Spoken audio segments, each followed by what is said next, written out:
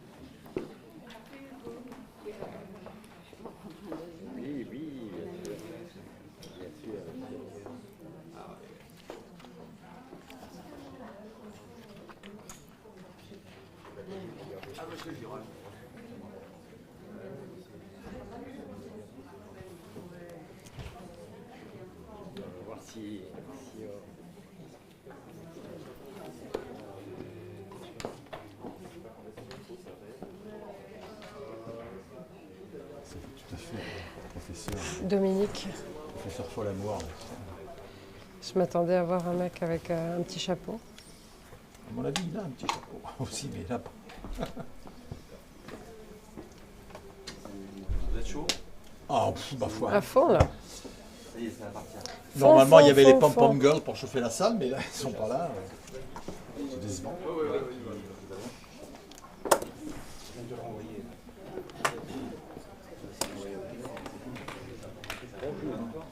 Ça y est, c'est parti. C'est parti.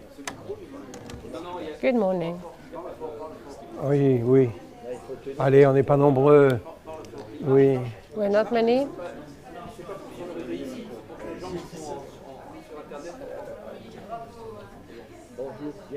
Good morning and welcome. Bienvenue à cette matinée consacrée Welcome to this session. dans laquelle des intervenants There will be about COVID. There will be different speakers. l'invitation qui m'a été faite de Thank you for inviting me to be the moderator during this session. un médecin de terrain. I am a doctor, I work on the ground. I've always been there, and I'm one of the GPs who have collaborated straight away with companies, with different companies. We have made masks, we have provided our nurses with garbage bags, we gave them some masks that were offered as a gift from external. So we were on the front line from the beginning, at the beginning of the epidemic. So I can report on ground medicine, on what has been going on the ground. I can tell you about doctors who have prescribed adapted treatments early on. I can report on all the patients they've treated, hundreds, thousands, so thank you. And I think we should be grateful to all the doctors and nurses who've been working from the start of the epidemics. They're not visible, and there wasn't any support for them. There was some contrasting voices, on the contrary. So welcome to all of you, and I also welcome all of those who will be observing critically this session. Please be cautious, listen to all this, and don't be hasty and criticize all these GPs who've been working on the ground. Don't be hasty, and don't insult these people who've been working on the ground. And now I give the floor to Dominique Labbé, and he will talk about GP and the fact of being a GP during this crisis.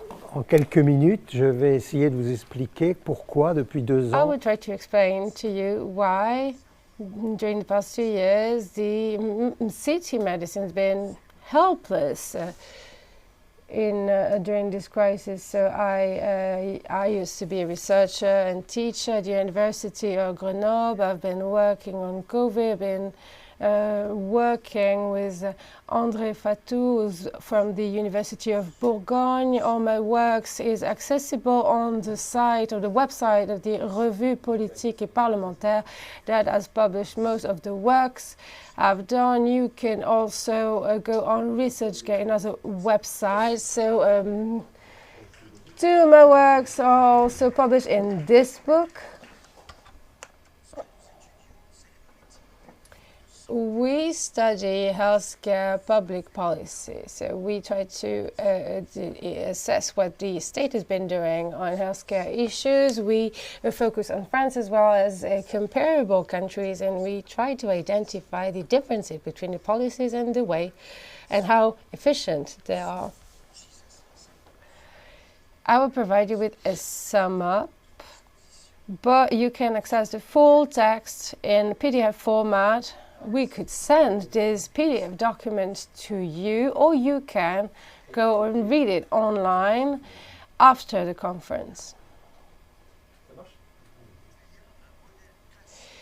So there is a classical or conventional model to fight against epidemics, especially epidemics based on acute respiratory diseases that hit temperate climate countries every year. So let's take an example. In 2015, during 9 weeks, there was a flu epidemic. 3 million people went at the GP.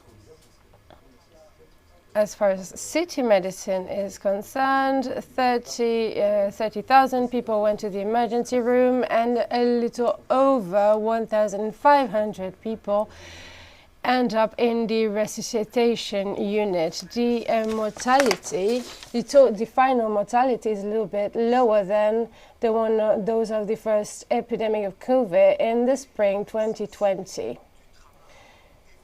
Most of the work is done by GPs. 99% of patients see a GP. They don't see any other healthcare professional.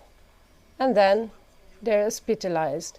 So this is the front line that will be hit the first and hit the most. So GPs stop the patient in their daily life. They tell the patient to stay in bed, and GPs will prescribe antibiotics, vitamins, sometimes anti-infectious medicine or oxygen. But the only public policy that has been implemented is enhanced.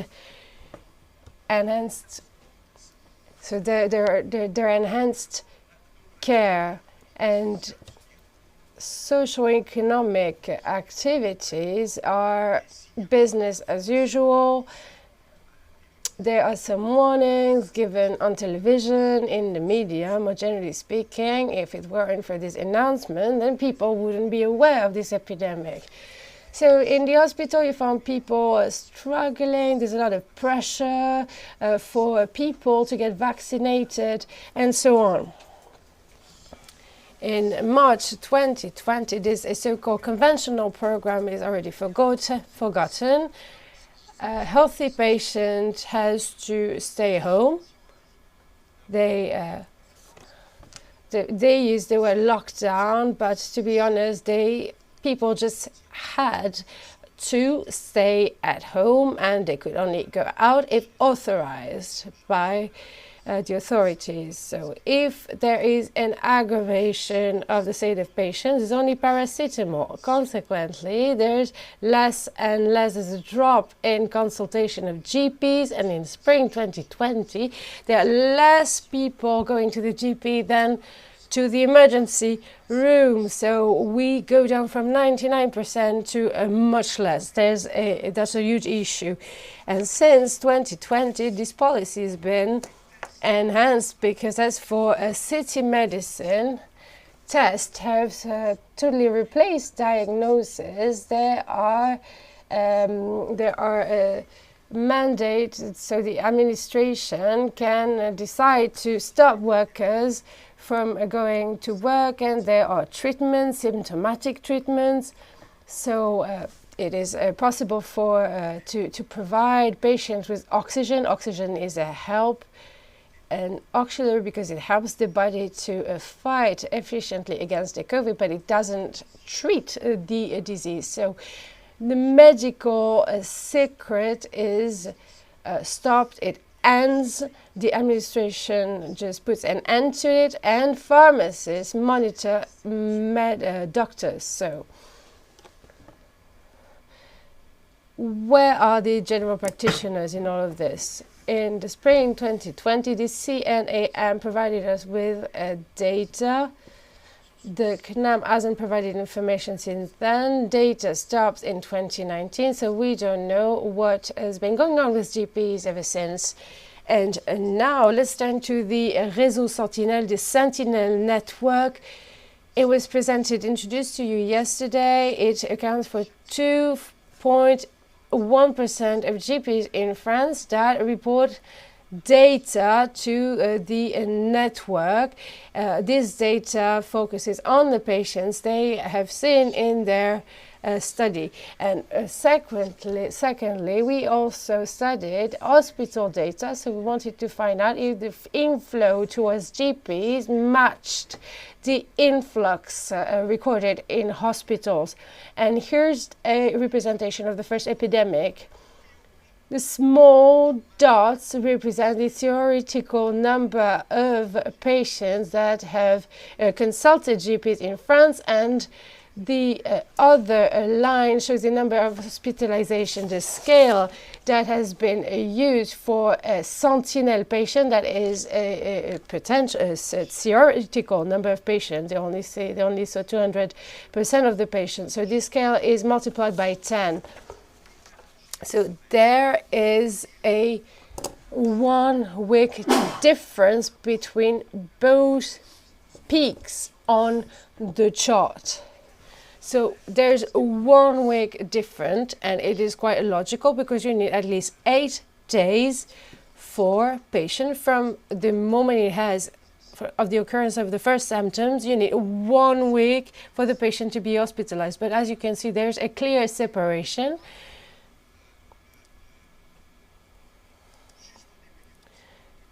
The curve at the beginning of the lockdown was higher, and the sentinel curve is way below the curve of hospitalization later on. So how can you see people turned away from GPs? Let's go back to the first week. There were a little bit less than 300,000 theoretical patients, sick patients, and 1 week later there was 20,000 hospitalized patients. So it is a percentage of 7.2% that week. 7.2% of sick patients detected by Sentinel network ended up in the hospitals. So the total for the first epidemic is the total percentage is 10%.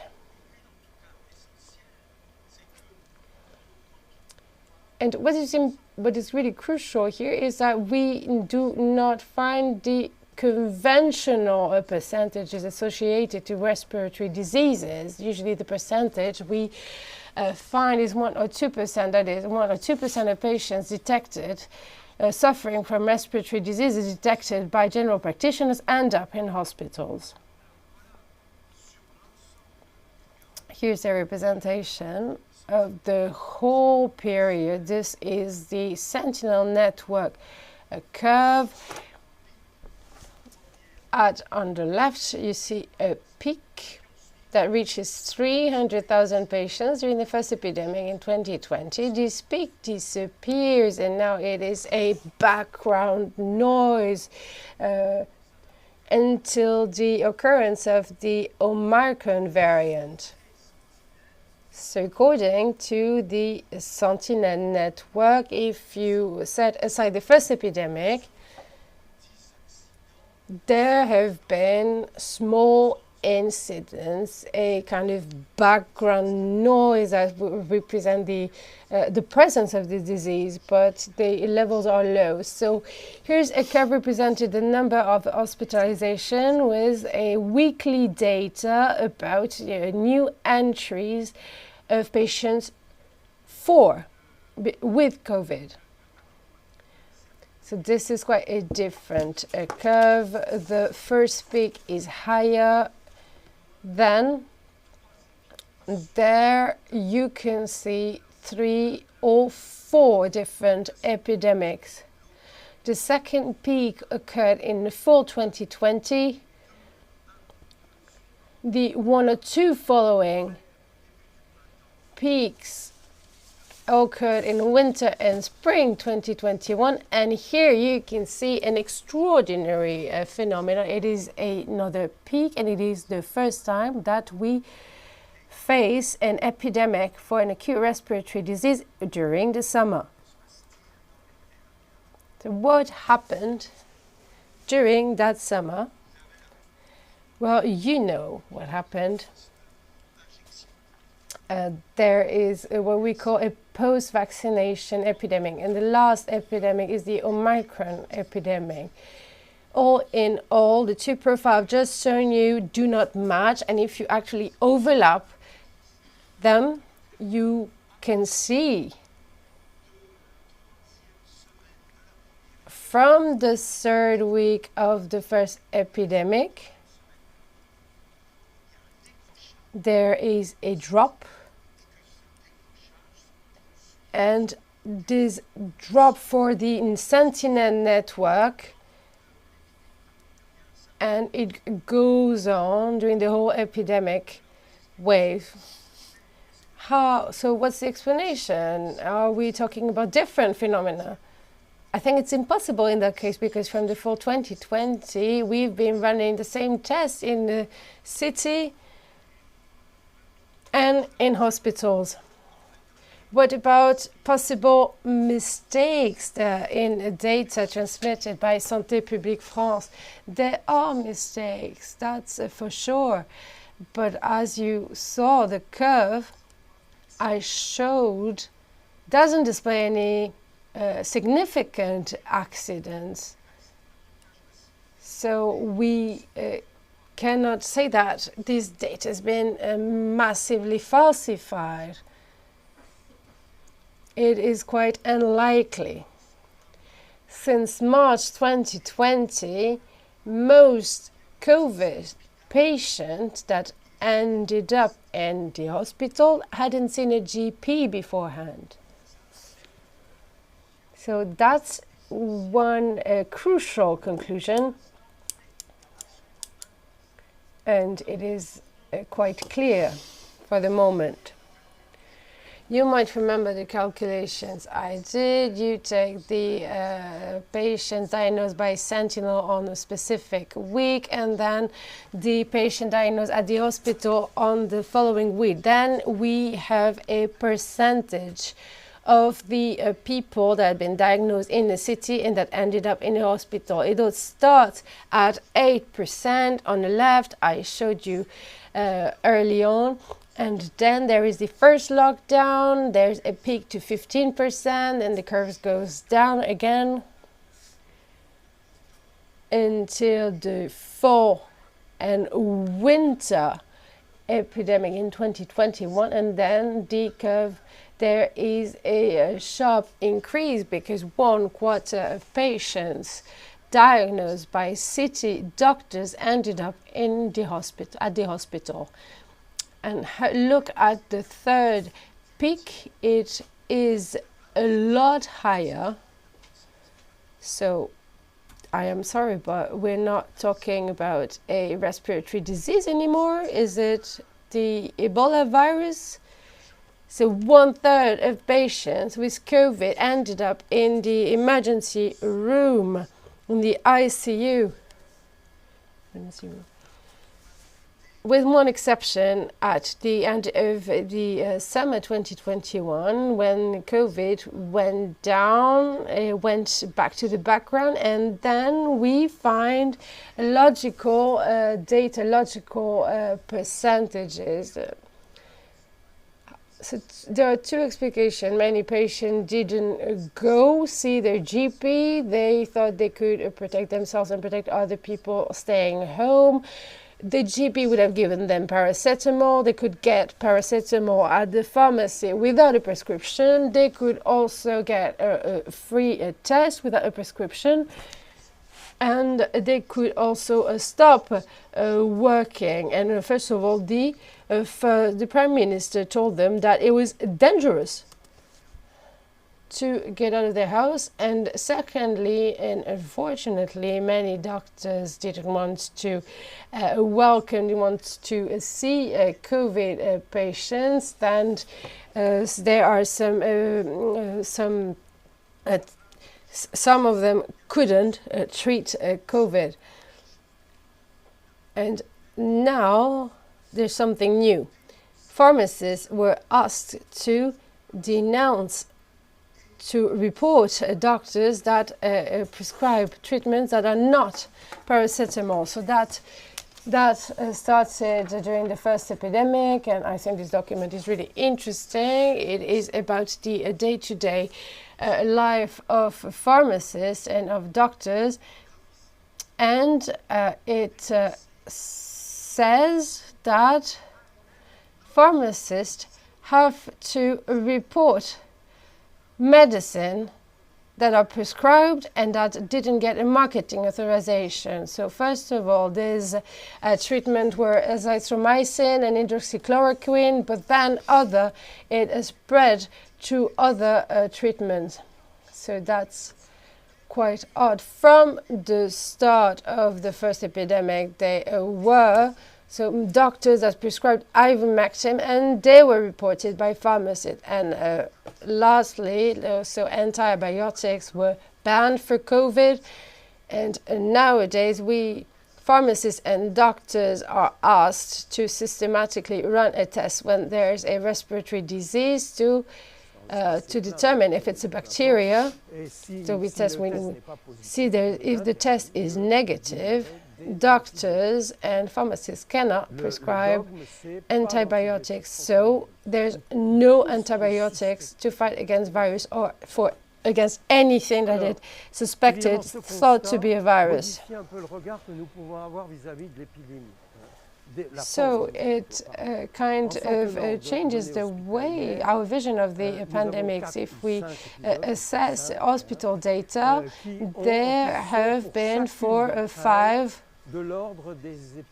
epidemics similar to the epidemics we've experienced during the last winter between 2015 and 2019, and there's an over-mortality of about 15 to 20,000 deaths. So you know that there are over 600,000 deaths in France every year. So you need to think about them. It is not a low number, but I do think that this over-mortality has been exacerbated. And now we face a crisis for city medicine. This crisis wasn't triggered by city doctors, but because city medicine has been sidelined these past 2 years. It cannot make a diagnosis independently. There's no medical secret, and city medicine is replaced more and more often by testing and remote exams. So let's also remind you of many things, like the hospitals had a loss of means. They didn't have enough means. There was a bad management, and there was also some aggression towards medicine. So higher classes thinks that they are always sick, so they always go to the GP. And thirdly, I do think that the health authorities had too much influence. In 2021, the Directorate for Health sent to a healthcare professional 138 notes, information notes. So that's one every 2.5 days. The last one was sent on 31st of December 2021 on New Year's Eve. And not to mention all the other documents sent by the authorities. There's so many that were sent. And this is quite, the message they carried was quite ambivalent. So as a conclusion, I am almost finished with the time. I have, so for the first time since 1945, hundreds of thousands, even millions, the people couldn't go see a doctor, they couldn't access the health care they're entitled to, the health care that is enshrined in our legislation. And that's crucial, that gave me the opportunity to underline these issues. So we can also talk about different comparisons. You know, there are many countries that registered a higher mortality with the same quality of life and same population structure. So these countries could have registered the same mortality rate, the same number of deaths, but many countries, similar countries to France, registers less deaths, and they turn towards the old policy, old rules, that is to trust GPs, to respect public freedoms, and I think that everything went well there without facing any crisis. So thank you for your attention.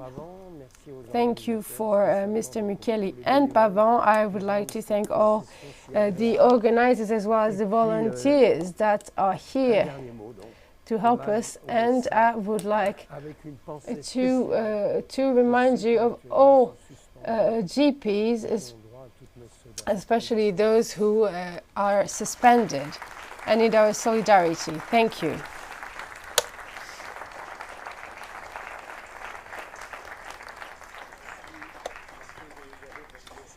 Thank you, Dominique Labbé. Brilliant presentation, which I'm sure reassures doctors or GPs who felt away from the attention of the public and the media, and you bring them back to the fore of the stage. And nothing can be criticized in this presentation. I want to say it, I want to insist, and I do hope that whoever wants to be here as an observer, please be objective in your comments.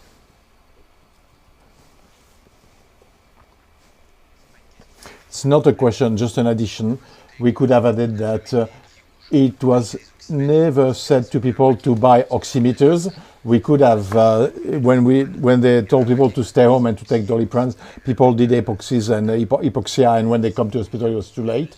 Second thing, concerning what was said at the end about the number of deaths. Well, I lived in the US. I can tell you that in the US, less dead than in France. And in France, it is said in the US, they have 1 million deaths over 320 million. So there is a global lie about the figures. And even within the US, an interesting aspect to be compared, if you are to compare Florida, Texas, which are two states which had no sanitary restrictions, unlike New York and California, well, we exactly had the same number of people in the states, but after 2 years you realize that mortality is the same in the two states, which shows something very simply, that political measures, restrictions and so forth didn't change anything. The virus that did what he wanted to do, end of story. They were not lies. It could be misunderstanding, because if we look at the generic number in France is 60,000. Well, let's say 120,000 deaths, maybe in the last 2 years. Well, that's by COVID, you know. 120,000. It's one per year per GP in France. So, you know, it's quite horrible in terms of mortality. One death per GP in France. We talk about people who died with COVID or who died of COVID.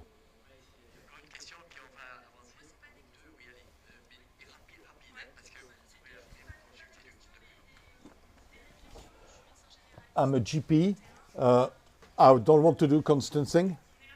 We're here for patients. We're here to, I think,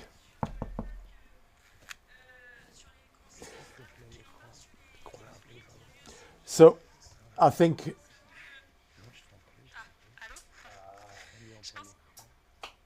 il est bon, il faut qu'elle parle dedans. Voilà, okay. I think, in fact, honestly, the doctors were scared of dying. You know, we're here to save people. We're here to do our job, and it's normal to people. Some doctors were scared of receiving infected patients, and they did not receive the infected patients. And there was also the problem. I prescribe a lot of azithromycins. I didn't have a problem with the pharmacist, but we do azithromycin on sexually transmissible, you know, and venereal disease. So for the last 2 years now, you know, I was fortunate out of 150 cases, I had no casualties. That's when we see the average, but I didn't have any problems with anybody on azithromycin. And last thing I want to tell you, I think in the GP, general medicine loses value with teleconsultation. At the beginning, we didn't have to do it in the first time in the place where everything took place, and I had a lot of them. But when I could see my patient who would die behind the screen, you know, I told them to come to see me so that I could see them, because in my opinion, a screen, you cannot help a patient behind a screen. We had to examine patients. So the first week of COVID, when we said we close all the practices and we ended up with patients to be examined, and nobody stopped us from stopping teleconsultation. So we are doctors. We follow rules of ethics. We are not just victims of the system. And at one stage, we have to take our own responsibilities, face up to our responsibilities. Once more, you know, I'm not. When you're a doctor, that's what you're for. And I think as well that we have to question the doctors themselves, not just the state. We have a role to play.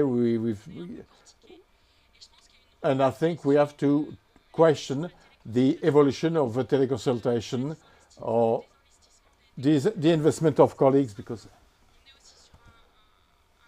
we're also talking about revenues. If you put teleconsultation at 1/3 of the consultation, everybody will come for city for doctors and daycare. Now, if you change the quotes with and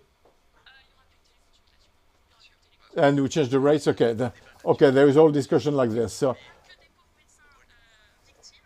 we don't have just victims. We're all responsible of what we do, and.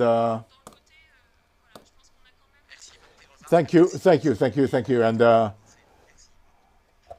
yeah. Okay. So let's move on to Claude Escargel, who is a friend. He's got a problem is that he speaks a lot, but he knows a lot of things. So, and the first instruction I am going to give him, Claude, shut up. I will therefore not respect the authorities. First, I want to thank all the, I will talk as a spokesperson for the collective of GPs and as co-president of an association of COVID patients. I want to first to thank Laurent Mukeli, the organizers, and mainly for his books, The Doxa of COVID, and the IHU and Didier Raoult, who was our compass for this during the epidemics. Even though we don't always agree, and you see we do disagree about some molecules, and I want to thank Peter McCullough, who was with Mr. Montagnier co-president of our collective, or honorary co-president of our collective of medicine of GPs, and Mr. Montagnier. I dedicate this to Mr. Montagnier, Professor Montagnier, with whom I've worked on viral and co-bacterial infections.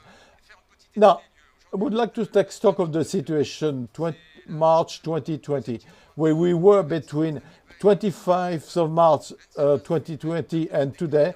Well, there was a decree which prohibited in the history of medicine doctors from prescribing molecules described as being potentially efficient for the SARS. And at 31st of March 2022, at last a conference on the situation and controversies of this.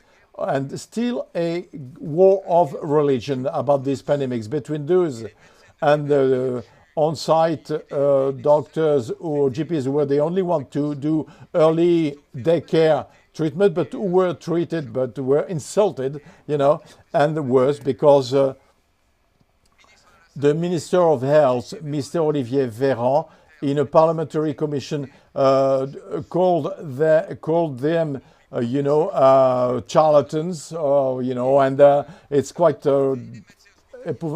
dreadful. And hospital doctors in hospital and health authorities who, through their therapeutic nihilism, this is what Peter McCullough, injection or not to treat, could possibly be accused in the future of non-helping people in situation of danger.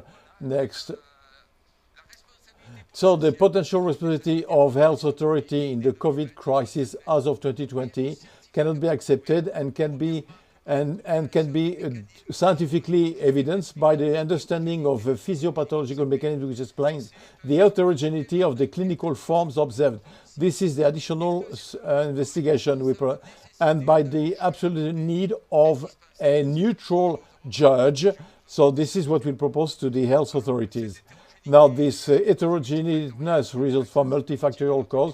Some people are symptomatic, others not, and like any multifactorial etiology, it is difficult to explain severe forms and factors. Well, like any bacterial or viral infection, acute forms depend on several factors, and there is a tilting point between the patient himself or the severity of the bacteria. Yesterday, we had a great demonstration from Pierre Sonico on the choreography of immune defenses. Today, I will establish parallel with the choreography of microbiota and the germs we have. The first factor is the pathogenic agent, its strength. Then the inoculum of the infectious agent. The inoculum is important because depending on the status of our own defense could link to clinical signs or asymptomatic portage, and this will have an impact on the viral force. We'll discuss that later on with the super spreaders, and it is caused by the infected organism that was well discussed yesterday. Those are highly competent people who did that, Personico. But I would add one thing is that genetic terrains were studied by Casanova, who demonstrated that there were about 3% of causes due to interferon deficit. But what we did demonstrate that as of 65, we have anti-interferon antibodies, interleukin, which drop the immune defense, which it's immunosenescence, which is well known. But there is another cause where there is a predisposition, genetic predisposition to some pathologies, and those are the parodontite predispositions. And in the parodontites, they are not quite foreign with their specific genes in the amplification of the viral replications. Sorry. Okay, so in this bacterial ballet and microbiota, we got thousands of germs, bacteria, toxic bacteria. It's a fusosporious. You have two germs that get together, and you end up with complications. In the co-infections, cooperations, viruses are well known. When you got a flu, well, the virus will prepare the terrain for overinfection. That are overinfections. But a domain that we don't know as well are the co-infection. And co-infections were studied by Mr. Montagnier, and especially in the HIV virus. At the time we worked together because we created a company, the Microplasma International Company, which were world leader in microplasma test and intracellular test, and we knew this environment. We knew the International Organization of Microplasmology, and we did get a lot of information about those microorganisms. Mr. Montagnier mentioned the principle of penetrating microplasmas as an amplifier of virus replication. And after that, this was confirmed, you will see, by a publication, an article, Reduction of the Concentration of HIV-1 in Semen of Treatment for Urethritis.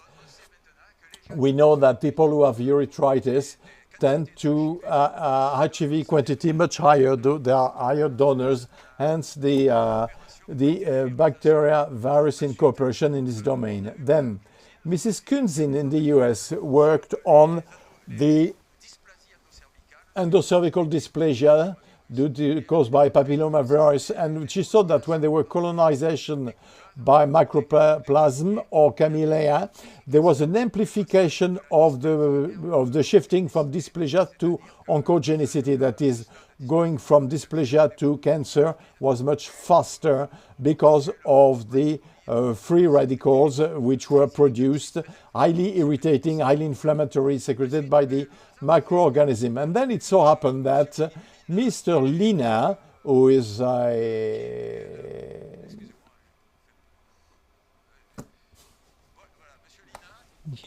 Mr. Lina is in the member of the scientific council who studied, well, in even before, in the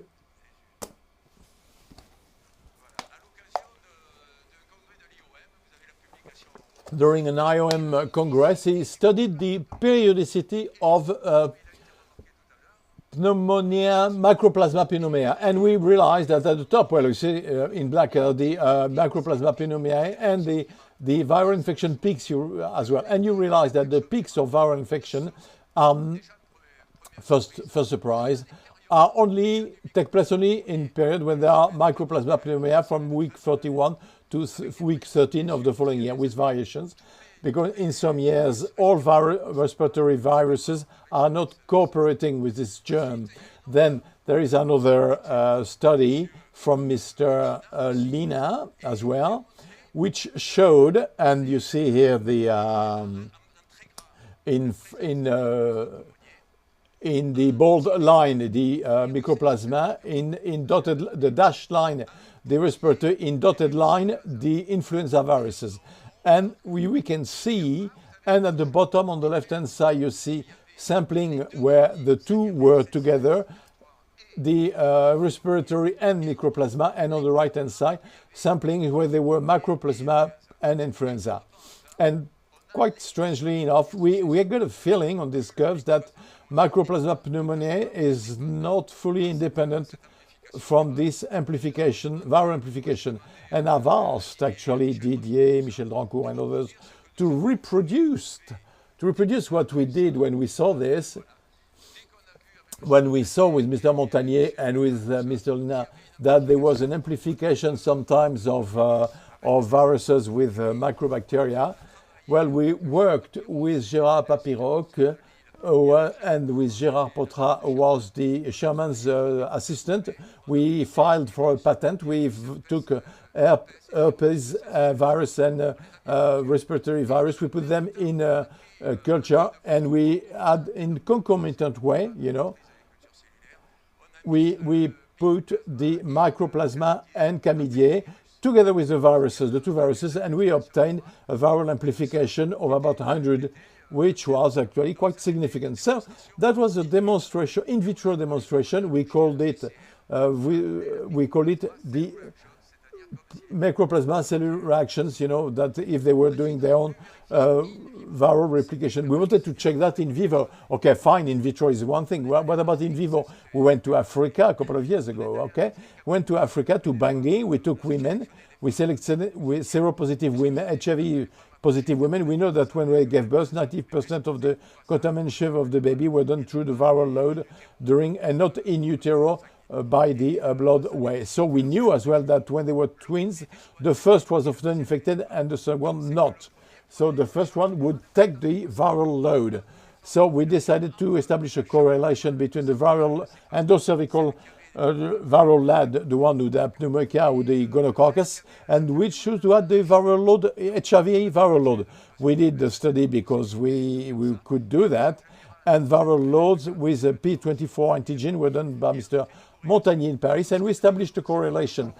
Strange enough, in this study, you see Mr. Dudimalvé, who is today Dr. Dimalvé, who is in a scientific council, but they probably forgot about it. And it was a Lancet publication that we had showed the activity of AZT, which was active for mycoplasma, like if it could be partly an explanation. Well, then today,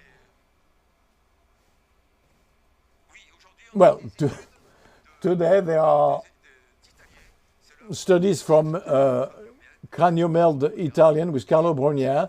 They've done experiments. Time permitting, I will tell you more. There was a bacteriophage-like the mechanism they described in some bacteria, especially intestinal microbiota. The viruses, coronavirus or SARS-CoV-2, would be localized. That, in addition, it would release toxin in this patient. You see the two publications there, which are presented, and therefore this is it's an interesting pathway, because we know that pneumonia, mycoplasma pneumonia, when it co-infects, releases toxins. You know, where the PE1 protein, which is an anti-genic, like other germs of parodontites that we will see later on. So now, what about the observation that made it possible to follow this, and we could see the role of antibiotics? It's viral, you don't give antibiotics, why not? You know, why in some cases? Well, dermatologists, they declared that people who were under anti-acneic treatment, tetracycline, had less severe forms. Pneumologists mentioned that mucoviscidosis under azithromycin, that is, you know, not for the, mainly for the antibiofilin actions. Well, but he said it discreetly because, well, you know, he had to pull out because, you know, he was... and then pneumologists showed that in some cases of obstructive chronic bronchopneumopathy, people under macrolide had less severe forms. Orthodontists. Now we have... In the medical world, you have to go and see the orthodontists, to see the veterinarians, because this is what the World Health Organization talk about, One Health, you know, animals or humans. And orthodontists mentioned that all patients who had parodontitis had severe forms of virus. And therefore, what should be known is that in the orthodontic disease or parodontitis or peri-implantation infections, where bacteria grow, which are highly aggressive and which are very different from the bacteria which we normally have in the mouth. In the mouth, there is an zoobiose, which is where there's a balance, basically. And when you suffer with parodontitis, you have very aggressive germs, and which can release toxins, severe toxins, for Nishvali, the Tramponema, Veillonella, Prevotella. And this is why at the beginning people thought that they would see Prevotella as causing the co-infection germs, but in fact it is only one among many others which could be part of the co-infection process. And another thing we noted is that all the comorbidities associated with COVID, elderly patient, diabetes, high blood pressure, obesity, and HIV or Crohn's disease all suffer from parodontitis.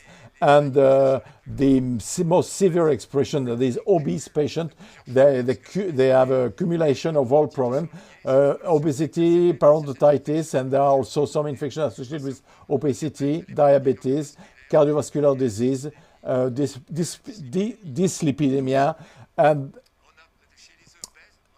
in obese patients, you got several associated comorbidity due to the complication of obesity, chronic inflammatory reactions and so on and so forth. So you can see here what parodontitis can cause with the germs, you see, and 10 times more casualty, They said intubation. No, it's not intubation, it is death.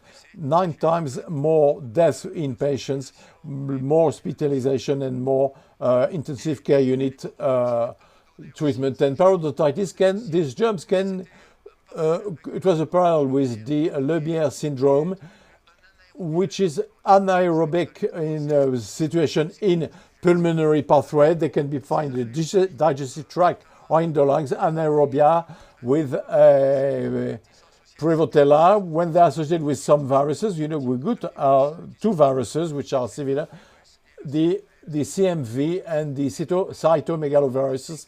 And we know that there are interrelation between bacteria and viruses which may cause very severe syndromes. The anaerobic situations, by the way, are never looked for in current practice. Never, never, never. Porphyronoma, Lacanella corrodens, etc. But they don't look for anaerobic situation. Now, I'll try to, there are allergologists as well in the observations. Allergologists observe that people who suffered from asthma, who received beconazide or becotide had less severe forms. This is why in the early daycare treatment in the US, in addition to the conventional treatment, you take localized anti-inflammatory drugs. And then there was a Chinese study that was a very good evidence. We might discuss it afterwards. At the entry of the hospital, Chinese, they took the publication here. They took 905 patients, and who was co-infected, who wasn't co-infected. Well, out of in the co-infected, non-co-infected, there were 20 times less deaths than the co-infected. This ratio 120 was the ratio of the GPs, the ratio of IHU which treated, and therefore there is this correlation between people who are co-infected and those who are not co-infected, and why can we treat co-infected patients? And that's it. Next slide. So next slide are all those who published in the international magazines. Nicholson, who's worked a lot on the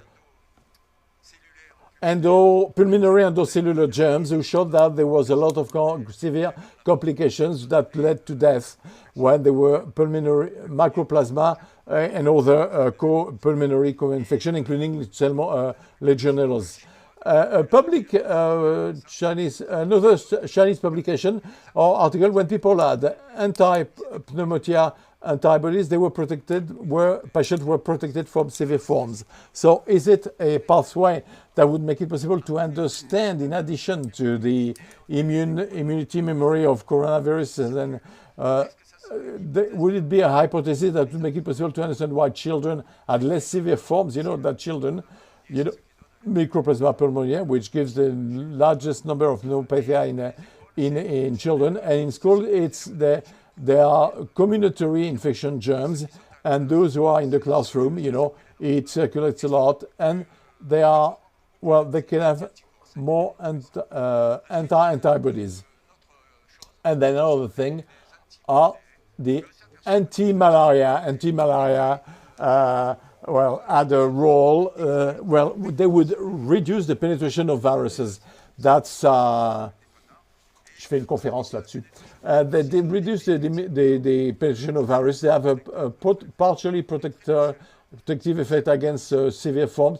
They're good in prophylaxis, but when you take them alone in therapeutics, the effects are less obvious.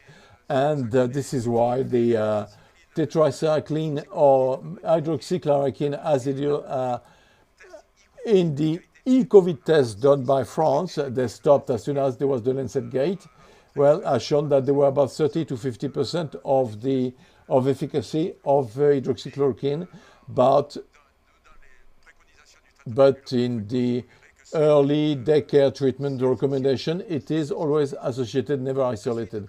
Then, as we went to this, well, there was the AHU go-to curve, and this is what is essential. You can see that when the viral load at the top when they are not treated, viral load when they're being treated with only hydroxychloroquine, and you put azithromycin, there is a vertical drop of the viral load, which we advocate in favor of early daycare treatment. So, and from then on, we thought, okay, well, this is a key element. Well, Raoul was criticized because he didn't do the placebo. But let me read you something concerning the placebo. Mrs. Paul Kenny, who's director of the vaccination center, scientific committee, president of the scientific committee on vaccine, who says, according to vaccine, but quote, we cannot ask a volunteer who would have received the placebo the risk to have a severe form, whereas there are molecules, be vaccine or the hydroxychloroquine or the azithromycin, there are treatments because the vaccine to protect him, because no ethic committee can accept that. So when you see that you refuse placebos in patients to do vaccine studies to see the vaccine works or not, and then you insult Didier Raoult because he didn't do the placebo, I think it's a shame. They should be ashamed of things like that. So the IHU for us, well, later on there will be the works of Mathieu Lemillon, who will show that we are roughly within the same standards of treatment of 1 to 20 of patients saved. And then after that, what did happen? There were all the doctors in all over France, as Mrs. Embert, Mrs. Girard, Mr. Zeller, and the first were Mr. Ermstein in the east, Castaldi, Madame Sabine Parlier-Franco, who started saying, no, but we don't understand. You prevent hydroxychloroquine, we treat with azithromycin, and we are 20 times less deaths. What's happening? That's when we took the initiative of collecting data. We hired an internal doctor, and she did a study. She contacted different doctors. We treated 5,000 patients with azithromycin, and we reached a lethality that is equal to 0.1, while the the national average was 0.3. So then there was a decrease of long-drawn COVID. So we didn't go from a viral, from the infection phase. So that's our hypothesis. So we're not sure, but we destroyed the virus co-infectants. And what happened in the rest of the world were all patients that were treated with antibiotics along with hydroxychloroquine or isomethrin or not. So all patients treated with antibiotics reached the same outcome. In the US, in India, there was a special kit that was fabricated with tetracycline and not hydroxychloroquine. So there are treatment given for pulmonary infections. So basically, GPs are used to giving this zinc for pulmonary infection, but there are other treatments that are were advised, like tetracycline. What happens with veterinarians? So I always say that we need to look outside of our own field of research. So there have been, veterinarians know that there's this cooperation between bacteria and virus, especially because there are bacteria that destroy the whole farms of animals. So each time there was a co-infection, then there were matches were being made with a condition. So we've also done some history. We worked on history, and we find out that in 1889 there was the so-called railway flu, and we know now that it wasn't a flu, it was a coronavirus. So trains were traveling all around Europe, and the virus was spread. And in the trains, there were human beings as well as animals, and animals had the zoonoses. So, and I mentioned an article published by in China that demonstrated that co-infections are not random. So here's the title of this article in the bottom of the screen, with 10% of so 2% deaths in co-infected people and 45% of deaths in co-infected patients, so 2% of deaths in non-co-infected patients. But usually the co-infection occurs much later than long after patients get to the hospital. So we need to focus on over-infection. So in the beginning, there was azithromycin with hydroxychloroquine. But this association must be made from the start, and we noticed that there were really reactive proteins, high level of highly reactive proteins. And what we now we showed that each time we use antibiotics as an early treatment, whatever their antibiotics are, that is clofoctol or ivermectin, remember that ivermectin is a lactone, macrocyclic lactone. Consequently, here's an article that shows that ivermectin can also be efficient on intracell germs. So each time there's a treatment that is associated to zinc and that come to disturb what I call the booster that will replicate the virus. So each time we use it, there are results, there are good results. So what are the main germs involved? There are mycoplasma. We knew them well from the start. There have been patents, there have been descriptions of severe forms with this.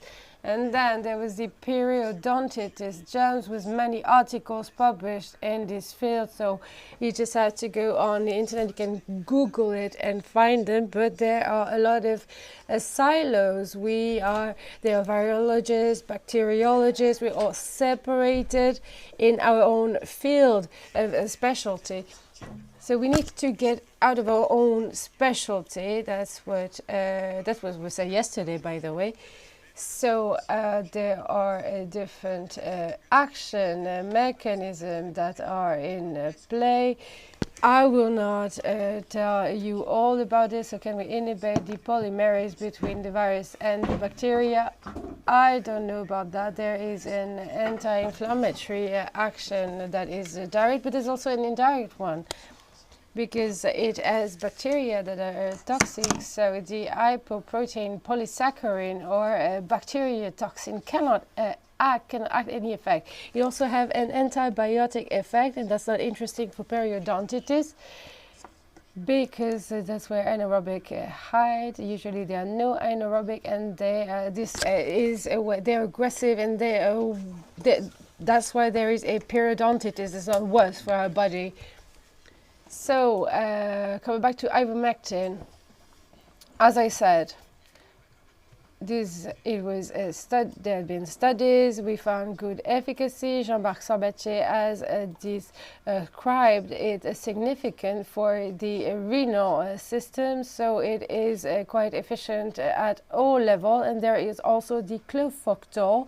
The Pasteur Institute of Lille has worked on a molecule that was an antibiotic that was given to children, and there's a we rejected the study. The study of clofoctil was a study, as it is quite the same story with the French vaccine. So we needed to go elsewhere, maybe to find other funding. They were asking for funding, while Pfizer gives funding out. So there has been some repositioning. And by the way, I would like to take the words of Edgar Morin. He wrote a book, and in his book he says that comparative studies must be made mandatory if they check that newly marketed medicines are more efficient and more tolerated than a medicine that could be sold out over the counter. So the decisions are assigned to the industrial actors, and it shouldn't be like this. So that's what's happening everywhere. We realize that the pharmaceutical industry is just stronger than us and has more means, and more voice. So I just wanted to talk about a mechanism. I'll be quite fast. There is a microplasmic reaction that was in the patent we filed, and then there is the bacterial cell reaction. It is quite significant. I'll be brief. So someone took some fecal microbiota of a sick patient. It was put into a cultivation in a cell culture, and it was observed that the virus multiplied. Secondly, it was observed that with a treatment with antibiotics, this infection, this multiplication stops. So he noted that there were toxins that weren't present in other sick patients. So then they did the opposite. They took a virus that they put into the microbiota of a non-sick patient, but then the same process started, and with a microscope they actually they observed a co-infection. That's what I call a bacterial cell reaction.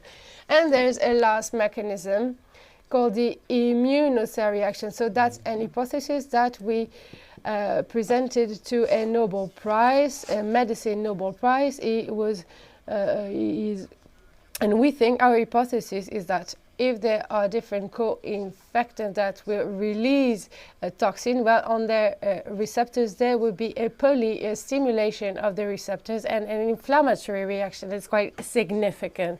So that's the theory that I call. So I am still waiting for the Nobel Prize answer. It's called Dr. Hoffman, so I don't know what is going to be with this hypothesis. And the last mechanism I wanted to tell you about is the Petruk mechanism. Petruk showed that in vivo and in vitro. In vitro is carried out studies, so he analyzed the spike protein that was enough to lead to an amplification, and there is an immunocell reaction with our defense system will amplify this cell reaction that is naturally going on. So I am almost done.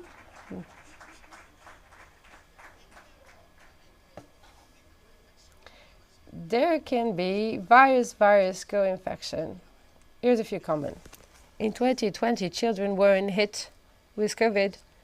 There weren't many children in the hospital, but there wasn't flu or any other viruses circulating. But from the fall 2021, children started ending up in the hospital, so there are tests run by the IHU. The IHU noticed that there could be two viruses, co-infecting virus, that could lead to an aggravation, maybe through the TNR mechanism that I already mentioned. And this last slide is just for fun.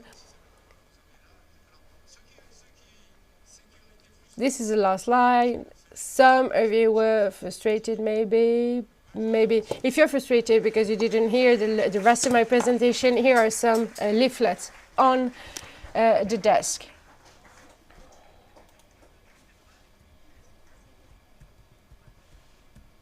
So you speak quite a lot. I don't think you will have some cognitive trouble. I won't catch a long drawn COVID.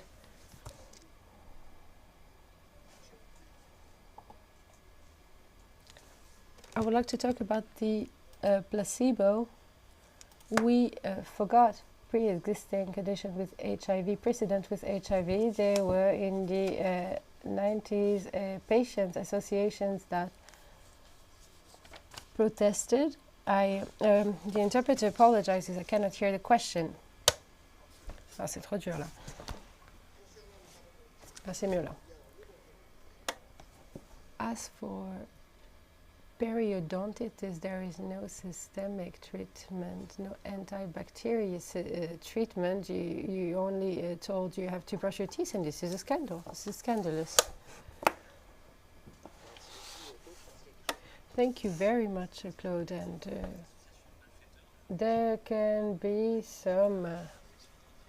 So sometimes infections are given a unique game, like flu, pneumonia, or SARS-CoV-2, and in the end, there are combinations of viruses, and fungi. So everything we call a risk factor is based on a microbiota that lives within our body. Secondly, I'd like to remind you that moleculars have a designation given by authorities to be retroviral treatment or antibiotics, and these they can end up having other purposes than the initial one. Thirdly, azithromycin is a reference treatment for interstitial pneumonia for GPs. So when I don't know what to do, when I see an atypical pneumonia, then I will prescribe azithromycin. And lastly, it was almost prohibited to prescribe this treatment, while we know the secondary effect, the side effect. But in hospitals, we've seen daycare units opening to test new treatments, new very expensive treatments. So I don't see any common sense in this approach. And you mentioned Edgar Morin, and I think that's what must guide us in the future. I think we'd better treat the bacteria that cooperate with us than the virus. But there's a choice that is made. It is always better to avoid the amplification of the virus than to treat an already amplified virus. Lastly, when you see television, you will only see doctors that work in hospitals, in the resuscitation unit. So if you watch television, the elite of medicine is the only one taking a stand, but these doctors have never treated early. I've never done early daycare treatment. So that's the reason why we asked the authorities. Since the American is coming back, today we registered 170 deaths, and this is not emphasized. So we could avoid these deaths with an early treatment, at least for high-risk patients. So, and there's also another drug called the miracle drug that had never been tested, and So what we're asking, we want the authorities to make comparative studies with GPs between Paxlovid, early outpatient treatment, and paracetamol, because paracetamol was prescribed in the beginning. So after 3 months, we can test the number of deaths, the number of hospitalized patients, and the number of cases of long-drawn COVID.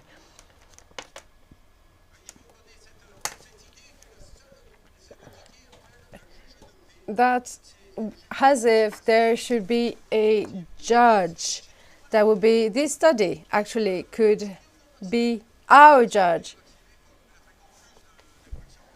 So now there are vaccinated people, maybe vaccinated people have more infections and unvaccinated people. Some of them were immunosuppressed. So someone said that, talked about AIDS, but I will stop here. He just cannot speak anymore. Lost his voice.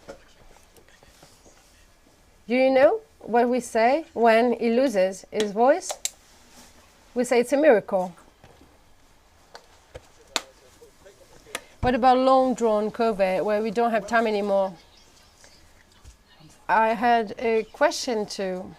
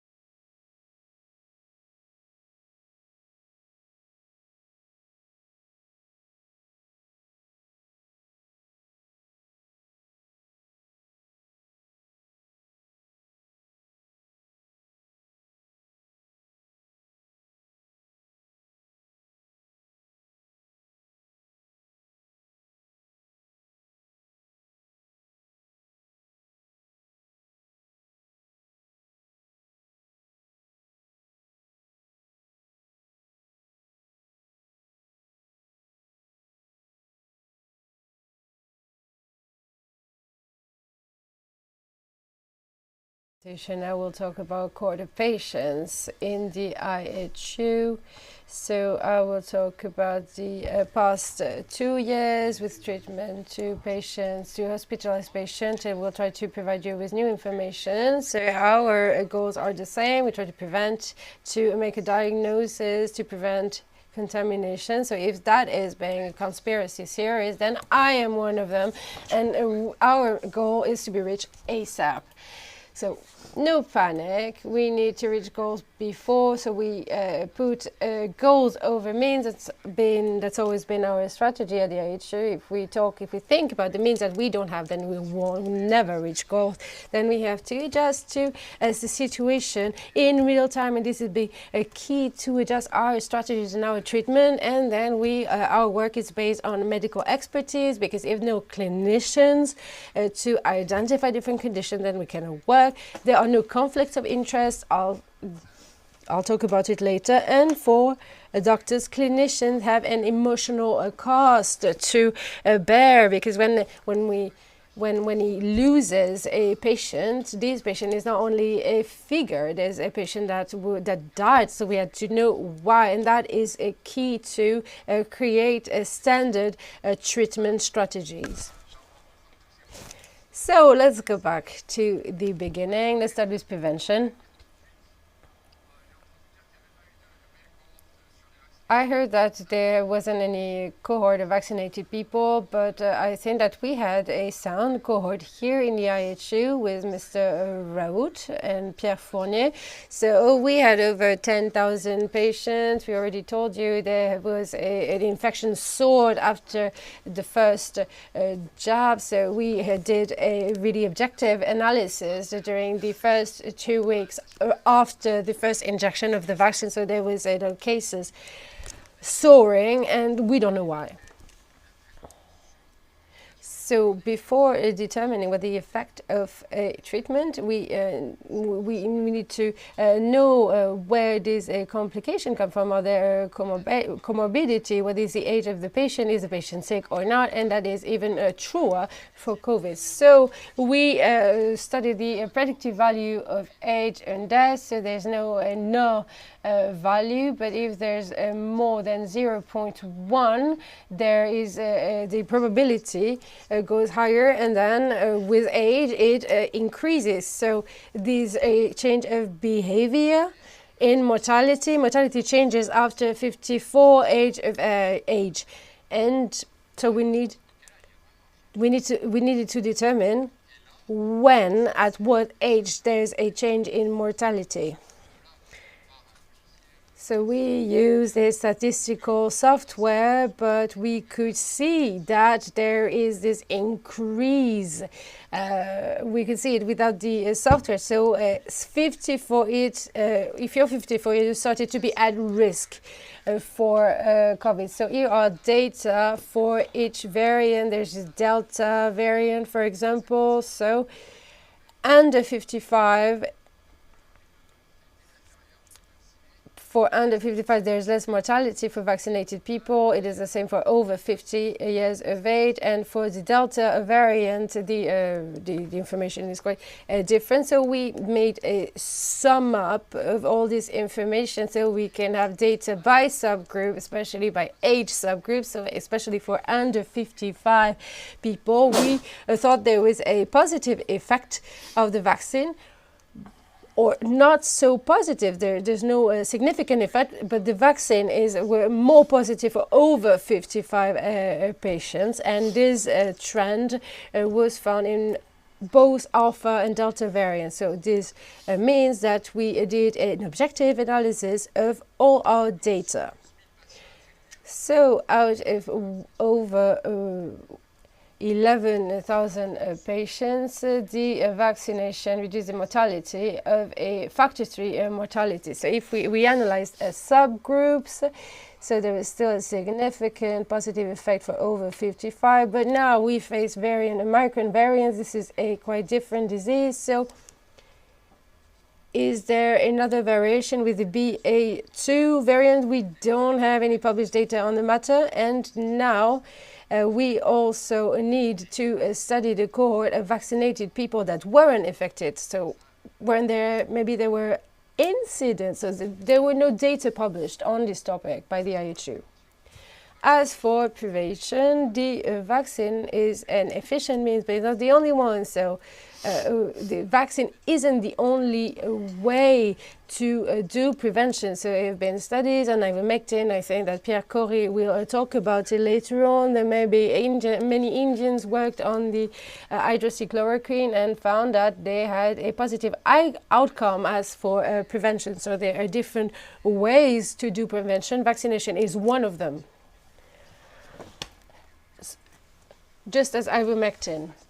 And let me take this opportunity to show my respect for Pierre Corey's work with the Frontline COVID-19 Critical Care Alliance that helped GPs and doctors treat their patients. And now we need to do a diagnosis ASAP. Is testomania justified? So very early, there were many testing, and we said that PCR are good, but you need to interpret them, because that's the main issue. And there's also a cultured cell laboratory, and that's we know that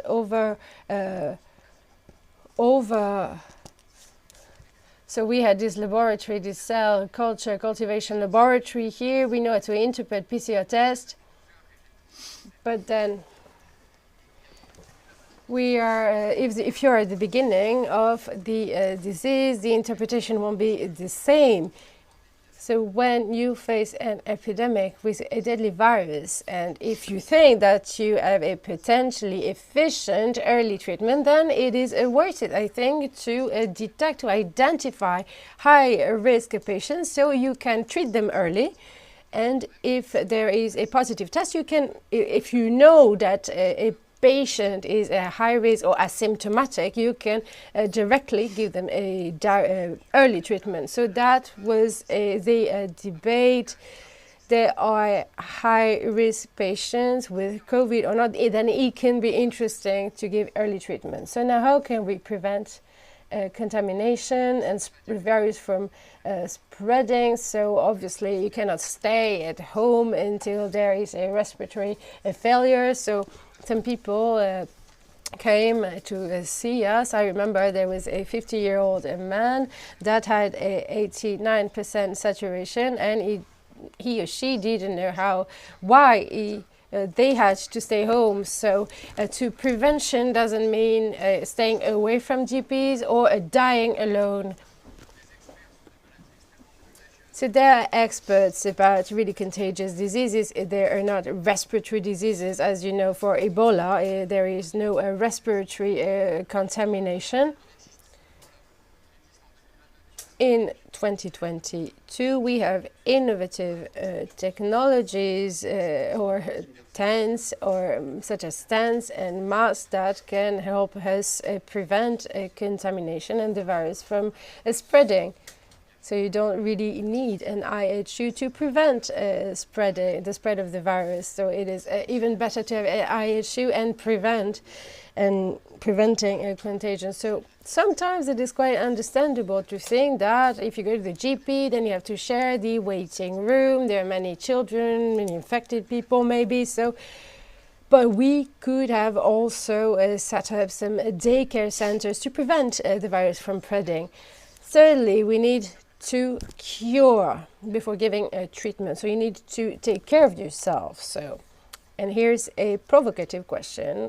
Why the Germans will be wrong? And this is a work by Heidelberg. So in this work, they analyzed a treatment before hospitalization. So there were taxis that would actually transport and carry the nurses in the patient's home. So there were blood tests, and then a decision was made. Do we keep the patient at home? Do we bring it at the hospital? So this was a city system that was well organized. So there was a saturation measure taken 3 times a day, different measurements. There was also the teleconsultation, and then so there were all this well-organized process that was going on, and then a decision: do we put the patient at the hospital, or do we leave him at home?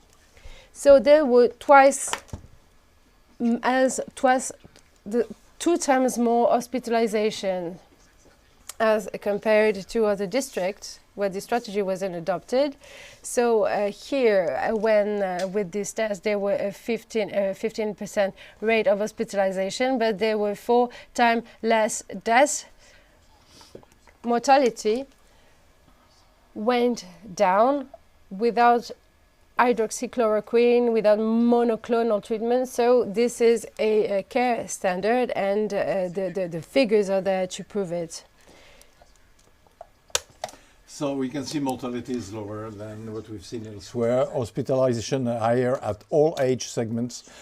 Early hospitalization, early control, early monitoring. Do you need oxygen? And then you have to run the beds and make sure that the hospital will be efficient. And as soon as we can identify that the patient has no criteria, we'll send them back home.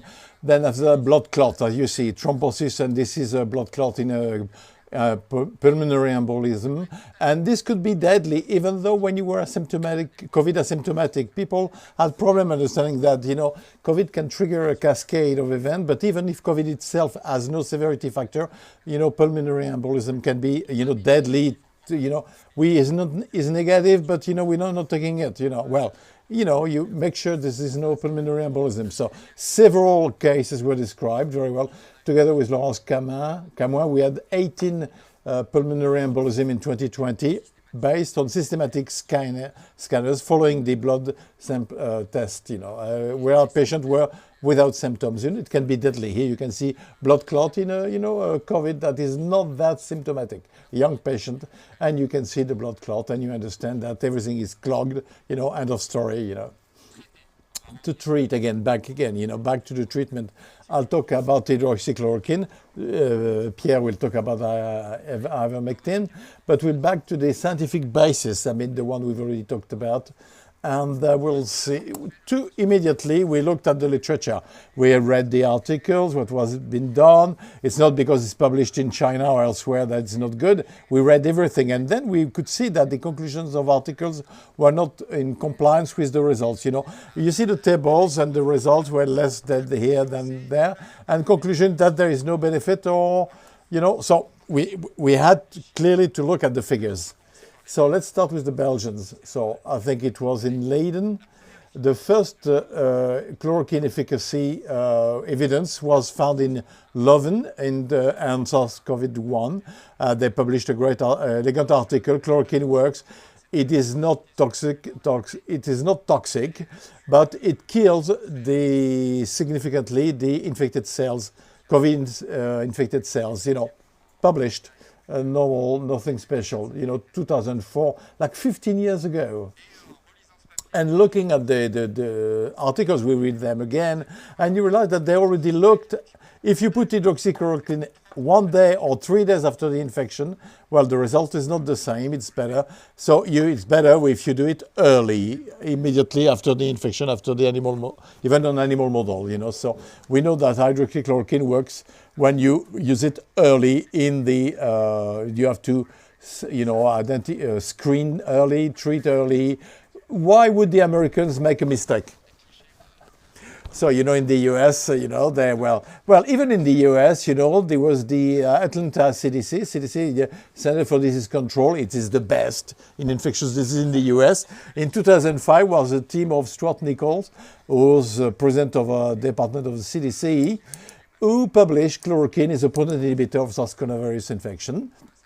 There you go. This is just a photo of Stuart Nichols, which we didn't hear him about SARS-CoV-2, but he published a very elegant study, chloroquine before infection efficient, after infection works too, but what we call the IC50, that is the concentration to achieve at least 50% of inhibition, which is roughly a micromolar. While you're at micromolar, in practice, you have this is the concentration you get in the blood. So I don't dwell on this, but you understand and explain that we're dealing with a microbe that goes through small vesicles into the cell called endosomes, and endosomes with the phagosomes. We talk about Golgi, and we know that chloroquine acts on that. So it proves the biological efficacy of it. So now back to Holland, to the Netherlands. It was Belgium earlier on. Sorry.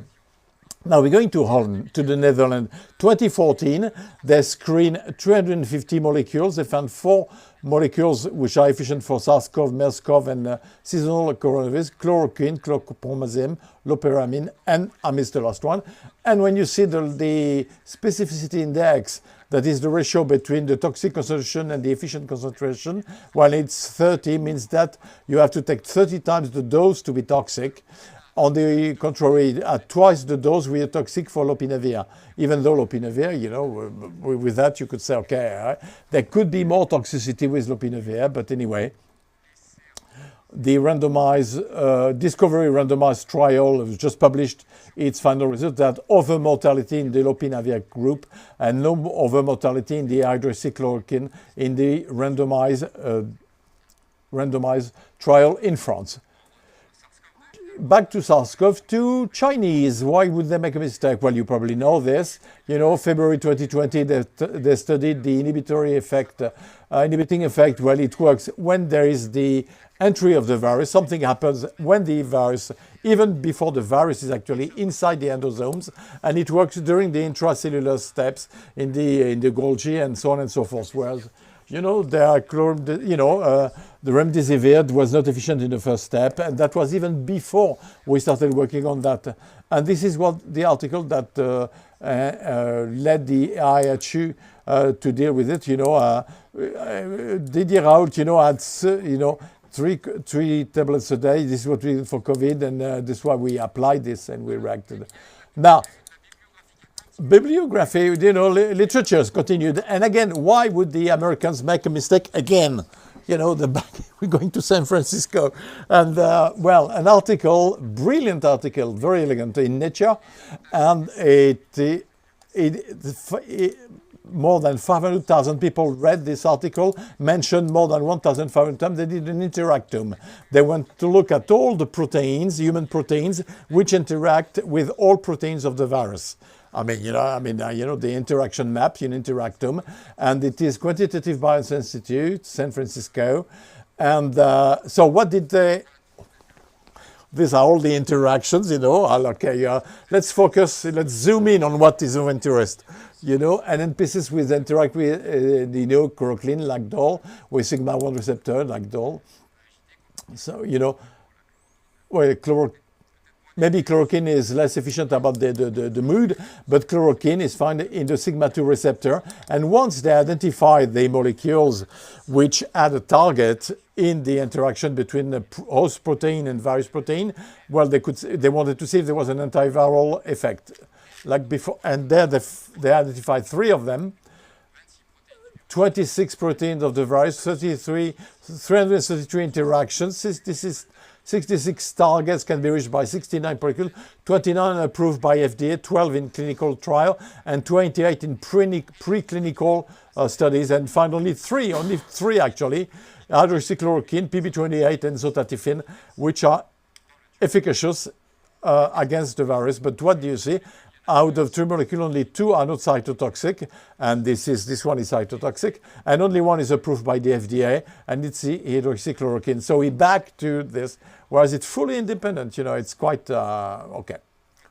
So when you look at this black line, it is the cellular reliability drops before the infection rates falls. So when it is like this, means that you are dealing with, you can't use it.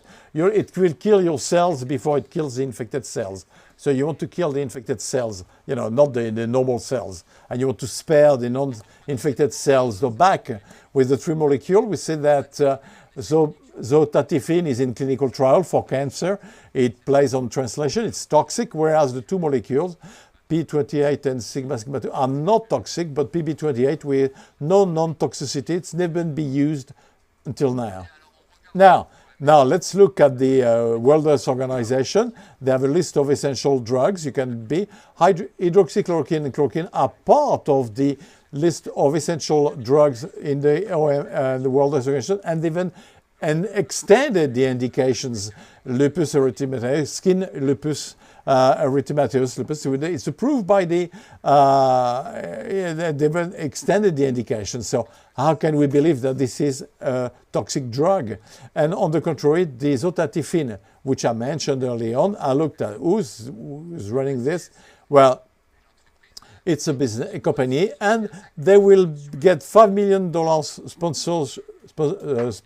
grant for cause, whereas this drug has a toxicity which has been evidenced. So what the hell is going on? So in Nature there is a cognitive bias, because they describe this and they say, indeed, the lack of selectivity of chloroquine and for the HARG, you know, which is the cardiac repolarization, this is what we talk about, cardiac repolarization, could be associated with the cardiac side effects or adverse effects, which may have limited their use. But okay, but wait, what are we talking about? So they are based on an article from Nick White, who is really, you know, an expert in tropical disease, who worked on hydroxychloroquine, and he studied quinine, alofentrin, quinidine, and mefloquine, which are anti-malaria, have concentration in the blood, which is very much similar to the one which act on the receptor of cardiac repolarization. And you know that in medicine, if you need quinine to deal with paludism, it's a first-line treatment. You know, first-generation treatment, it's artemisinin. But if you have artemisinin, we put quinine. But, you know, anywhere in the world, you know, it's a medical mistake not to use, hydroxychloroquine for first malaria. But chloroquine with 4 to 4 times the concentration to act on repolarization. That's why you don't need an electrocardiogram to use chloroquine. So when you look at the reference of Nature, we see that clearly something is weird. Now, the same author, Gordon, Science and Nature, this is the top of the top. And you have to look at the supplementary data, right, and dig it to find molecules already used. We see the inhibition of SARS-CoV-2, back to the anti-malaria, antihistaminic, antipsychotic. And anti-malaria, we find the chloroquine and even amodiaquine, which is largely used. Maybe there could be a cognitive bias, and they do, in the text in abstract, you don't even talk about chloroquine, which at the same time is one of the drugs used all over the world. And why not, with this, propose amodiaquine by saying, well, maybe we should review amodiaquine. Seems to be even more efficient than hydroxychloroquine. And in the issue, team worked on this, and they found a higher efficacy of amodiaquine versus chloroquine. Now, if we look on the internet, there are Indian companies which are ready to do 10 million tablets per month. It's not a technical or technological problem, clearly here.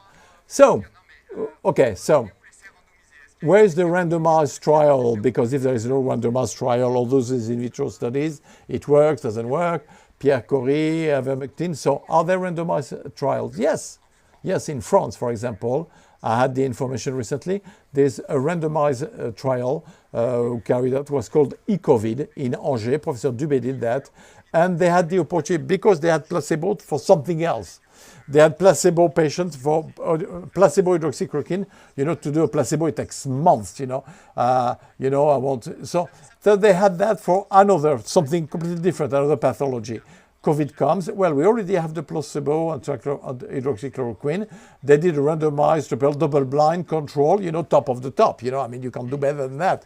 And they do an early stage because, and they do a couple of daycare patients and patients who are the early stage of the disease, 6 out of 224, 11 out of 123. So if you give this to a student in, medical student, critical reading of an article attest to treatment, randomized, double-blind, a look at mortality 28 days, 6 out of 924, and 1123 when it's not treated. What's your conclusion? What's your, when a student will say, clearly, cohort is not sufficient to have the number in one cohort.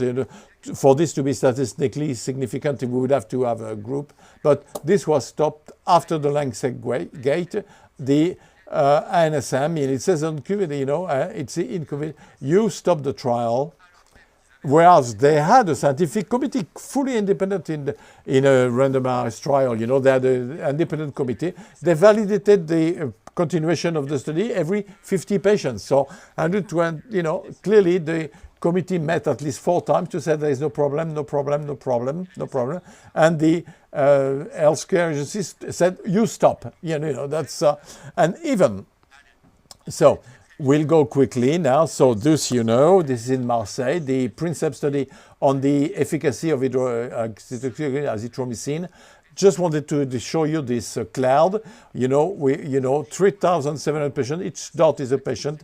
This was done with Bastien Cortariodona, and you can see 4 groups of patients. And we are able to identify the risk population effect on treatment, divide mortality by 2, and you see there are populations where there is no effect whatsoever. So you can focus on risk patients. And with mortality as a function of the risk factor ranging from 0 to 12%. Management of all patients without selection, in-depth observation without a priori, utilization of statistic methods which are non-supervised, we find physiopathological mechanism, coagulation, therapeutic options, like anticoagulation, signs of non-severity, anosmia, thoracic pain, but in fact it's associated with the lack of severity, and then we can even for the future have a risk level for each patient or forecast that. So the benefit is higher than the risk is a priori low. So we should treat the risk a priori. And this has been validated by the Italians. All Italians contributed to 4,000 patients, high risk cluster, low risk cluster, and likewise they have a more significant effect when there is a low risk effect. For elderly patient, it does work too in EPADs and in the pensionist home. And this is all the figures in the IHU, daycare hospital, and mortality are all the works. You see, with hospitalization, we take all the subgroups, and you see the effect is maximum before 70, but no difference as a function, depending on the non-treatment reason. It's not the fact that it is for an observation. And this is the age segments. You see, if you're young, the effect is more significant.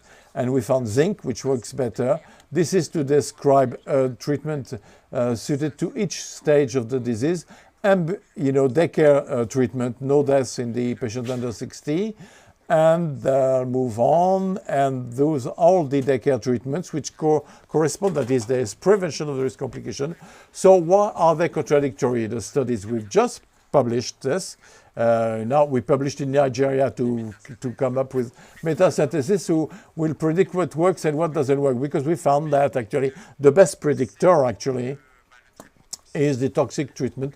When there are private companies, we'd give it is Linsegate, and when there is a potential conflicts of interest, it multiplies by 9 the risk that chloroquine will not work. That was published, it's accessible. Well, it's very objective. We took all this, and at the end we ended up with this.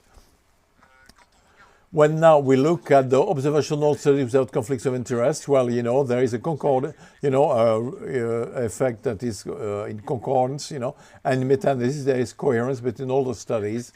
I'm almost done. This is give you a summary of all the patients over 2 years until end of December 2021, all the waves. And when we do the daycare patient treatment, where, the patient comes in the morning, and we never in excess of 3% mortality, when even we had the highest one in December 21. And you have to thank all the voluntary, of the voluntary workers who came to help us, the IHE team, even the hospital Marseille, who helped us to manage all these patients. Hydroxychloroquine, azithromycin. We had added zinc prevention anticoagulant with Professor Camoin. We added ivermectin thanks to Pierre Corry, and after that we had several ivermectin protocol. There is no need for ECG, and finally, this is the lethality observed in France. That is the number of deaths per number of cases, and versus what is given in France, you see, are in relation to 0.3% for 0.2, 0.15, 0.05. We can consider that what is yellow could have been avoided if we had done the same thing. That's it at the end. Don't panic, don't be scared. We manage the contagion. Massive early screening of failure. Manage based on basic medical knowledge, and follow, treat according to the understanding of the disease, and treatment which is based on in vitro data as quickly as possible, early. That's it. Thank you.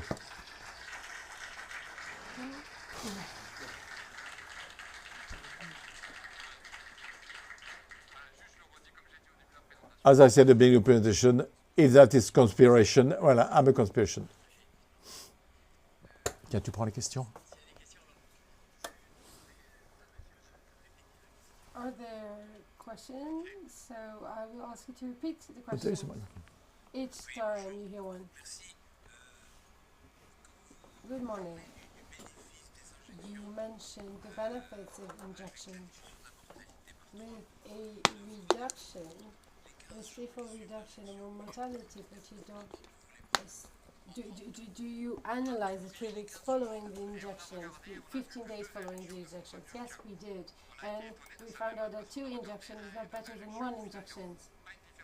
There's no significant difference in the result. So we also analyzed the cohort of patients that are vaccinated and those that wasn't vaccinated, so that was in December. And then there's an advantage here, because here in IHE we have our own cohort of patients, so that's why we can collect more data. Are they alive? Did they die? So we work with the Department of Medical Information here, and we also we also get the data of the INSEE systems, and then we calculate a ratio of death.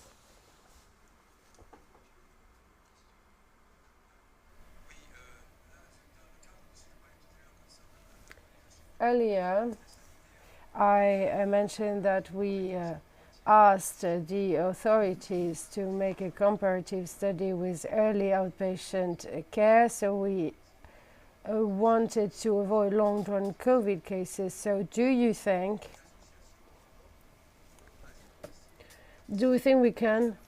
we can ask for this combination of azithromycin and other?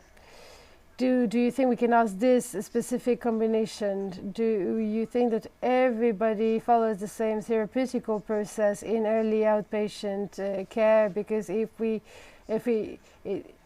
I think we should only want one combination of early outpatient care, that is azithromycin, zinc, and ivermectin, with the doses supported by the IHU.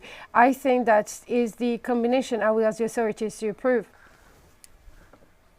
It is true that we do not make a recommendation. We just describe what we've done, and we describe our studies. We use ivermectin because there are patients with contraindications. There are high-risk patients, so it means that we can treat more patients with our electrocardiogram, because for ivermectin, that's what you need to do an ACG.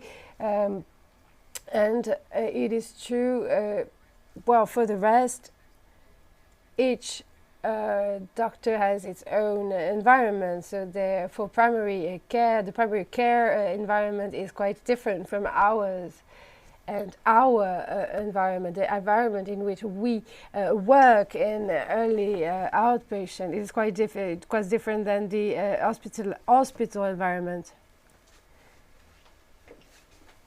The interpreter cannot hear the question, unfortunately.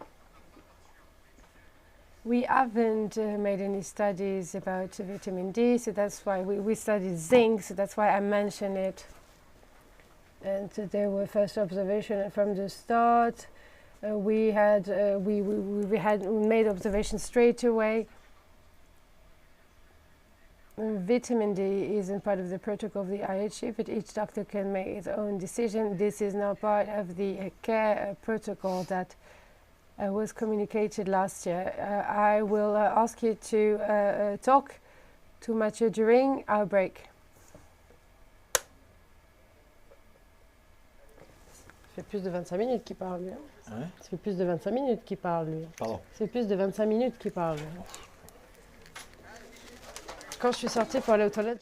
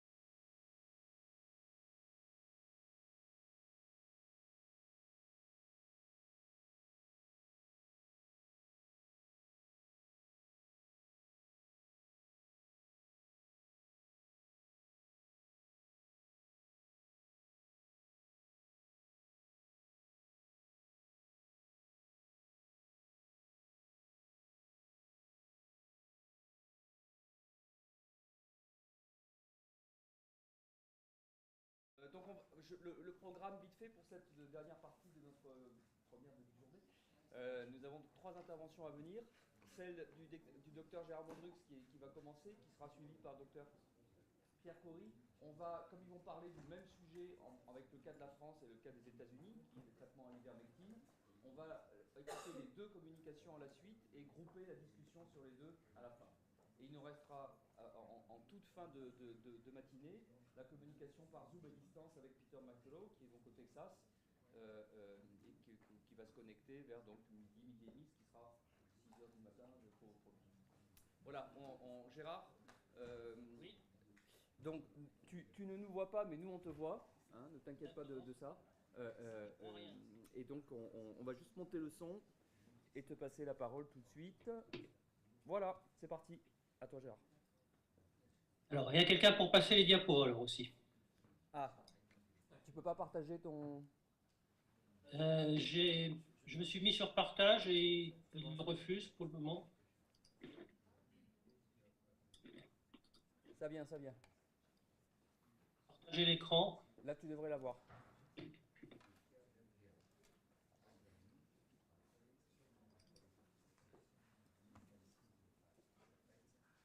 Tu devrais pouvoir partager là.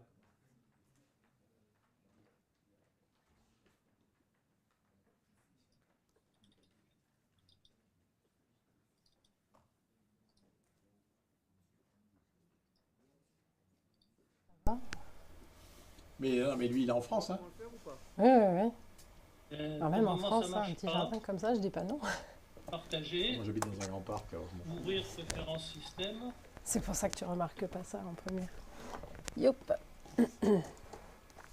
Oui.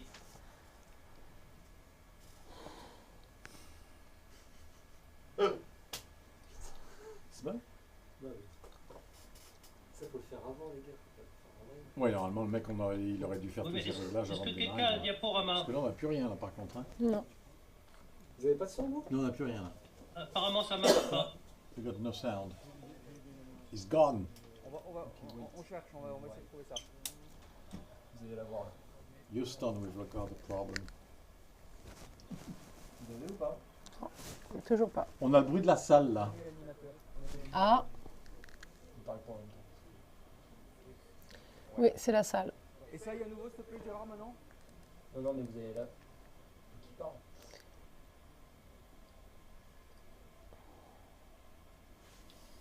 Allez, mon ami, parle. C'est pas Skype. C'est on l'entend. Général, ça marche pas. Tu es l'animateur maintenant en principe. Qu'est-ce qu'il fout sur Skype? J'ai- Qu'est-ce qu'il fait sur Skype? Il va être deux, en fait. Bon. Have fun. Thank you. Normalement, tu peux y arriver, mais sinon, je vais préparer la... Allez-y, ça sera mieux. Hein, parce que pour le moment, ça marche pas. Ok, donc par contre, on ne verra pas, tu me diras quand tu ne sais pas tout à fait. Oui, tout à fait. So I will be managing slide. You just tell me when you need to go on next one.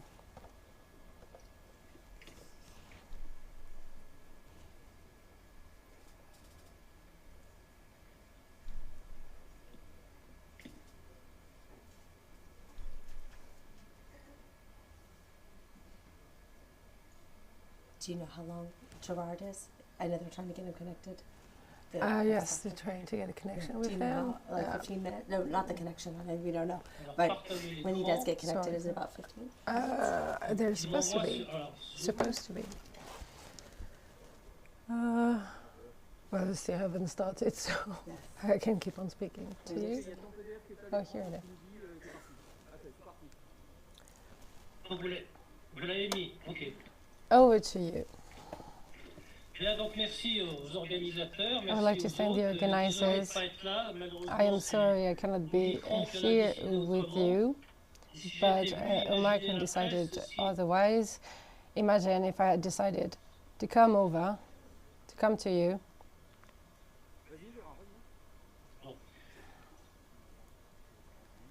Alors, première première diapo, puisque je la vois pas. Donc, So here's the avec le first coq et le podium. slide with a rooster and a podium. So we'll start with a rooster. That is the symbol of France. There are not many people who know that France was the first country in the world that showed that ivermectin was efficient until SARS-CoV-2 for therapeutical and prophylactic purposes among high-risk patients, and ivermectin got 100% positive result. Mars 2020. In March 2020, D'accord, j'ai un écho qui est pénible, mais je vais faire avec. sorry, there's a bad echo. So in March 2020, there is a doctor, there was a coordinator in a retirement home in Fontainebleau. He had to face a scabies outbreak with more than 3 cases of scabies. On doit traiter. Donc, il s'adresse So au docteur he did a treatment. He consulted the CHU, the University Hospital of Créteil, and there will be treatment on the 10th and 17th of March. 69 residents were treated, along with the 52 members of staff. So the COVID epidemic started at the same time. The first case was registered on the 5th of March and the last one on 15th of March. 7 residents were hit along with a few members of staff. But in all, there were 69 residents, 54 members of staff. There will be no oxygen, there will be no hospitalization and no death. Well, for all the pension homes around, there were a percentage of 52% of contaminated people. And after that, there were no new cases within the pension home. The head doctor wanted to go further and carry out studies in other pension homes. It was the coordinator doctor and not a. And then he did a case count in other pension homes. There were over 3,000, so there were 4.9% of deaths in this second pension home, while there were none at the first pension home. And now let's go to another pension home around Paris, in Fontenay-aux-Roses. It is April, the epidemic has already started in other retirement home, and there is a study that has been published in Australia. So this article is read by Pierre Louet. Pierre Louet knows ivermectin, is the one who knows ivermectin the most, because 30 years ago he took part in a different treatment campaign on tens of thousands of patients, and he treated them with ivermectin. So he knows this drug really well, he knows it's harmless, and he has so cured people with ivermectin. So he decided to care for the pension home, but there are residents that didn't want some treatment. There were 25 patients contaminated. There will be 1 death on the 18th day because the treatment wasn't as early as necessary. And among 15 other patients, there will be 5 deaths. So there is a 0 and null mortality rate on one side and 30% death rate on the other. Next slide. So there's a rooster. And that's all for the symbol of France as a good example because of the French authorities. Dr. Louet had started off as a research director with Dr. Delfrécy. The Dr. Delfrécy is the president of the scientific board. So he calls him and tells him the story. He tells him what happened in the pension home. That is, he told him about the 30% ratio of people who have recovered. So he tried to convince him to apply the same model to other retirement homes. And there was a committee within the INSERM, and the doctor went there on the 1st of May. So we'll be brief. He was the only member of the university. He was quite ill at ease, but he came over with an agreement from the Corian group for a study carried out in 5 retirement homes, and he came along with an association that had that had affected funds to this study. But his request was rejected because the committee said that there would be no other wave of COVID. So, and then, there are retirement homes, there are old people with these homes. It's quite normal that they died, and they said that ivermectin was inefficient. So that was all for France shining in this field. So French authorities knew from the beginning that this drug worked for therapeutical and prophylactical purposes in his retirement home. You can easily imagine what would have happened in 2020 if we had extended this experiment, if they had only attempted to make it work. And I also I was told a lot of people, a lot of practitioners told me about early treatments, and that's how trouble started, because that's where trouble started. So nothing will change because authorities decided right from the first day of the epidemic. So next slide. So from the first day, the French authorities had decided that there would be no treatment against SARS-CoV-2. And they didn't have any scientific base. This wasn't based on a scientific study. It was a purely political decision. And there is this classification, the secretive dimension. So medical authorities and trade union accepted to avoid treatment. So 2 treatments were authorized: Doliprane, paracetamol, and Rivotril. And what is really hard to understand here, it's quite hard to understand that we were encouraged to use Rivotril, as if we had to refuse any other treatment. We couldn't give a chance to other treatments before prescribing Rivotril. So that's quite hard to understand. Next slide. Regarding ivermectin, there will be no evolution, although there were many in vivo studies. There were about 50 at the end of 2020.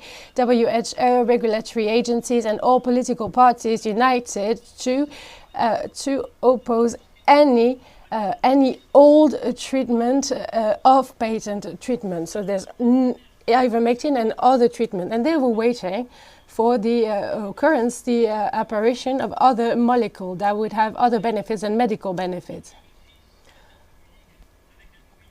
And then there was a quite extraordinary communication. There was a website about ivermectin on an official website, and this page hasn't been updated. It's been 1 year already. Next slide. INSEM and the Council of the Medical Association wanted to maintain this blackout about this void about the potential of the treatment. And as you can see on this Wikipedia web page, so this page has been, so all media wanted to read it, but this Wikipedia page remained the same. It's not updated. It is only based on in vitro studies. There are no in vivo studies on his web page, and as it is written, it opposes the use of ivermectin to treat the disease. And then the medical association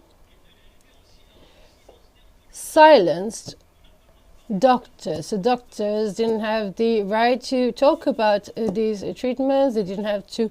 They had the right to cure people, but not to talk about the treatment they use. And a colleague of mine from April has made only one prescription and was suspended for many months. But that was the first decision, but then it changed. So there was a lot of pressure from the medical association on doctors, on practitioners, because they didn't want them to prescribe this treatment and for them to not disclose the result of their treatment. So along with Mr. Tessed and the trade union of doctors index from the end of 2020, we have tried to show transparency and to promote ivermectin. In December 2020, we wrote to the minister, there was no answer. We wrote to the ANSM, there were no answers, so we went to the Council of the State. on January 25th, and they rejected our request. And that's quite normal, because if you don't want to be sanctioned, the ANSM opened this ivermectin file to get maybe a potential authorization to market. So this verdict didn't have any meaning anymore, because there was a file already. There was a file that had been opened with the ANSM. So it was always also asked to accelerate the process, but in the end the ANSM didn't accelerate the process, didn't consult anyone, and just waited for the European Medicine Agency to give its opinion. And it happened on 22nd, 23rd of March, and the following week the ANSM answered saying that ivermectin was inefficient for therapeutical and prophylactical purposes. However, Dr. Andrew Eade, that worked for the European Medicine Agency, he had selected the most significant treatment, and he had stated that there was a 75% of improvement for death and clinical symptoms. So we had asked the ANSM to consult professors in France that knew ivermectin quite well, like Professor Descotes, that worked on this drug's safety, or the Professor Guiosso, who had run a meta-analysis, or Dr. Chanceux, that had worked for the Pasteur Institute. So we consulted these professors later on, and the ANSM, and they were never contacted by the ANSM. There have been alteration of the conclusion on ivermectin. There had been external interventions, and we know from Andrew Eade that someone from the INSERM, he had a phone call for someone from the INSERM. We don't know what this lady told him, but she didn't have any experience on ivermectin. She had never treated a patient with this drug. So this matter is in the hand of justice, and I hope we'll get an explanation one day. We kept on petitioning the ANSM, and there was, as you know, the mediator scandal. So the ANSM was imposed. So this is in a law, actually. This is enshrined in a law that implemented these very institutions. So the ANSM has to record all debate and discussions, to store them, and to make them accessible to the public. So it is data that is for expertise purposes, for official purposes. So I don't know if you see the public health code on your screen, but it says that we have to be able to access this discussion. So we wrote the ANSM in April, and here's the answer. However, such documents do not exist. So the ANSM says that no files were recorded, and they said that this study was an internal one, so they didn't have to to record them, to report, to file, to keep them.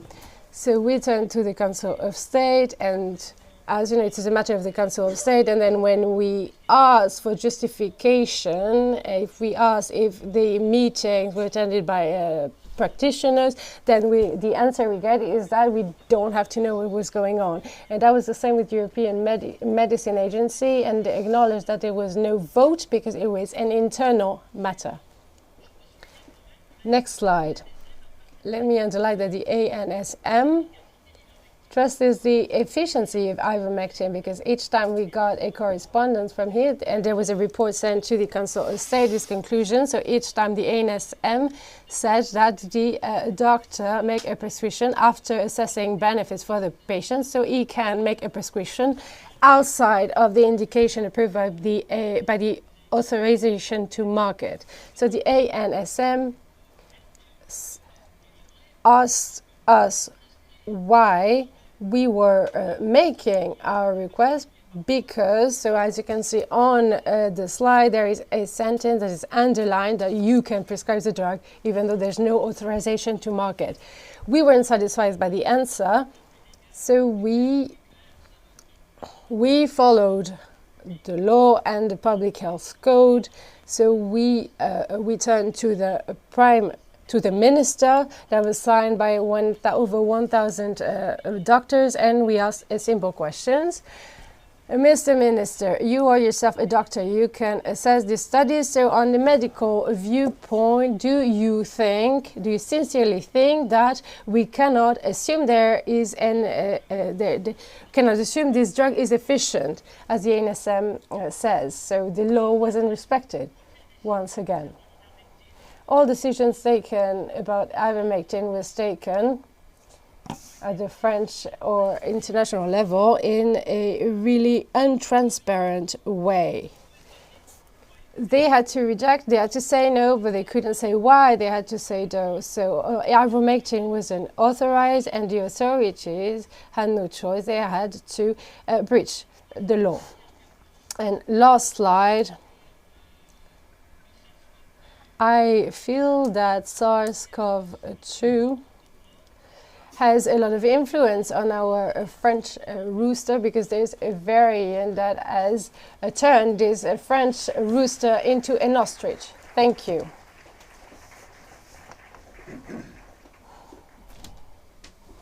Thank you very much, Gérard. And now over to Pierre Corry straight away, and then we'll have a discussion. So please stay with us.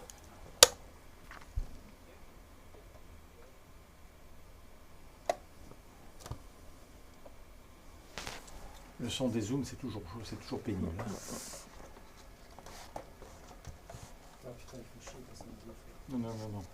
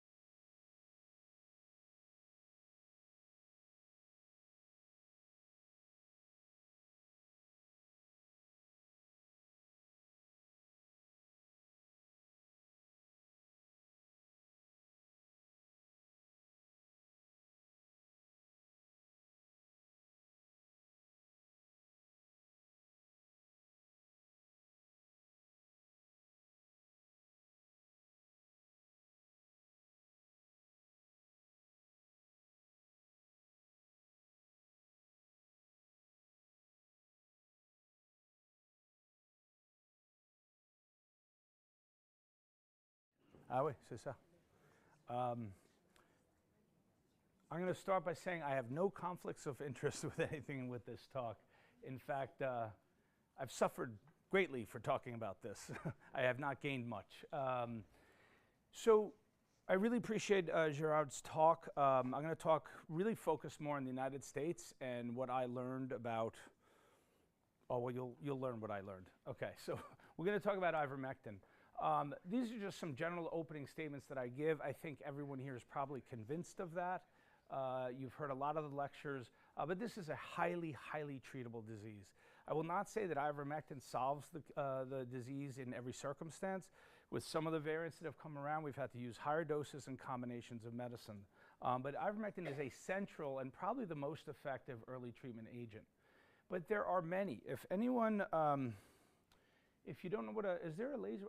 This thing? Yeah. This is a forest plot, and this is when you combine all the studies on a medicine into what is called a meta-analysis, you get an estimate of the treatment effect. And some of the studies here, there's only a few studies, right? But when you see this, this is what favors the treatment, this is what favors the control. There are at least almost 20, I think 30 plus compounds that have shown efficacy in treating, okay? But the most important thing about this slide is looking at the United States. Let's look at the only things approved for the treatment of COVID-19. Do you recognize a theme here? This is absurd. This is absurd. This is what's killing people. You have things like vitamin D. Vitamin D, which we know is protective against severe outcomes. Our government does not recommend vitamin D as simple and safe. If I had been the Fauci of the United States, I would have started a public health campaign, get your vitamin D levels checked, and take vitamin D. We know in the United States, between 60 and 90% of our population are deficient in vitamin D. We have one of the highest death rates in the world in COVID. But look at these obscenities. These are barely tested drugs. This one doesn't work. Where's remdesivir? That one doesn't work. These are completely fraudulent, and they are the standard of care in the United States. It's an incredible sadness. These are some of the groups that have protocols. The IHU has a protocol. This is our website from my organization. This is our colleagues with another organization. This organization of physicians and surgeons, what makes them unique, they've been around since the 1940s, and one of their founding principles is to take no pharmaceutical industry money. They're the only professional society in the United States that came up with the treatment protocol. Some of you may be familiar with ours. We have first line, second line. We use combinations of ivermectin and hydroxychloroquine. And then we have a lot of over-the-counter medicines that are cheap, widely available. We're trying to give citizens some agency, some ability to save their lives. Because if you look to the agencies, you look to their guidance, they are completely under the influence of the pharmaceutical industry. The amount of evidence to show that they're effectively controlled by the pharmaceutical industry, particularly in the United States, although in most Western countries I haven't seen different behaviors, but it's been well described for decades. And that total control exerted during COVID has cost hundreds of thousands of lives. We're up near 900,000 dead from COVID in the United States right now. Had early treatments been adopted when they were first found to have sufficient efficacy, would have saved maybe 700,000. That's just in one country alone. And globally, it's almost incalculable. Everyone knows about ivermectin, one of the safest, oldest drugs. The discoverers won the Nobel Prize because it transformed the health status of a good portion of the world by eradicating incredibly disfiguring and disabling parasitic diseases. And this is what we're up against, is that what I call big science. Nowadays, the agencies and the pharmaceutical industries and the medical journals, they have gotten the entire health systems around the world, all the doctors, into believing that the only thing matters is this. That's all they want you to focus on. And I'll tell you, they ignore any type of evidence. You know, a case series in a nursing home does not move the needle. You can do the biggest observational study. Look, the IHU data, nobody cares. They just dismiss it, dismiss it, dismiss it. They only want you to pay attention to this. And it's a concept that I call big science, because if the only thing that can tell us the truth, actually they tell us the only thing that determines the truth is a big randomized controlled trial. Who controls those? Only those with a lot of money. And it's pharmaceutical money. And in the United States, the National Institutes of Health also funds a lot of research. Guess who controls the National Institutes of Health? It's pharma money. And so they choose what to study and how to study it.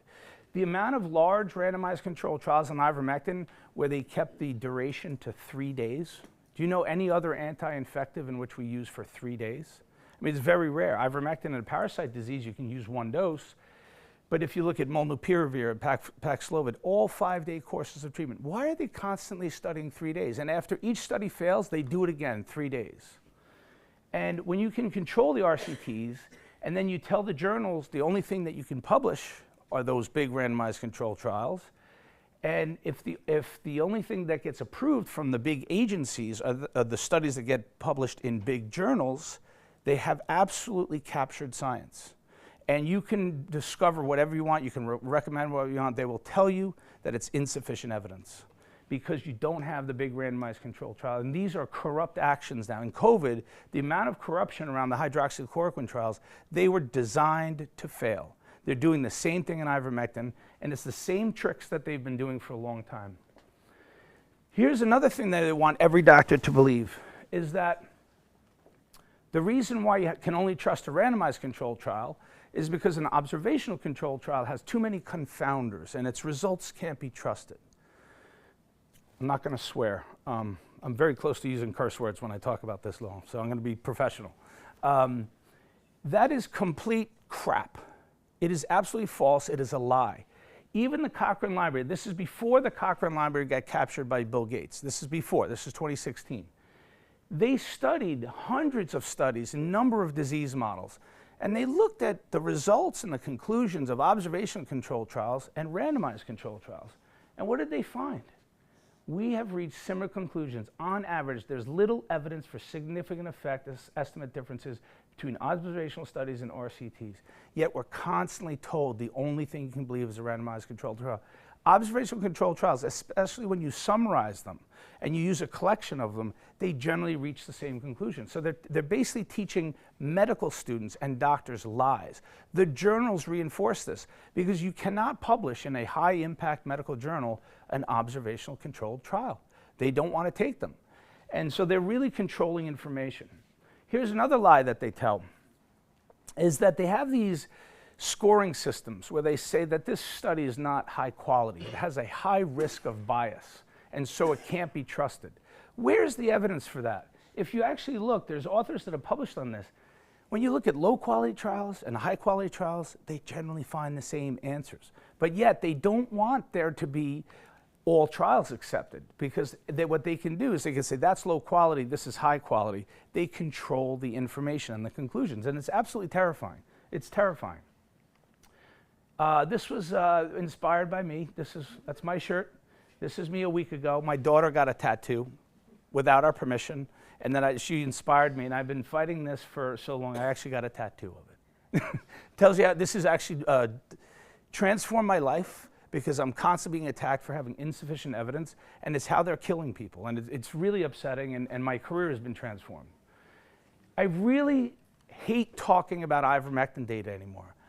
Because it's not about the data. If you listen to the slides that I just said, it's not about the data.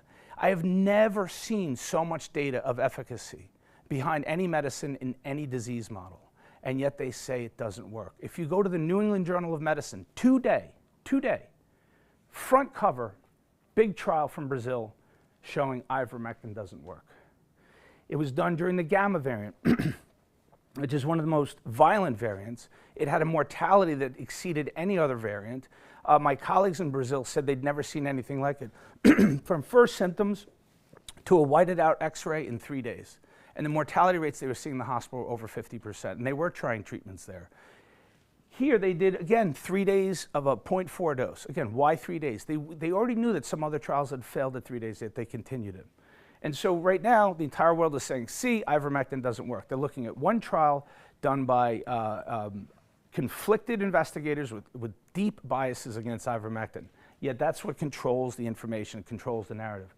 But the evidence is absolutely overwhelming. You have 10 years. This is probably the most interesting thing that I discovered when I started researching ivermectin, is that since 2012, in a dozen of different viral models, Zika, West Nile, dengue, HIV, influenza, in vitro studies shown that it stops replication of a number of RNA viruses. It's a known antiviral. Satoshi Omura, the discoverer, the Nobel Prize winner, he knows that. And when you look at animal models, the pharmacology is one of the safest medicines we've ever had in our history. It is safer than aspirin. It is safer than acetaminophen. And then you already heard from Gerard some of the case series, clinical experiences, the nursing home data that was coming out. And then when you look at the clinical trials, this is old. We're up to 81 now. And the meta-analyses are all absolutely astoundingly positive. And then the health ministries that used it in early treatments, the results that they saw is absolutely incredible. I'll show you a couple of them. But here's the forest plot for early treatment. This is just the early treatment trials. And there's different outcomes here. And you see that not all reach statistical significance because they're small. But that's okay. You can combine them into a summary, and you see a very, very strong signal of benefit. And so say this doesn't work based on this trial today, which is this Together trial, which still showed an 18% reduction in death. But then you know what else they do to the health system? They kill you with the p-value. The p-value showed it wasn't statistically significant, so that means it doesn't work. These are absurd lies that are being told, and I will tell you many, many doctors, many medical students believe this. This is as of yesterday, okay? And if these forest plots, you can go to this website. It's a very, very interesting website. They have all the data on many dozens of medicines. It's a fascinating repository of data. 81 controlled studies, 128,000 patients, statistically significant improvements for mortality, ventilation, ICU, hospitalization, recovery cases, viral clearance. And here, there have been so many attacks on so many studies, because that's part of the information war. They keep saying, don't believe that study, don't believe that study. They're low quality. So this group, they said, fine, you want us to remove the studies? So they removed about 20 studies. And they said, oh, look, the mortality signal actually gets stronger. They moved the studies, the ventilation, reduction in ventilation gets stronger, ICU, everything. It doesn't change the result based on those slides I presented to you. It doesn't matter. Observational or not, low quality, high quality, you're still going to get the same result when you're dealing with 81 controlled studies. Real world, I'm just going to go quickly because I'm going to run out of time. But when you look at what Mexico City did, 76% reduction. They handed out 50,000 kits, early treatment, because they were absolutely a health system was collapsing in December and January of 2021. And so they started a program with 250 mobile units. They gave 50,000 kits away, and they compared it to 70,000 that did not take the medicine. And they saw up to a 76% reduction in hospitalization.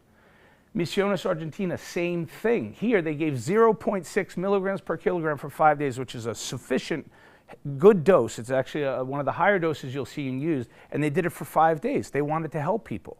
They didn't want to construct a fraudulent study. 88% reduction in deaths. La Pampa, Argentina, same thing. 65% less ICU, 55% lower chance of dying. It's similar to the IHU data. Again, just in IHU, the doctors here, they knew, Didier Raoult knew. And he started an early treatment program. Did he need 81 studies to know this? No. And so it doesn't matter. The data doesn't matter. You know, I sit here and I give this lecture and people listen. Maybe people are going to listen elsewhere. But when you talk about who has control over the health system, it doesn't matter. It's not going to move them. So, and then this one is absolutely astounding. Lucy Kerr and Flavio Cartagiani, who's part, these are FLCCC advisors and associates, did this incredible study in Itajai where they actually, this was on 158,000 people, where 113 used ivermectin prophylactically, no treatment. In fact, these results, if they entered the hospital, they were not treated with ivermectin because the hospital system didn't use it in treatment. This is just in prevention. 68% reduction in hospitalization, 70% in mortality, and then 100% if you took it regularly. You basically didn't die if you took it regularly, from the most regular users to not. Now, let's switch. How much time do I have left, Laurent?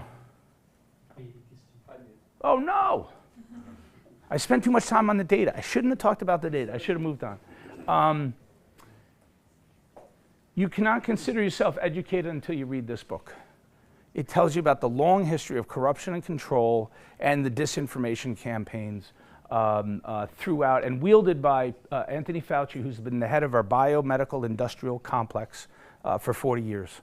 And you'll see what they are doing to public health around the world. It's absolutely a terrifying book. It almost can't sleep after it, but it's deeply, deeply referenced.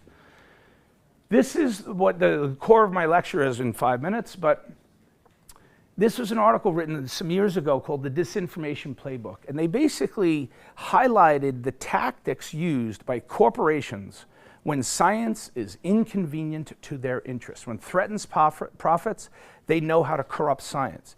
This field was invented by the tobacco industry, who for 50 years convinced the world that cigarettes were safe. They were highly successful. That campaign finally ended, but not without leaving still a lot of people who smoke. These are the different tactics. They do all of this. I've seen every single one in many different forms throughout the ivermectin, throughout their campaign against ivermectin. And this is one of the biggest ones. I know many investigators who cannot get their positive studies published in high-impact journals, and the only ones that you see are generally flawed methodologies, and they are in high-impact journals. So they can literally influence, manipulate what people believe and what people think works. And now, in modern times, since that article, you have massive influence through media and social media. Why would anyone want to attack little ivermectin? You're talking about a market in the hundreds of billions of dollars. When you vaccines, they know that ivermectin, if its efficacy were known, vaccine hesitancy would go up. Before this pandemic started, in simulation exercises detailed in that book by Bobby Kennedy, they knew that the main thing, if they were going to unleash a global vaccination campaign, is they had to attack vaccine hesitancy. And knowing that there's one of the safest drugs in history was available and effective would decimate the vaccine campaign, as well as the profits of all their new, barely tested toxic. By the way, when I talk about the 81 trials, do you know how much that took to get approved? One. I call it one and done. Molnupiravir, 1 or 2, but there's many failed trials. Yet it still gets approved. Remdesivir, 1 trial. So one and done if it's a high-profit pharmaceutical compound, but you need 81 and there still gets ignored and attacked. It's absolutely absurd. These are some of the examples, and this is what I've had to witness during ivermectin. Multiple media attacks, bulletins being sent by our health agencies telling doctors to not use the drug. And that's probably the most telling, that the pharmaceutical industry controls those agencies. The policies that are issued from those agencies are completely in line with a pharmaceutical interest would want. And this I already mentioned about the power that they also capture the researchers. I'm going to give this lecture, I think, on Saturday. I'm just going to focus on probably one of their biggest and most harmful tactics is when they captured Andrew Hill, and they captured the evidence and they got him to attack the evidence, and there's a whole lot of corruption what happened at WHO. This is a completely fraudulent review. I wrote a white paper on this, and the only meta-analyses that are published, they literally dismiss half of the evidence base. They keep to a very small collection of trials. So you guys get it. I think I'm communicating. But what I say about COVID is I say a couple of things. The world has gone mad. I usually put a curse word before mad. But the world has gone mad, and it's gone mad for 2 reasons only. That in modern times, we have global propaganda and global censorship, especially in the newspapers. And this is one of the reasons, this Trusted News Initiative, where the most largest journalism organizations in the world got together and decided, wait for this, journalists decided they needed to control and restrict information. I don't even have adjectives for this anymore. This is an obscenity. That they're literally saying to the world, we need to protect you from bad information because you don't have the judgment to understand what is good and bad, so we'll help you. Okay, all right, I get it. And this $1 billion written into law was given to media organizations, and you know what it was for? Like I told you folks, to attack vaccine hesitancy. They buried any reports of adverse effects, and they kept saying it was effective when it wasn't. This talk isn't about vaccines, but that money was. And they literally are controlling media. Social media, written into their guidelines, you are not allowed to talk about the efficacy of hydroxychloroquine or ivermectin. It's not subtle. By the way, everything I'm talking about here, guys, it's not subtle. It's right there out in the open, and yet it still doesn't open anyone's eyes, or just a distinct minority. Can anyone tell me why a purported philanthropist who's interested in furthering and elevating the public health of the world, purportedly, with the sole use of vaccines, which is curious, but why would he need to give $319 million to private media companies? NPR is a public radio, so maybe you could say, oh, that's nice, he's giving money to public radio. Why does he have to give it to Le Monde and The Guardian? Look how much money he gave The Guardian. And by the way, you want to look at anti-ivermectin articles? Just go to The Guardian. Look up ivermectin. You'll find them. They completely have hit pieces. Same thing with Fauci. This guy lost his job because he had negative coverage of Fauci. And then this they buried. If anyone knows about this, this is one of the greatest public health achievements, I think, in the history of modern public health. They used 70,000 healthcare workers distributed across the state of Uttar Pradesh, giving treatment kits, testing everybody, quarantining, and they actually reached essentially 0 rate in September. This is before any considerable vaccines were there.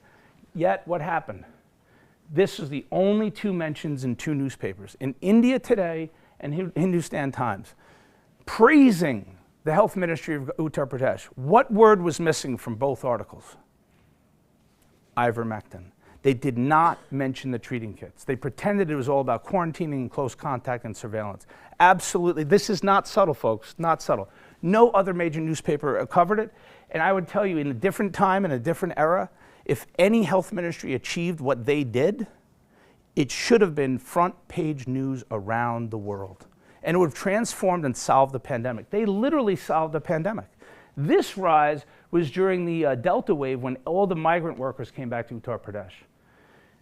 You guys might know about my testimony. That was one little success. We got to revise the treatment guidelines, because after my testimony, we presented to the NIH, and they had a recommendation at that time: do not use outside of a clinical trial, and they changed it to neutral. They said, there's insufficient evidence to recommend or not recommend. Remember my tattoo? Insufficient evidence.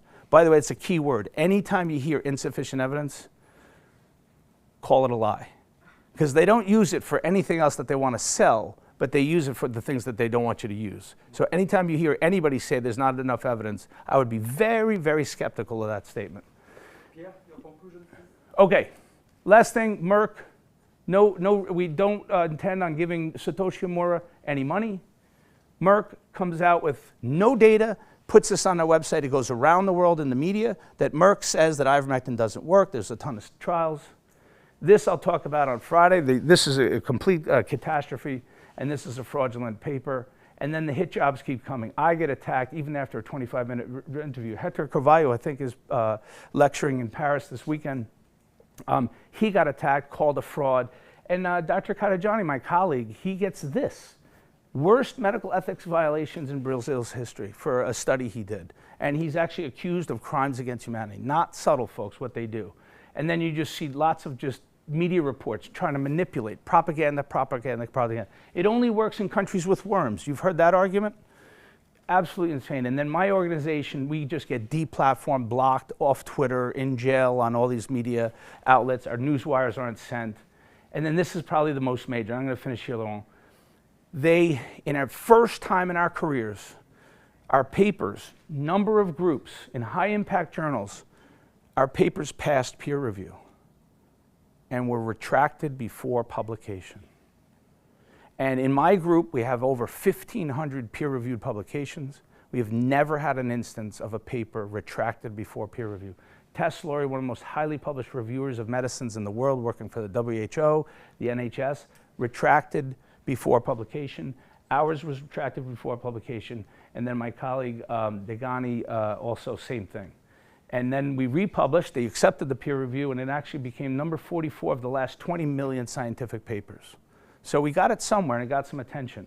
And then, by the way, my editor of that journal, the special issue, you guys know Robert Malone? That's when I first read Robert. This is over a year ago. He proposed this. And by the way, I discovered later it's probably not a good idea to submit a drug that competes with the vaccine to a frontier journal. Remember I said he's giving a lot of money to media? Why does he have to give so much money to medical journals? Just saying, a little curious where he's putting his money.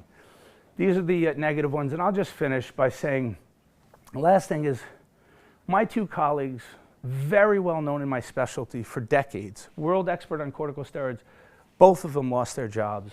I've lost 3 jobs. The last one I was fired from, the other 2 I had to leave. And I'm trying to reinvent myself as a physician now, but you know, this stuff comes at a cost. They do not mess around. They do not mess around. And so you have to put out a lot of sacrifices. And then I'll just skip this, but we had a huge PR campaign on every news media, every outlet, all the agencies sending bulletins, and it started at this time. This is going to be my last slide. What happened was, during the Delta wave this summer, physicians knew it was working and started using it more, and it went up to 90,000 prescriptions a week. And that spooked the other side.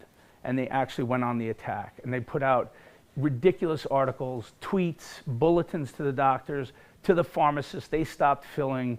I don't think this will play, but I'll just stop, Laura. You guys get it now, I think?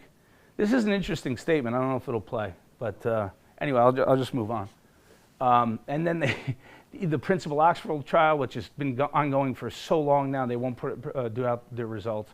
And it was all for this, right? It was all leading up, that PR campaign was all leading up to the main part. This was the introduction of Molnupiravir and then Pfizer's Paxlovid. They needed that market empty so they can control that market and send billions and billions of dollars. And with that, I'm going to stop.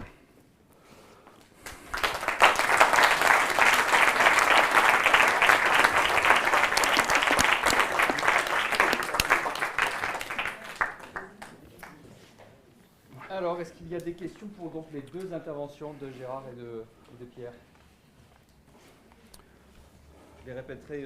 Just a comment. We have exactly the same retracted article for the 10,000 people treated by hydroxychloroquine. It was accepted after review in a journal, Yep. International Journal of Infectious Disease, and they retracted after the acceptance of the article. First time it occurs for us, too, as you say. Because, and I want to say one more thing, is that when I started this, I did not know the level of control and corruption and misinformation in medicine.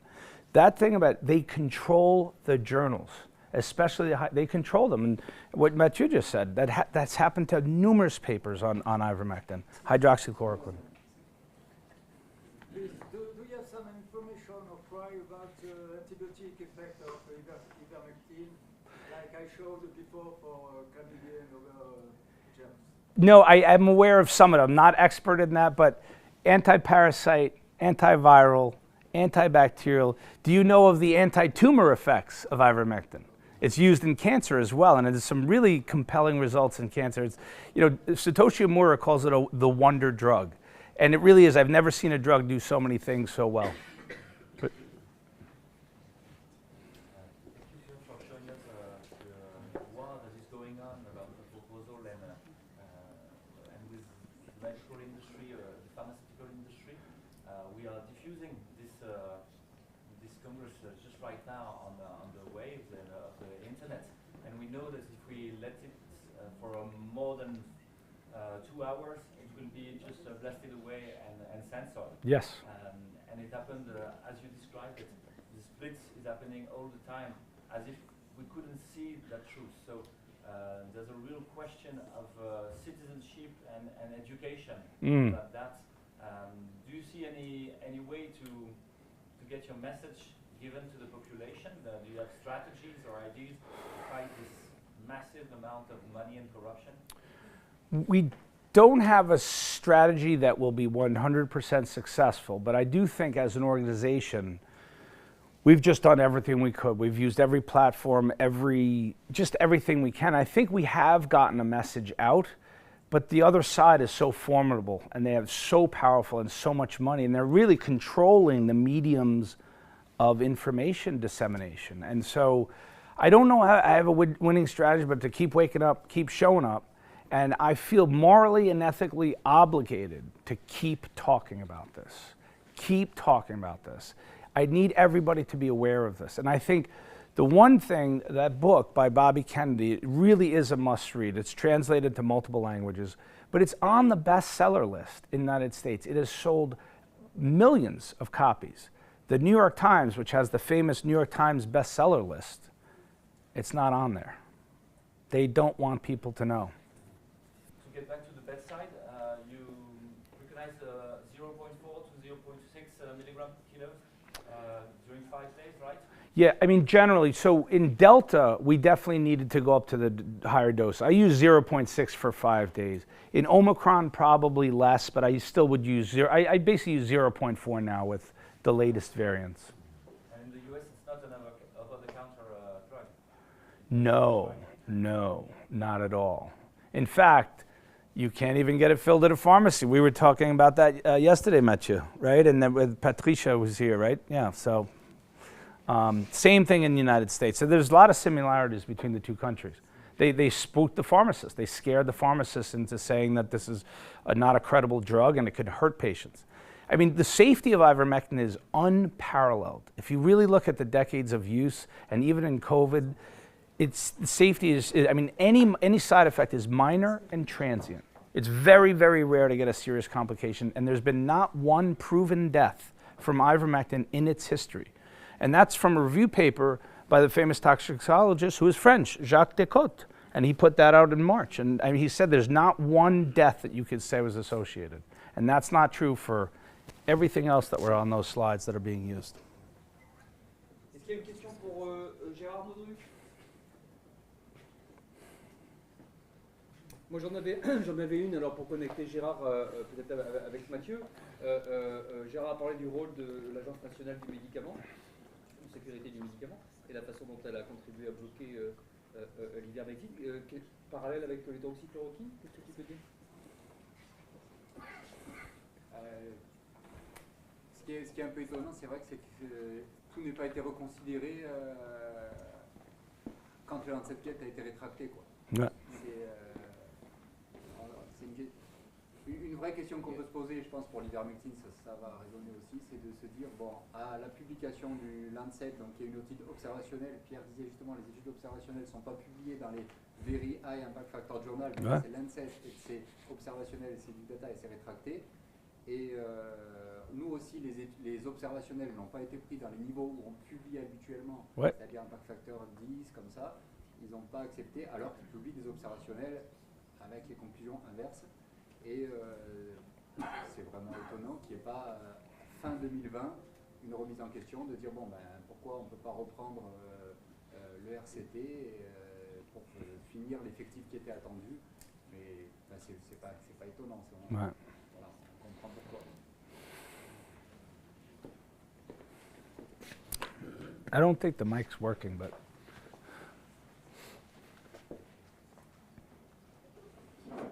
Oui, dans une précédente présentation, Gérard nous avait, je crois, dit qu'il y avait une étude en double aveugle qui se préparait au Japon sur l'ivermectine, notamment dans l'université du prix Nobel, qui avait un produit.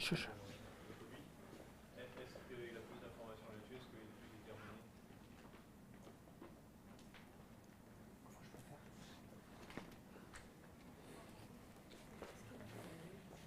Répétez la question à Gérard, c'est l'ordinateur.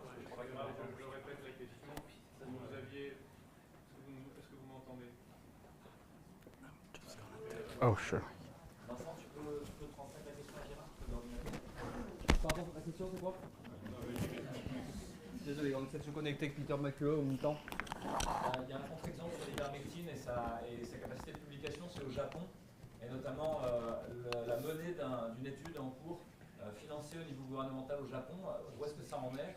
Est-ce que le Japon subit le même cover-up ou non? Vous m'entendez là? Oui. Ben, je vais peut-être répondre. Donc effectivement, l'université de Omura au Japon, Kitasato, a annoncé début octobre l'année dernière qu'elles allaient faire une grosse étude avec 1000 cas en double aveugle, financée par un gros laboratoire pharmaceutique japonais qui est le laboratoire Kowa. Donc ils voulaient les résultats pour fin décembre, ils étaient un petit peu optimistes.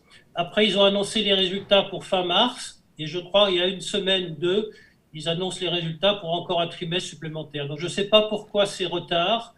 En tout cas, ils sont partis sur une grosse étude. Enfin, la première au monde financée par un gros laboratoire. Une étude aux normes. Donc je n'ai pas d'autres éléments. Il faudrait peut-être demander à Omura. Intéressant que tous ces scandales à répétition, en fait, que ce soit pour l'ivermectine, l'hydroxychloroquine, mais avant pour d'autres molécules, en fait, soulignent le processus de création du savoir lui-même et des questions épistémologiques qui sont soulevées autour de comment est-ce qu'on arrive à ce qu'un savoir finalement prenne sa place et se sédimente dans l'édifice de la science, avec aujourd'hui un problème dont on peut mener des études, effectivement. Pierre l'a décrit, il y a une préemption des grosses études et des gros essais randomisés par l'argent, parce que finalement les complexités techniques, méthodologiques et organisationnelles font que vous devez avoir de gros fonds pour pouvoir les mener, et donc un petit service qui aurait une très bonne idée ne pourrait jamais le mettre en place. Donc finalement, il y a vraiment un hold-up de la capacité même à créer le savoir. Et ensuite, il y a la question de la vectorisation du savoir, c'est-à-dire la publication dans les revues à comité de lecture scientifiques avec des impact factors suffisants. Et vu qu'on est obligé de publier au Nigeria, c'est ça, pour certaines études, pour arriver à dire des choses. Et ensuite, il y a la question de la presse grand média, qui finalement aujourd'hui se fait le relais direct de l'industrie pharmaceutique. Ça a été souligné par un rapport de la Commission européenne sur la corruption en santé en 2014, qui a souligné finalement qu'aujourd'hui, la presse scientifique comme la presse grand public était le prolongement des agences marketing des industries pharmaceutiques. Et donc vous avez eu des annonces sur le Paxlovid, alors que Ritonavir est de la merde, que tout le monde le sait, we know it's not good, it's no good. On connaît par cœur, c'est un mauvais médicament. We know it's a bad medicine. We knew it even before the trial wasn't over, and there were already marketing announcements in mainstream media. We have to stop here. Thanks a lot, Pierre. We all managed to Gérard, merci beaucoup. Merci aussi.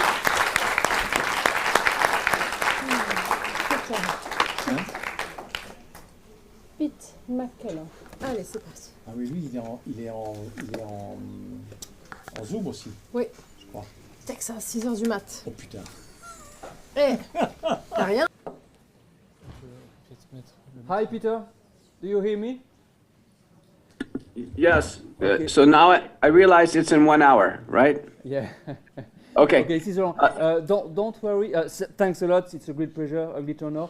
And we know it's very early in the morning for you. We see you. We can hear you. No problem. But you cannot see us. No, I'm sorry. But we see and heard you very well. All right. Okay. So And Vincent, will I share slides? Yeah. Yeah. Okay. Okay. And how much time total? You have between 20 and 25 minutes. Okay. Perfect. I'll be ready. We just try to share your documents. Okay. Normally you can share. Yeah, it's working fine. I see it. Okay. No. Yes. That's perfect. Perfect. Let's go. Okay. Thanks a lot. Very good. See you then. Bye-bye.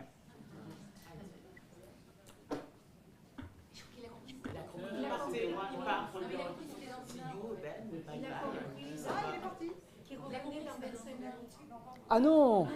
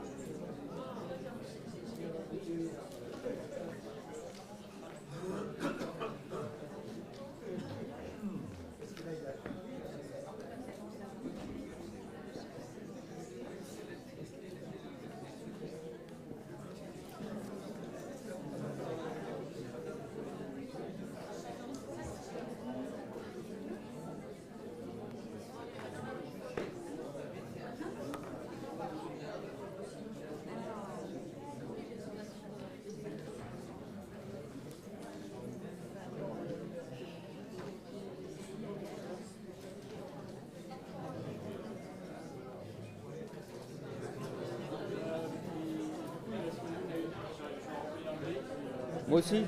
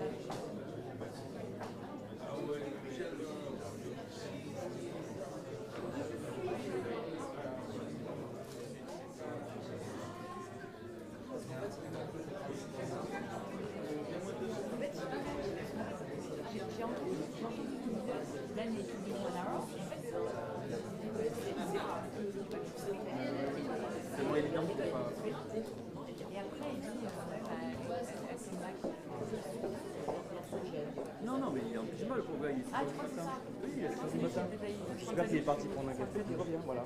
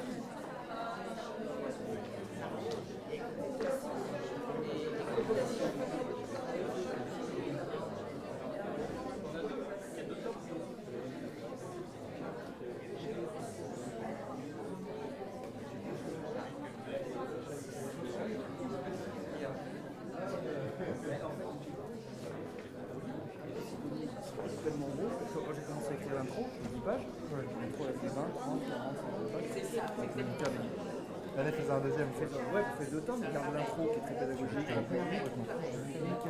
je paye au contraire. Dis-moi combien ça coûte. C'est cadeau, tu me diras. Oui, voilà. Quand je fais passer à la Marseille, je t'offre, on va manger au resto, à la cave de bail à côté. Là, à midi, ce serait un peu juste. Là, du coup, ils essaient de l'appeler. Attends. Avec Betty en plus. Ah, il y a des collègues qui se fait 10 ans qu'on travaille ensemble, ils font un secret. Écoute, non, c'est cool. C'est le cours de plus normal. C'est au milieu de plier. Il faut, et puis voilà. C'est des gens, je ne sais pas si c'est pas la première fois que je vais en France. Oui, il me donne tout ça. L'histoire de décrasser, mais. C'est la première fois que j'en parle publiquement. D'accord. Ouais. Je l'ai pas mis dans le diapo, j'ai. Ouais. J'ai hésité, mais. Je corrige les coups, c'est des potes.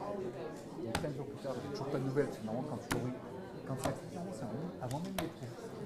Un article. Et là, ni je dis plus rien, j'envoie un mail, finalement, on va pas.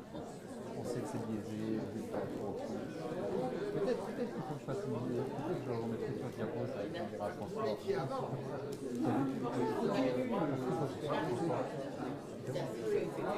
savais pas? Non. Il avait harcelé le sort au début, il a tout fait. Oui, mais je savais pas que c'était quoi, putain, mais dis-moi, il en sort. En fait, c'était moi, je commençais pas à lui dire pourquoi, parce que j'étais en la méthode scientifique a dit que c'est le plus fort qui prédit que ça marche ou que ça marche pas. Je sais plus comment ça se passe avant. J'ai permis, non?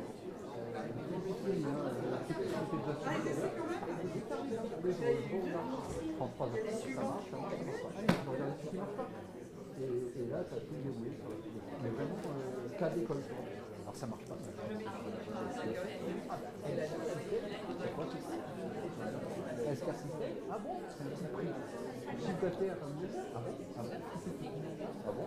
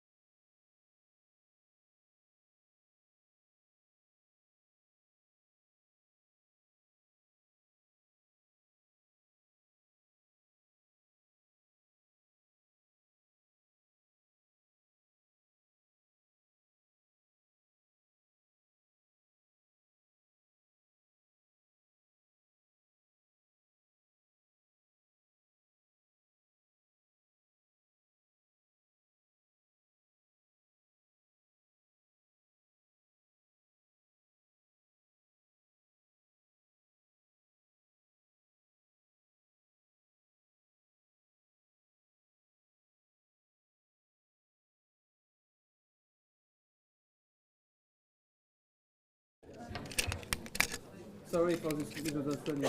My fault. Yeah, you told me an hour. You pushed me back to 6:30 a.m. So that's okay. I'm so sorry.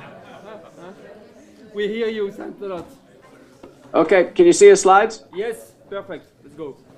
Okay, I'm going to get going, and sorry for the confusion. I'm Dr. Peter McCullough, and I'm in Dallas, Texas, as a practicing internist in cardiology.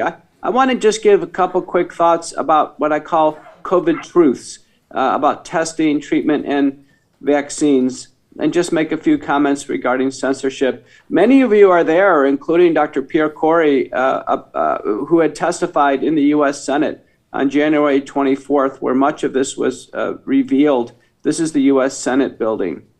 The first point I want to make is there's essentially no asymptomatic spread with COVID-19. These are the two papers that showed asymptomatic spread was negligible.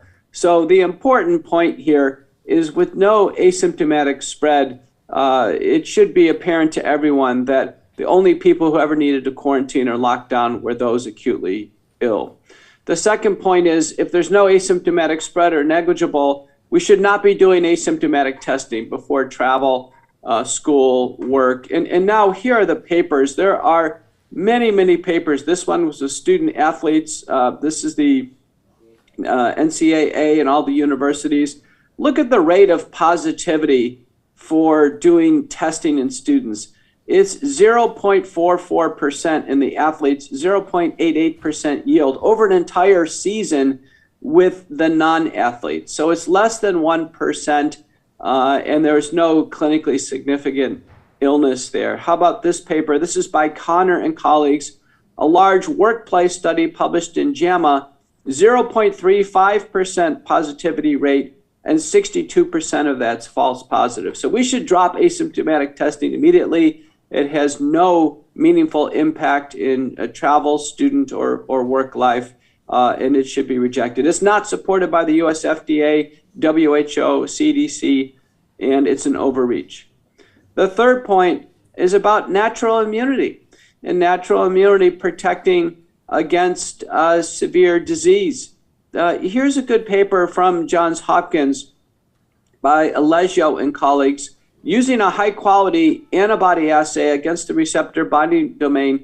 And you can see here, of those who had a good clinical diagnosis of COVID-19, well supported by PCR antigen testing, 99% had the protective antibodies. Of those who had suspected COVID-19 but never got a test, 55% had antibodies, and even no prior COVID-19 in their history whatsoever, 11% antibodies. So what we know is that natural immunity from Alpha through the Delta variant had very high protection against any recurrent disease, but then the Omicron variant broke through, and it turns out that natural immunity is about 60% protective even against developing Omicron, as shown by a paper from Qatar. But importantly, natural immunity protects against hospitalization, death, need of the ICU. So even if one gets a second infection, it's simply not going to be clinically meaningful. And Dr. Scott Atlas, who is on the White House task force, has stated that denial of natural immunity by the CMS vaccine mandates is really unprecedented in modern history. Every single employer, every single government agency should give credit for natural immunity. People who are naturally immune in no circumstances should receive a vaccine. Vaccines, when administered to those with natural immunity, causes great harm. Now, COVID-19 is a treatable illness, and many of the lecturers will give lectures on the treatment of COVID-19. Here are the two papers that I helped push forward in 2020, outlining an approach to treating COVID-19. And we relied on the precautionary principle, which means in a smaller number of people we'll try empiric therapy. But this was a mass casualty event. We weren't going to wait for large randomized trials. And certainly large randomized trials of multiple drugs used in combination are not even planned yet. So we'd still be waiting if we're waiting for randomized trials. We look for drugs that simply had a signal of benefit from all the available evidence, both randomized, non-randomized, had acceptable safety, and then used drugs in combination to address the issues of viral replication, cytokine storm, and thrombosis. And this is basically what's been done in the hospital from the very beginning. It's just that the hospital is too late.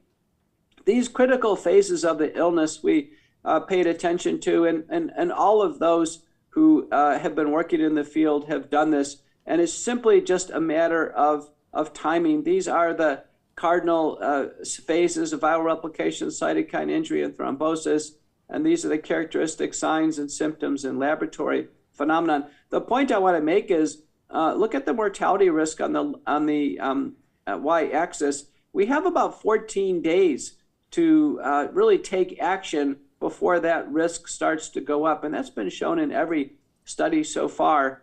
The response is shown as on the top are the intracellular anti-infectives, the antiviral antibodies, corticosteroids, immunomodulators, antiplatelet agents, and anticoagulants. So it's drugs used in combination. And it's been my experience with Omicron, it's such a mild syndrome that things can be condensed down to really just a few principles, use of intracellular anti-infectives and corticosteroids in most cases. This is what's called sequence multi-drug therapy for COVID-19, and up front, I'm not going to go through all of it, but it has the issues of what everyone should do up in the white box and under age 50, where the risks are very low for hospitalization and death, simply using an over-the-counter bundle, and then watchful waiting. Down the middle, higher risk patients, the one update is we no longer have sorturivimab. We can use bortezomib, the Lilly product, in place, but our intracellular anti-infectives have now been bolstered with Paxlovid and molnupiravir, which can be used. But all the treatment regimens here, I think, are reasonable and rational and supported by clinical trials and observational studies. On the right, we can use oxygen concentrators at home and home oxygen. We've published a paper recently with Sabine Hazen demonstrating we can treat hypoxemic patients at home safely. They don't need to be hospitalized unless there's impaired mentation or the work of breathing is just too difficult. So about 45% of the hospitalizations are unneeded. They're simply panic hospitalizations because someone either felt as if they were having hypoxemia or in fact had a low oxygen saturation, and the patient or the family panicked, and that was shown in a paper by Fillmore and colleagues. So right off the bat, about nearly half of the hospitalizations didn't need to occur if we simply treated patients at home. This paper by Fazio and colleagues demonstrates the golden window for treatment at home is in the first 3 days, and it doesn't really matter what protocol. The Fazio protocol was not using hydroxychloroquine or ivermectin, but using other combinations of drugs, and still found this important relationship about treating people early at home. One of the biggest advances I've learned about is using nasal washes and oral gargles with dilute povidone iodine or hydrogen peroxide, and I featured this on a lot of public media. This is the randomized trial. There's 12 studies, 3 large randomized trials. This is the Chowdhury trial demonstrating. Look at the patients. These are patients with incipient COVID-19. They're all PCR positive. Look how the povidone iodine done as a nasal wash and gargle every 4 hours drops the PCR positivity rates down very quickly, implying patients quickly become no longer infective to others. So this is one of the reasons why this is a great strategy to reduce spread of the virus compared to just a warm water control wash. So we really need the iodine for its virucidal capabilities. And then look at the clinical data, the risks of hospitalization, need for oxygen support, and death. And this is hands down, this is not with any other therapy. So you can imagine having everyone have povidone iodine or hydrogen peroxide at home and starting early. It must be very dilute. If it stings or burns up in the nose, it should be more dilute. In my view, a decent volume needs to be squirted up in the nose, sniff back, and spit out, so it has to go all the way around the circuit.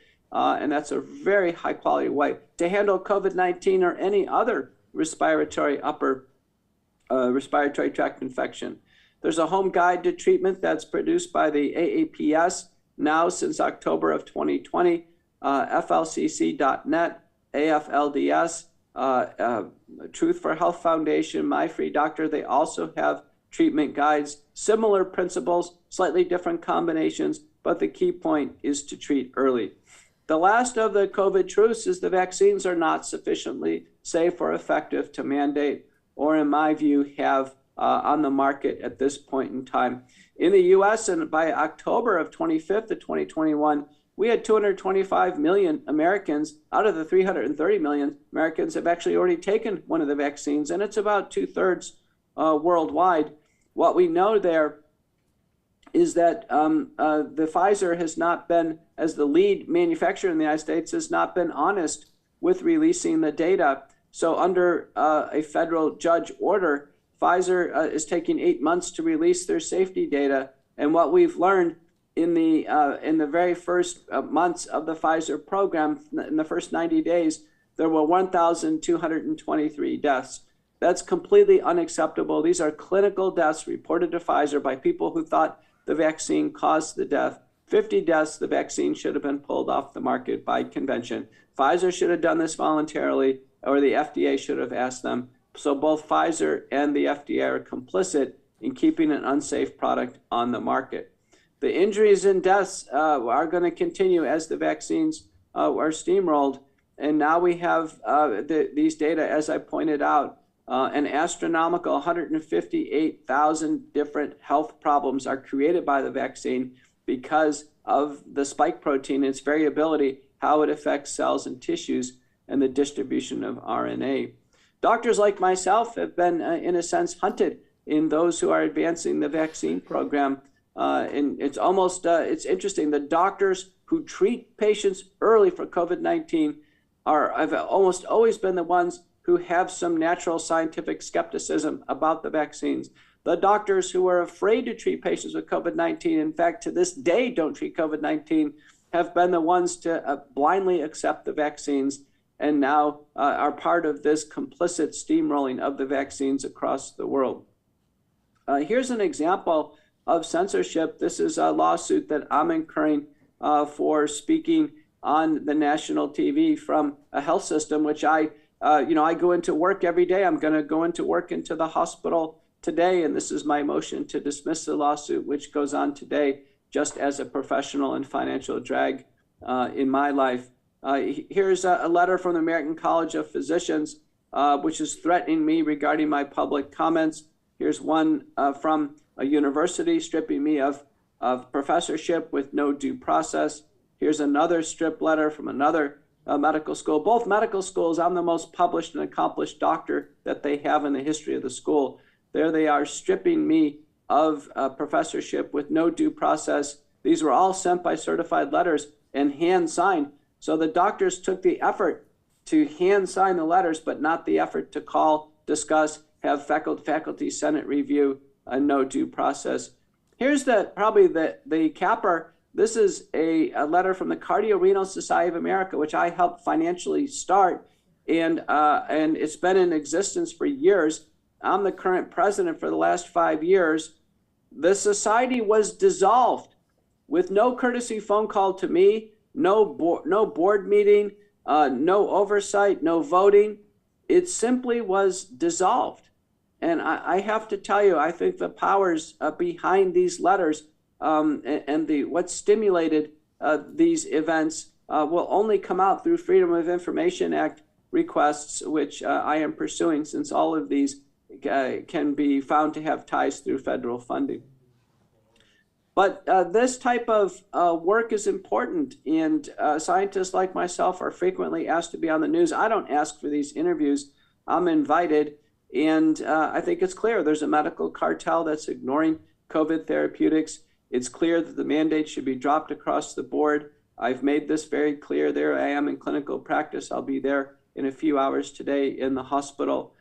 And so the call to action that I have in this brief presentation is that we should end all lockdowns and restrictions. We should test only on label, according to the label of the tests in acutely ill patients, as a diagnostic aid for COVID-19. We should recognize prior infection in all the applications, and those individuals should be free of any type of discussion over vaccines, restrictions, lockdowns, masks, or anything else. They don't have serious risks of serious recurrent infection. We should treat COVID-19 early in high-risk individuals. There still will be a few remaining high-risk people as the pandemic closes out. We should drop all vaccine mandates and pause the current products for being not safe or and not effective. So I'll stop here, and hopefully we'll have some chance for some questions.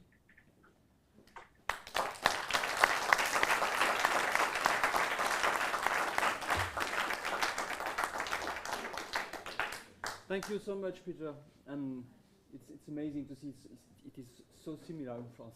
Okay, first question. Hélène, avec le micro. Wait a minute, Peter. I will repeat the question in order you may not have understood.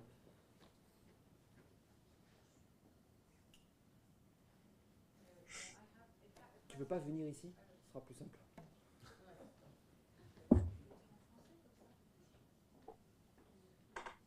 The question is coming, Peter. Okay, I'm ready.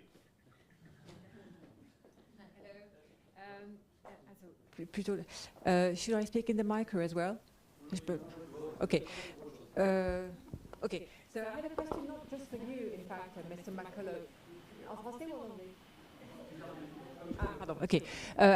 It's not just a question for you, Mr. McCullough. In fact, you talked about the vaccines and their potential dangers. And I have a question to both you and Professor Millon, who is right here, because you said earlier on that the risk of dying from COVID is divided by 3 thanks to the vaccine. And there's something I don't understand. How can a vaccine protect from dying from COVID and at the same time be potentially dangerous? Yeah, there is no credible evidence that the vaccines reduce mortality. This is very important. If the vaccines reduce mortality, the FDA would have granted that claim. So in the randomized trial dossier from Pfizer, published in New England Journal of Medicine in September of 2021, there's more deaths with Pfizer than there is placebo. Okay. And in all of the observational data that view hospitalization and death, in my view, they're not valid because those coming to the hospital, there's no accounting for early treatment. We know early treatment is a far bigger impact on hospitalization and death, and vaccinated people seek early treatment more. Okay. So we know that there's asymmetric testing in the hospital, predominantly in the unvaccinated. There's no adjudication for why they're in the hospital, so we don't really know if they die with COVID or of COVID. Okay. There is, by the way, a default in the hospital electronic medical records that the default is that they're unvaccinated. So not only counting more people in the hospital as unvaccinated who really took the vaccine, but also if they die, it would be biased and not valid. So I don't think any claim that the vaccines reduce hospitalization and death is valid, and it's certainly not supported by any randomized trials. Okay, thank you very much.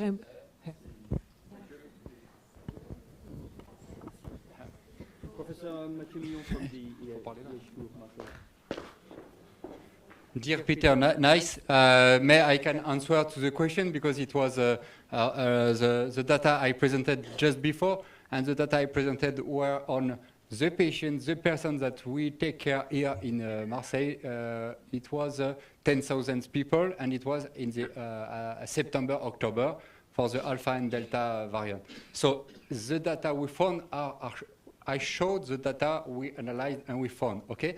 And so you can apply it only in this context. So as I told you, you can't generate it for, I don't know, 1 year after. You can't extrapolate it for Omicron variant. And most important, we don't analyze uninfected people. So you ask me how it is possible that a treatment can be beneficial and toxic at the same time. The simple explanation is you have, it's not the monotonicity. Monotonicity is that the same cause have always the same effect. And in medicine, all medical doctor is very aware that it is not true. A treatment in a condition could be beneficial and a treatment in another condition could be deleterious. It's not a mystery in medicine. So the vaccine perhaps in young persons that are not at risk of death. If you have only one death in young people, it's deleterious. But if the risk of the complication, and so in medicine, there is two times for a medical doctor. The first time is statistic, probabilistic. That I look at the data and the probability of the complication from the treatment or for the disease. And the second time, it's the benefit risk ratio. And for each patient, one by one, you have to evaluate the benefit risk ratio. And this has not been done for vaccination because, and this is, I don't have the answer to this because it's policymaker to do the decision, but for a medical doctor, for each patient, you have to measure the benefit risk ratio. But the data I presented, it was the patients that were positive here in the EHU, and this data, I analyzed it with Pierre Fournier. I am confident with this. It's not big data, it's patients that we have here. And the number of deaths, I am confident with this because it was the INSEE registry, national registry, and DIM, Département d'Information Médicale, APHM, and it's a very, it's an opportunity to have the patient and the data here in the EHU. So if we have to do it again for Omicron, okay, no problem. Perhaps Pierre-Edouard will do it. And if we have to look at uninfected people, it's not me, I don't know, but okay. Peter, would you like to add something? You know, I agree with this risk-benefit analysis, and you know, about 70% of my patients in clinical practice took the vaccine. I saw a patient the other day, severe heart failure, severe lung disease, steroid-dependent, defibrillator, very, very high risk. I don't think he'd tolerate 2 hours of having COVID. He took the vaccines in January of last year. He took a booster in August. Now it's March. No one's contacted him regarding another booster. No one's contacted him. So it's interesting. The highest risk patients, the vaccine programs don't seem to even care about. Yet there's a constant call to vaccinate low-risk children, high school students, college students. So it seems like the effort on mass vaccination is not even focusing on the high risk. We never see the high risk people featured in the media. Anybody who has not taken a shot since October 1st is unvaccinated. That means the majority of the world is unvaccinated right now. And so the vaccine is not like a tattoo where you take it one time and it's a mark. It basically only lasts 6 months. And so many people are not factoring that in. They're not factoring in risk of the vaccines, and they're not, or risk of the disease, and they're not factoring in that the vaccines don't last very long. Okay, we are obliged to stop now, Peter. I'm sorry. Thanks a lot for everything. I just want to say that to everybody, I think there is an important methodological discussion to have. We cannot do it right now, it's a pity, but we have to have this discussion. How can you calculate this precisely? Je sais pas comment on dit raisonner toutes choses égales par ailleurs en anglais. Mais bref, it's a very important methodological discussion. It's a pity we cannot have right now. Thanks for all. Thanks for everything. And.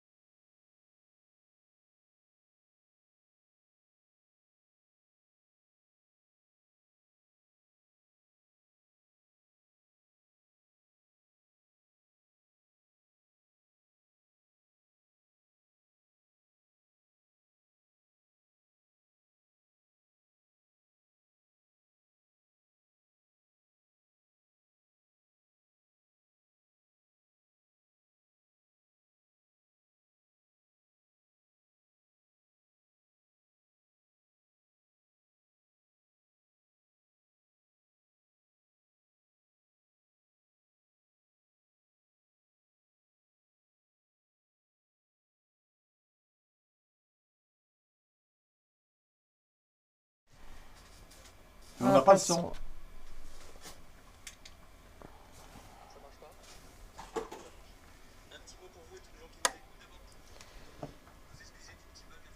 So first of all, my apologies for the technical issues we had before. We didn't take the different time zones into account. My apologies. Second, I wanted to tell you that we're sorry. We were quite frustrated. We launched this methodological debate and we couldn't really go on, move forward, but we'll resume later. But what I wanted to say is that we have a complex discussion ahead of us. There are different elements. We cannot compare analysis that are not based on the same elements. So we mentioned communications this morning about the cohorts of patients, a specific cohort of patients. So as I said, did we take all variables into account? How can we organize consultations? There are other issues about the impact of vaccination of the population in general, so you cannot compare elements that are intrinsically different. So that's why we share our data, and the data on which we need to think. I would have liked us to think together and share our data. But if we don't get the opportunity to do it here, we'll get another one later. Thank you.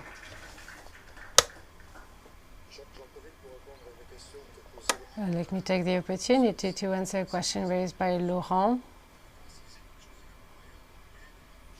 How do you say? So it was a terminological question that we raised. I have studied more Latin than English during my youth, so I can't tell you more about this. Je n'ai pas entendu ce qu'il a dit. Let me introduce the next session. I am the moderator, and I will give a brief presentation of the 4 speakers of this afternoon. So the mic's not working. Well, I will try to speak loudly. It is not my forte, I must admit, and I thought it was a real mic that works, but apparently doesn't. So a good afternoon and welcome to the second day of the conference. And we'd like to thank Professor Didier Raoult for welcoming this event. This session will focus on intellectual and scientific controversies that occurred during the health crisis.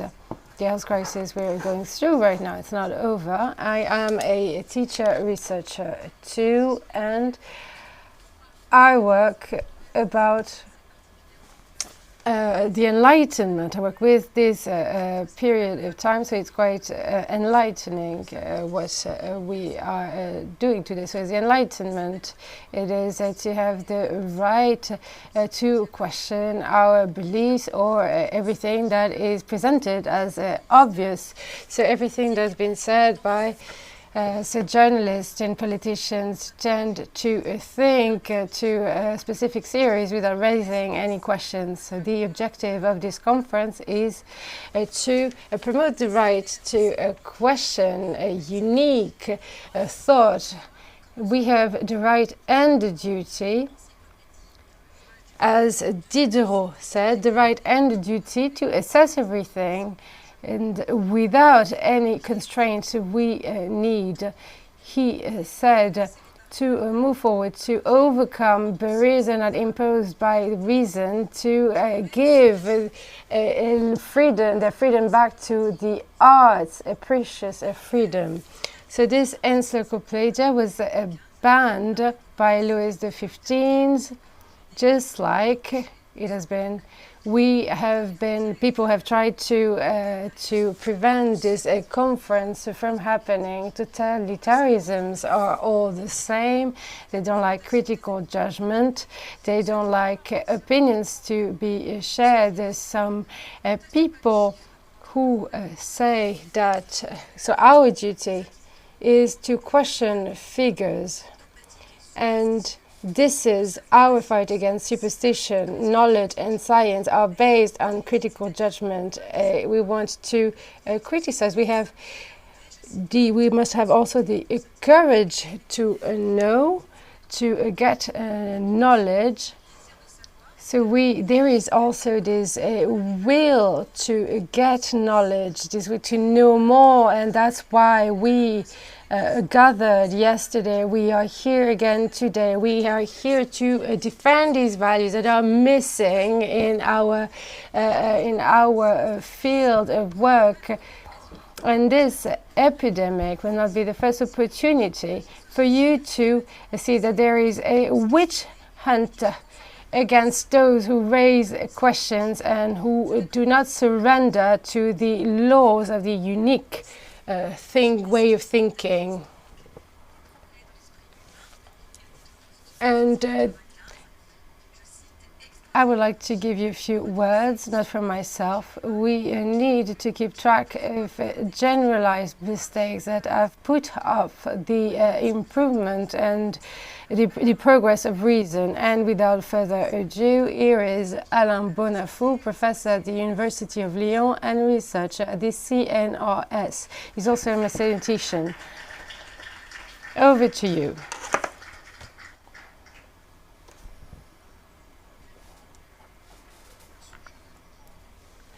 This title was suggested by Laurent, and I think that you can see the title, and I added that this presentation was my perspective as an economist. To be honest, I don't feel that my presence is legitimate. Here today, I'm like a penguin on a rugby pitch. I am not in my comfort zone, and I would like to explain to you what is my view as an economist, my view, including my view of controversies, and that the controversy that led to that had me dissatisfied. So first of all, to start with, there are two reasons that led me to this. So before the crisis, before all these controversies, along with a few friends and colleagues from all disciplines, from all fields, and two physicists, and together we created a book at the end of a reflection process, a 2-year reflection process. And we found a common point to all our disciplines. And this is a really crucial point because Didier Raoult said that there have always been controversies between the academic world and research. We noted that the same goes for all disciplines, from Renaissance literature to sociology. There are sometimes very conflicts between the academia, that is a group of people who is supposed to hold scientific truth, and researchers that get out of this academic expectations. Secondly,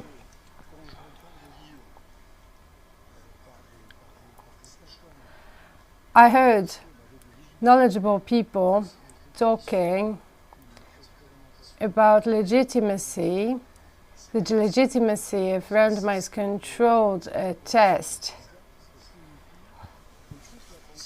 And if RCTs are the only way to legitimize research, then I've devoted dozens of years to research, and when you have dedicated dozens of years to research, and you have developed tools that could resist time and observations. So if all my work has no scientific dimension whatsoever, then there are still questions unanswered. So I tried to tackle this controversy accepting two conclusions. So according to me, there are two ways of considering the situation. So first of all, there is a methodological approach of controversy and an epistemological approach too. What is epistemology? It is everything. It has been defined and determined by Gaston Blanchard.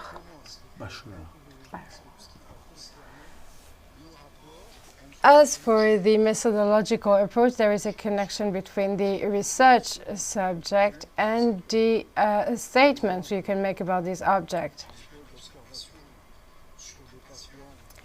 For example, take observations of patients that received a specific treatment. You get results, so what statement can you produce based on the results? What can you say about the efficacy of the treatment? So that's the connection I was mentioning. And there's another connection that is totally different. It is the connection between the said statement and the thinking subject that knows the statement. For example, is there a doctor that will be a minister? Can he admit that he has made mistakes about what he said about masks? So this is possible. He can admit making mistakes about masks, but not about other subjects. So there's a disconnection.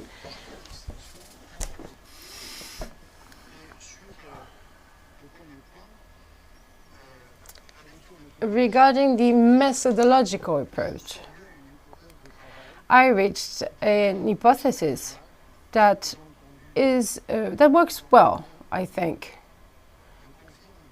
But everything I've listened to, everything I've heard since last morning makes me think that this can also be valid for medicine. So at the center of the debate, there is a really narrow concept of causality. So I said narrow, I would say it has decreased. So there's this causality that is guaranteed by a randomized controlled test. But let me digress. I'd like to explain what are the different concepts of causality in our different disciplines. There are two contrasting concepts, and it will help us formulate a reasonment. So the first approach to causality is this one. There's an economist I really admire that died too early that produced such analysis in the 60s. These analyses weren't shared widely. They were never really published, so I discovered them by chance. His name is Hermann Wolff, and he says that predicative causality is that A causes B, which means that if A occurs, then it is followed by B. Here's an example. It's quite simple to understand. With the Marriott law, PV on T equals CTE. I am sure you studied this in high school. This is called the Marriott law that can lead to three predicative causalities.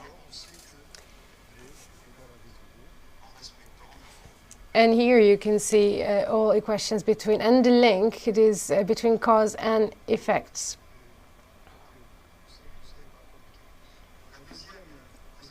And the second causality is that, so if you know that V equals V0, P equals P0, then T equals T0. And now it raises another question, that can lead to another definition of causality. And it is called the stimulus-response causality. Wolff has a definition for economists, among others, and the definition goes: A causes B, and it is a relationship between the stimulus A and its response B within the framework of controlled experiments, real or fictitious controlled experiments. So these fictitious can be a disturbing term for some people. I don't think it is, actually. I've listened carefully to everything that has been said during these 2 days, especially for medical issues, and causality, cause-effect connections were mentioned, and I noticed that this was connected to a response stimulus causality, but it wasn't necessarily connected to real controlled experiments. So here, let's go back to this definition. Let's go back to the Marriott law. The 2 first causalities still work because we know how to use pressure, temperature, volume, and temperature to get a specific result, but we do not know how to use pressure and volume at the same time. So imagine there are variations of a cylinder, so there's an action on pressure, and you cannot control both parameters at the same time, which means that the stimulus-response causality works in the 2 first cases. And if you translate everything into economy, and now you're going to understand Wolff's diagram to refer to basic things, the basic pillars. So he shows an example in economy, and it calls a function, a demand function. So it is about the quantity asked, that is a consumer asked for, and so demand is calculated and matched with the price of a specific object.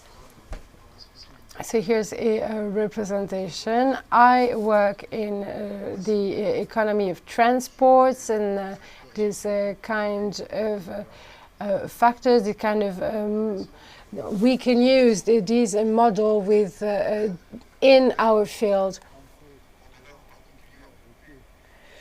And here are the variations of D and P, and we find 2 predicative causalities. If you know that the price equals P0, well, you know that D equals D0. And if you know that D equals D0, then you know that the price equals P0. But what can we say about if we apply a stimulus-response causality? Well, according to this principle, the first causality is the only one that works, the second one doesn't work. So if we stick to our conventional hypothesis. I apologize.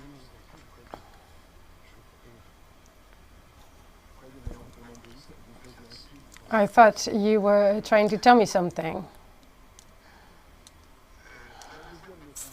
The second statement doesn't work, so it is a conventional hypothesis, a major hypothesis that you can find in a general model, in our standard model. So if demand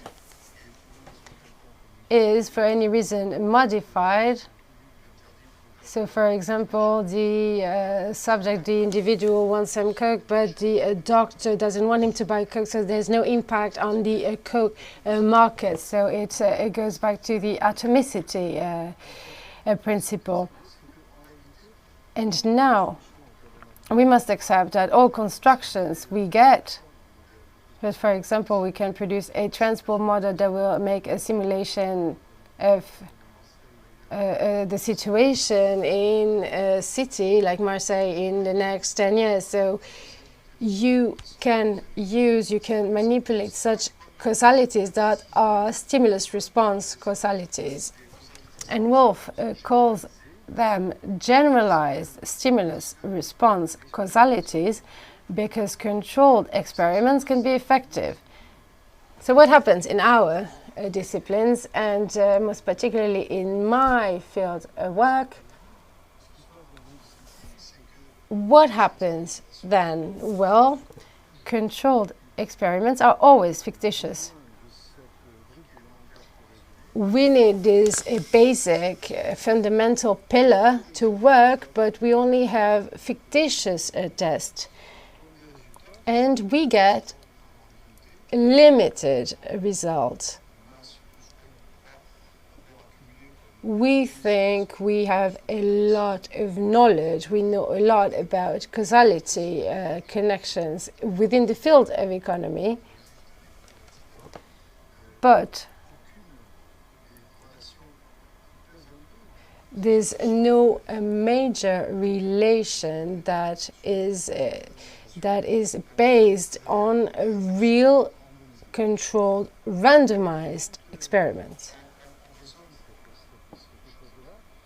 Once you know this, a question arises. After all, researchers working in the medical field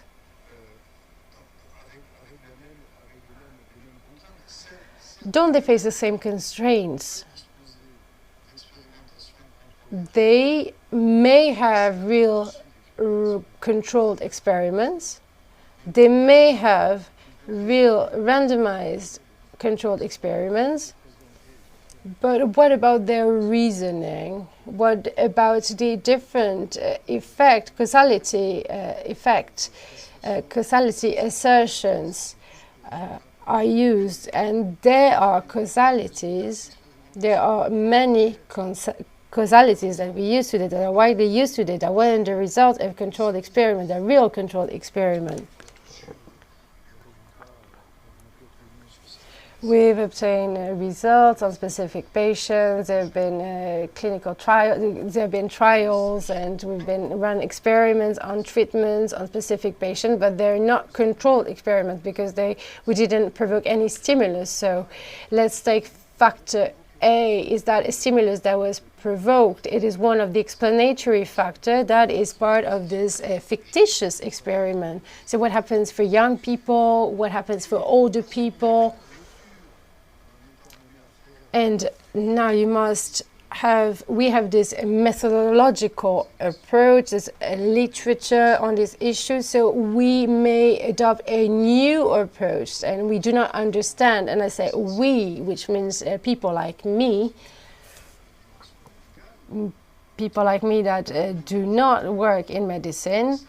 We cannot understand this behavior which consists in denigrating, discrediting results that all of a sudden do not have any scientific value because they're not the result of randomized test.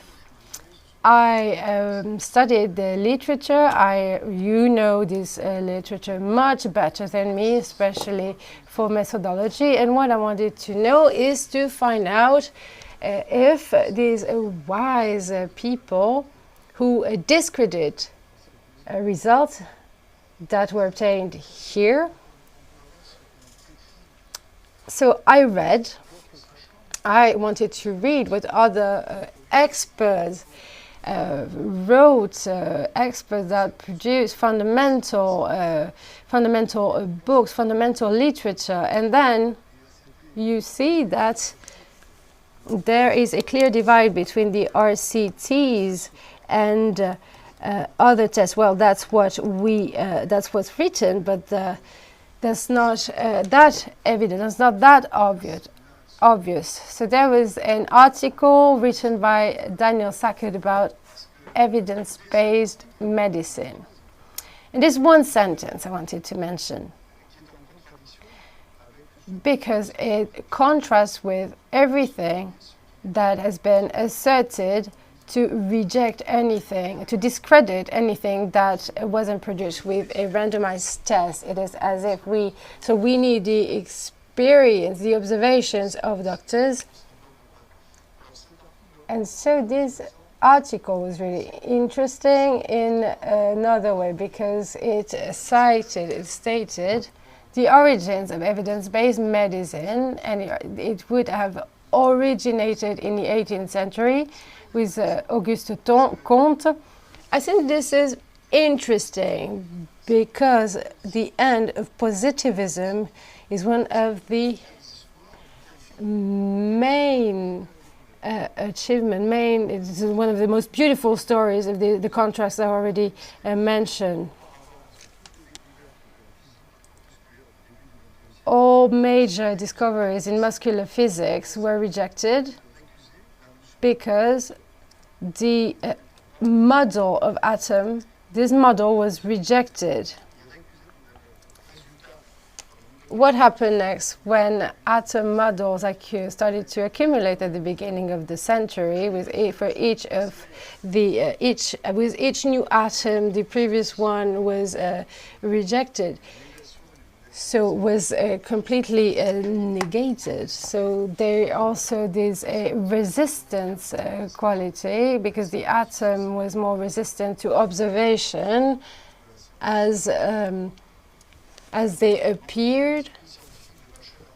And we came to Bachelard with the idea of variable reality. So I only have 5 minutes left.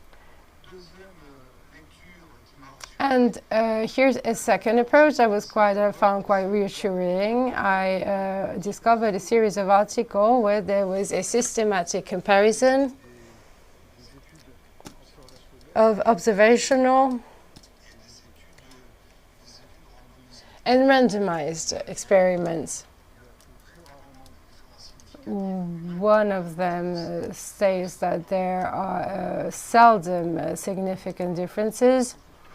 And finally, there was another study I read, and I found it quite interesting because it was fueled by about 100 reports on 5 clinical treatments, and it shows that there's a higher dispersion in terminal phase with randomized studies than with observational studies. And when you have a look at the statistic, you can understand that dispersion comes from a really simple calculation.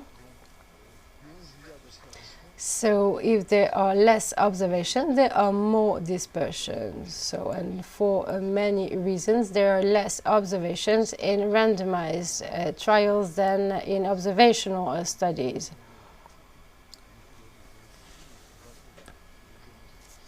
Ça, j'ai pas compris. So now I'll be brief. From what I've observed, and I may have made a mistake, but from what I read, I concluded that there was a scientific agreement on the fact that it wasn't, we couldn't accept this evidence tyranny. There's an article that I really liked, and I regretted I didn't have it. I didn't know it when I taught statistics, because I would have made all my students read it. There is a comparison between the advantages, the benefits and risks of one protocol, and it compares this protocol with other observational methods. And these observational methods are used in the field of economy too. 2 of them, I think, cannot be used in the field of medicine, but can in the field of economy. So when you read such article, you cannot help but wonder how can people just discredit with arrogance, while I thought that there are many good experts that seem to agree. Here's a last is the last story, the story of Gordon Smith and Jill Pels. I always try to remember their name because I really liked the fact that they observed that we didn't study the efficiency of so they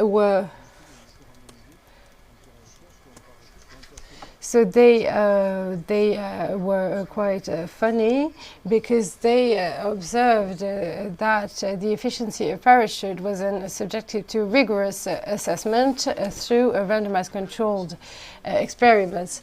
And there's also another issue being raised. It is an ethical matter and an epistemological matter.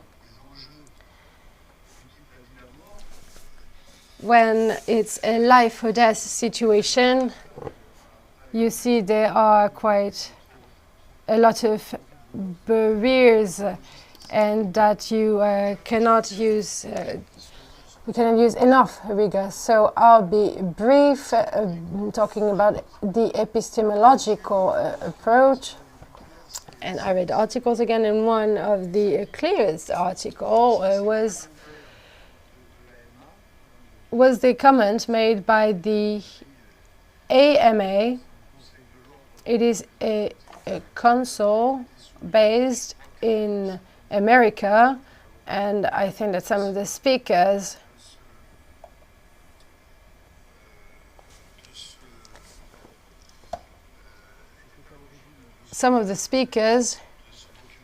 created this article, the resolution number 509, that suggested that a previous opinion had to be cancelled. This previous opinion stated that we couldn't use hydroxychloroquine anymore.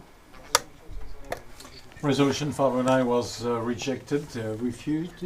It did not come back to the negative opinion, but they brought in nuances. You have to read the whole document to understand, but what was most interesting, several speakers also underlined the fact that it would be embarrassing for the AMA and would challenge its own credibility if they were to cancel the declaration, which was actually evidence-based and accurate. Why didn't I translate it? Because the accurate was chosen not by chance, you know. It is sufficiently blurry to leave it open to several hypotheses. Okay? So I'm not a specialist of the English language, so I won't dwell on this, but it says clearly that there was an embarrassment that it is translated by the fact that the EMA reminded in the conclusion of its, or the vote, reminded us that GPs were free to prescribe their drugs, and then which was not the case before, and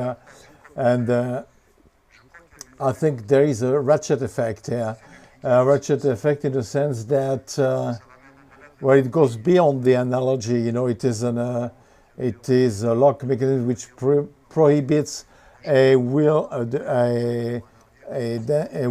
to go back, and there is in this discipline there is no way back actually. As I was saying, you know, a doctor can say that he made a mistake when he talked about masks, but he cannot say that he made a mistake when he prohibited therapy, which could have saved lives, because to admit that he made a mistake there, you know, would be too difficult for him. It is not possible. So that's why we really need. It will take a lot of time for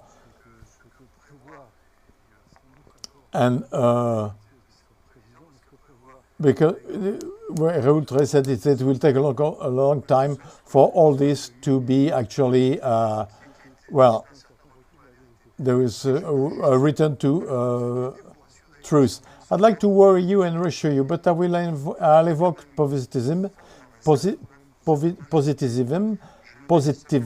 and I will, because we have a majority of women in the room, let me tell you what the academy, yeah? Frère Piochard in the academy, you know, I got that book from some. Anyway, about it, not because of the title, the doctrine of reality, but the subtitle is Catechism for those who actually are sufficient in words. And you know, when I said about the academicism, you know, forward, you know, a very loud, you know, Émile Littré, you know, the Littré, you know, from the French dictionary, you know, member of the institute, and you know, and moreover, he was also a scientist. Just one quote to show you. This is written about 30 years after Auguste Comte's death in 1889. So Q&A. Mental faculties, are they as potent in both genders? Answer.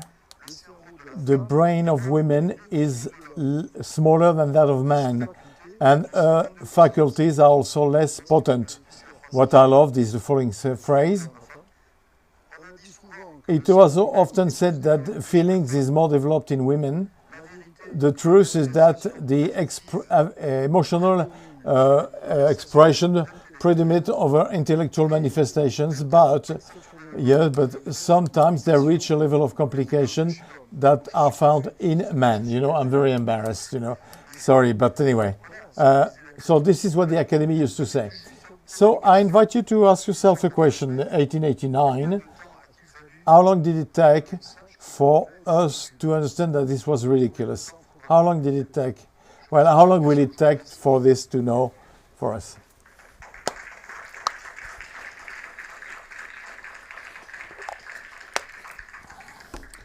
Mais tout le monde le sait que les femmes ont des capacités intellectuelles moindres. La doctrine du réel. Catéchisme pour les gens qui ne traitaient pas de nous. 1880. Comment? Pardon? Okay, we'll open the Q&A session. We'll open the Q&A session. So if you want to ask a question, please, we have the microphone here. Okay, I won't be the devil's advocate concerning the randomized test with parachutes. It is talking about the physical law. When you talk about medicine, it is biological laws. So I think it's not a proper comparison. The parachutes and with the placebo. Yeah, there was a. I think it is good because the common point is that subjects who are likely to I agree with AOB run a risk.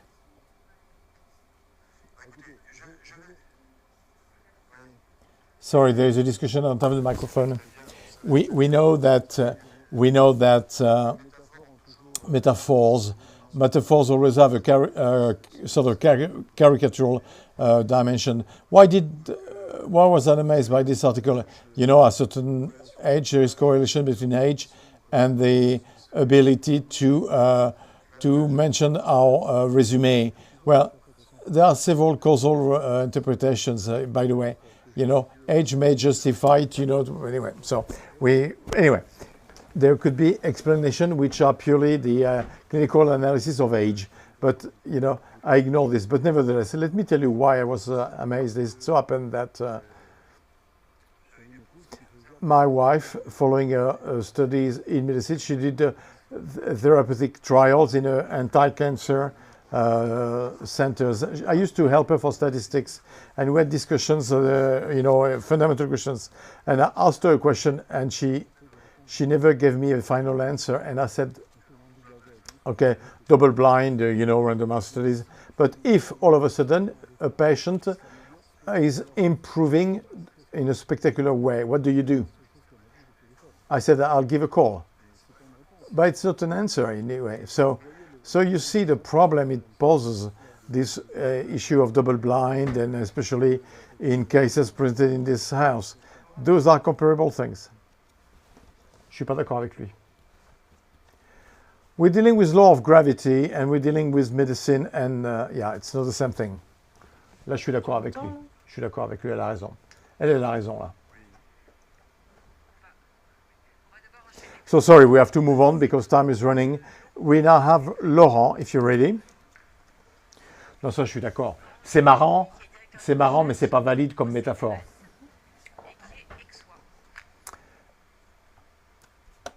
Tu veux le principe de la gravité, n'importe quel...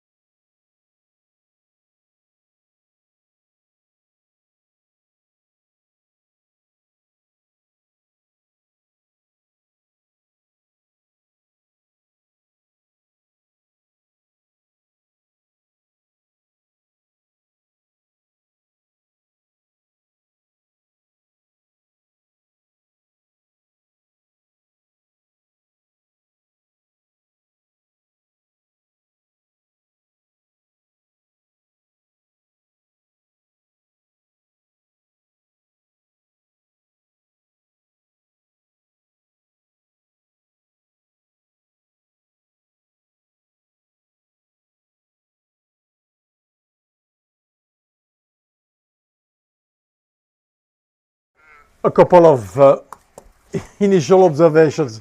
For the last 2 years, we see in the public debate, Doxa is the narrative of the COVID crisis by the players who managed it.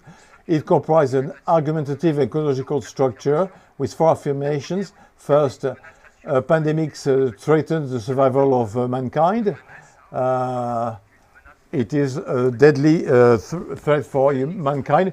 There is no therapy to treat COVID. Third, the main measure is therefore general lockdown of the population. And 4, the deliverance will come when we'll have vaccines that we will have to administer to the entire population of the world.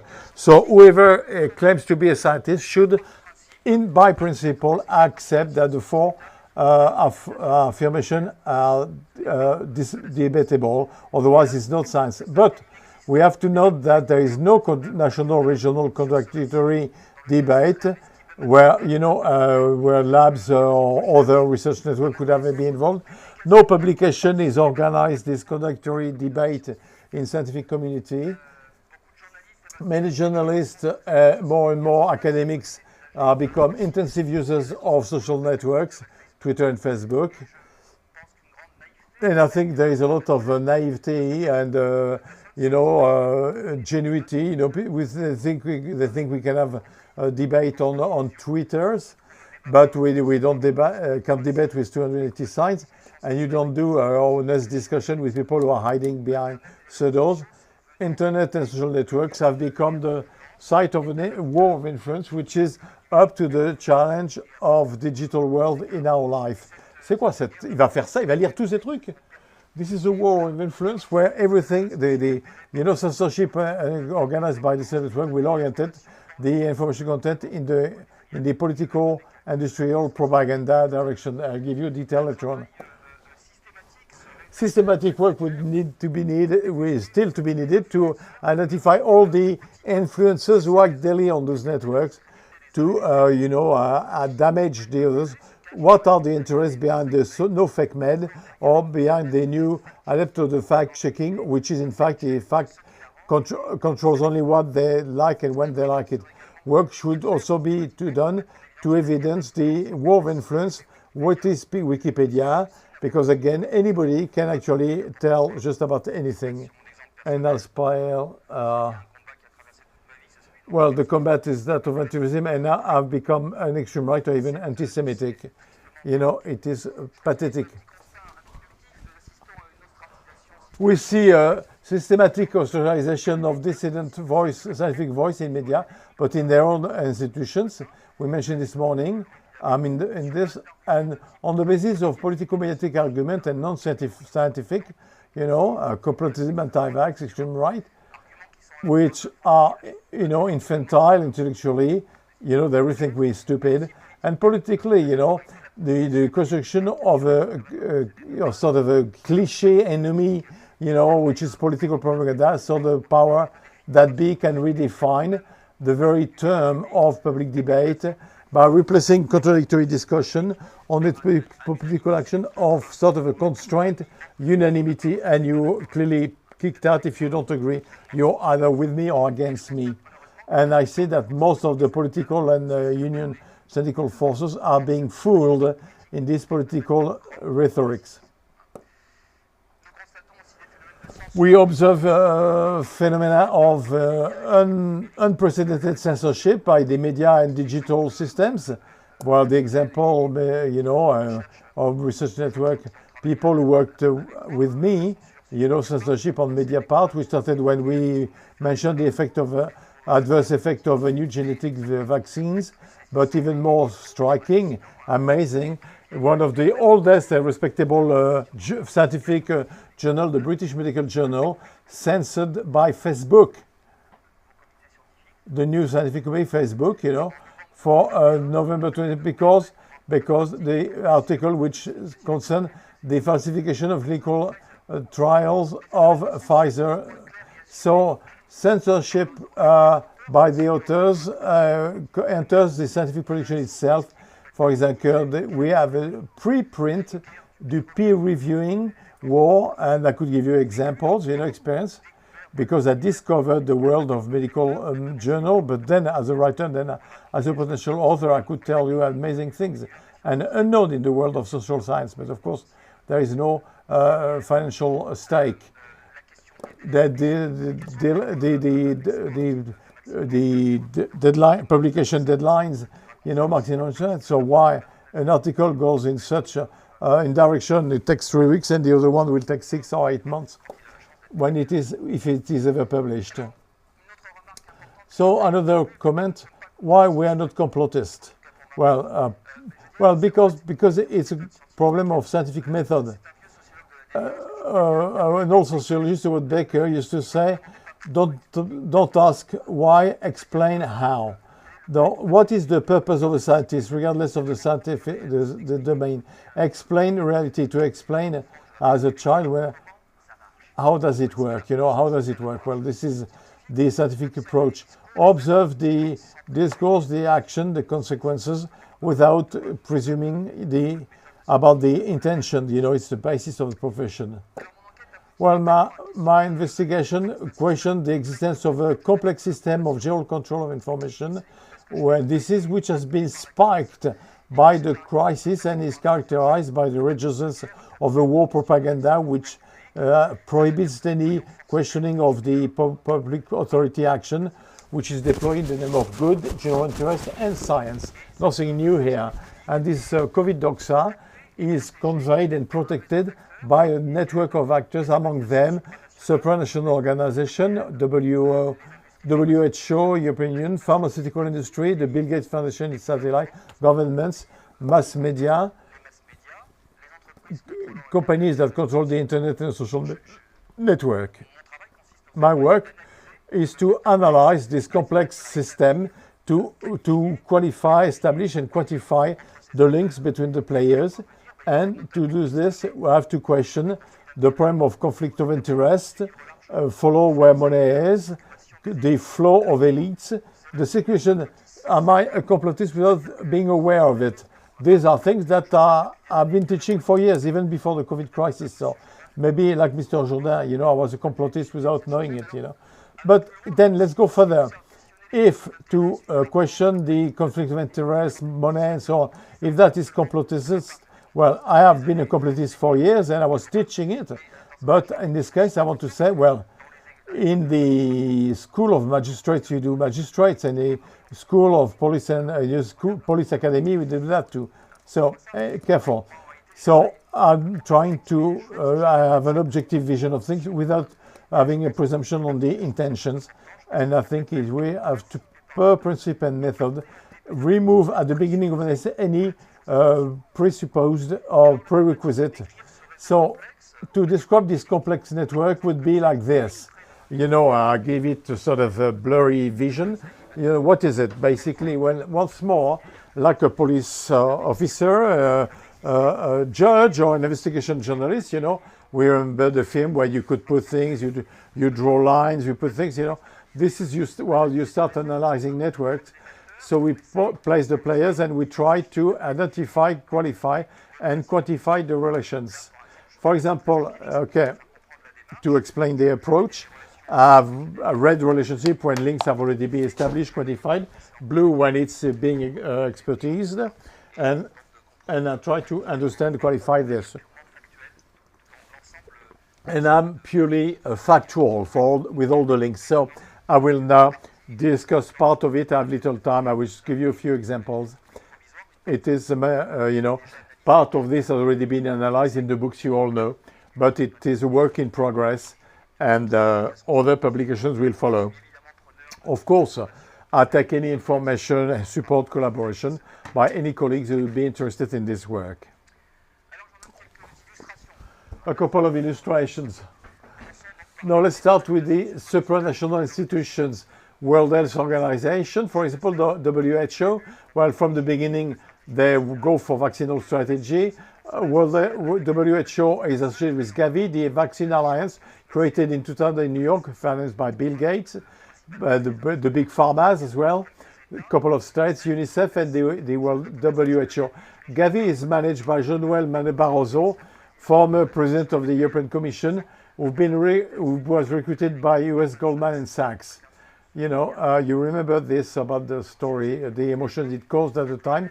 So WHO introduced Gavi to create COVAX, which, by the way, a global collaboration structure for the development, production, and fair access to tests, treatment, and vaccines for COVID-19.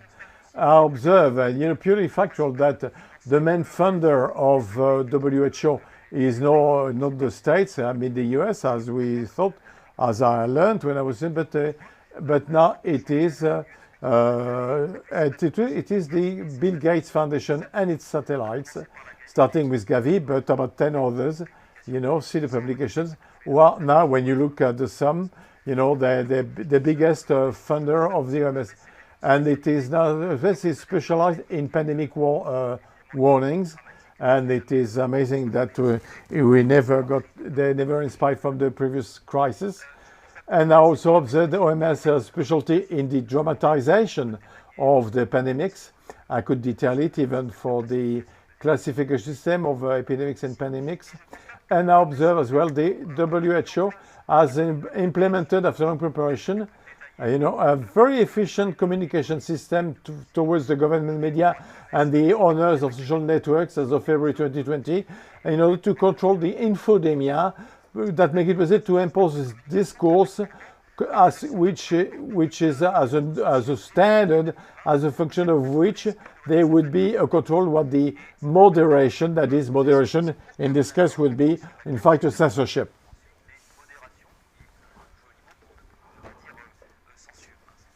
Okay, on the European Union, I observed that the choice to massively invest in the integral vaccination policy of population, the subsidies for the production of vaccines. I also observed the negotiation directly of hidden contracts of anticipated purchasing of vaccine up to 4.2 billion euros, 2.4 for Pfizer. Also that the European Union has used flexibility authorized to the rule to accelerate the development, the authorization, and the availability of vaccines, and they participate to the COVAX project already mentioned, and it is also very permeable to the corruption, especially with the van der Leyen affair, well known, the president who negotiated directly the contract with companies. We know the story of Pfizer, while having a husband who himself works in the management of a company which produces new vaccines, and a son who works in the McKinsey, by the way, consulting office. On the pharmaceutical industry, well, you know, general prime, you know, traffic of influence and corruption. I mean, you know, this is a well-documented phenomenon by researchers, a few investigation journalists. Books and articles have been published. You know, the main question is how come that we forgot all this, you know, the day when SARS-CoV came. Techniques are multiple, you know. I don't want to be exhaustive, but, you know, it consists in have a regular collaboration of doctors and researchers financed by industrialists. Professor Jean Roudier I interviewed in Tom 2 of Talks of COVID to the institutional co-financing of public research. You finance institutions and laboratories, you know, not just individuals, and then we pay the individual expertise of these researchers and doctors. We transform them into, you know, basically employees. So I'll spare you the details, but this leads to having tables like this one at the end of Tom 1. There is one which I've enriched, which gives you take the name of people, look at their declarations that they made, you know, transparency and else, you know, that's all the information is public because there is a legal obligation for 12 years now to declare at minima. And then I observed the position they took in public debate in the last 2 years, and I observed these three things. And you can see, therefore, the scope of the involvement with industrialists, and you observe the position taken, be it to discredit early treatment, to do the propaganda of integral vaccination of the population, with all sorts of arguments. And I mentioned for some of them the major positions they have in public agencies, you know, for example, the Scientific Council of COVID-19 or the Public Conseil de Santé Publique or other institutions. Il faut que j'y aille, pardon, je reprends. À tout à l'heure, j'arrive. Merci.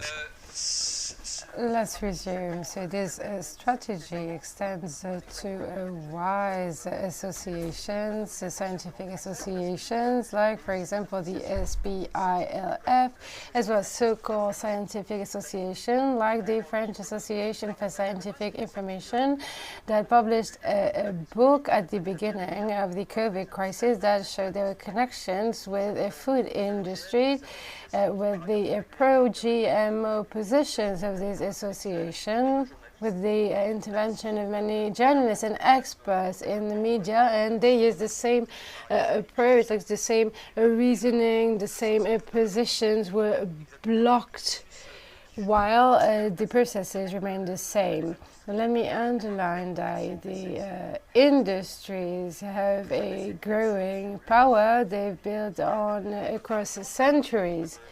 So let's take Elsevier with a $9 billion turnover in 2019, 7,000 collaborators in the world that own great journals like The Lancet, that works with university, to which it provides a library software and other tools.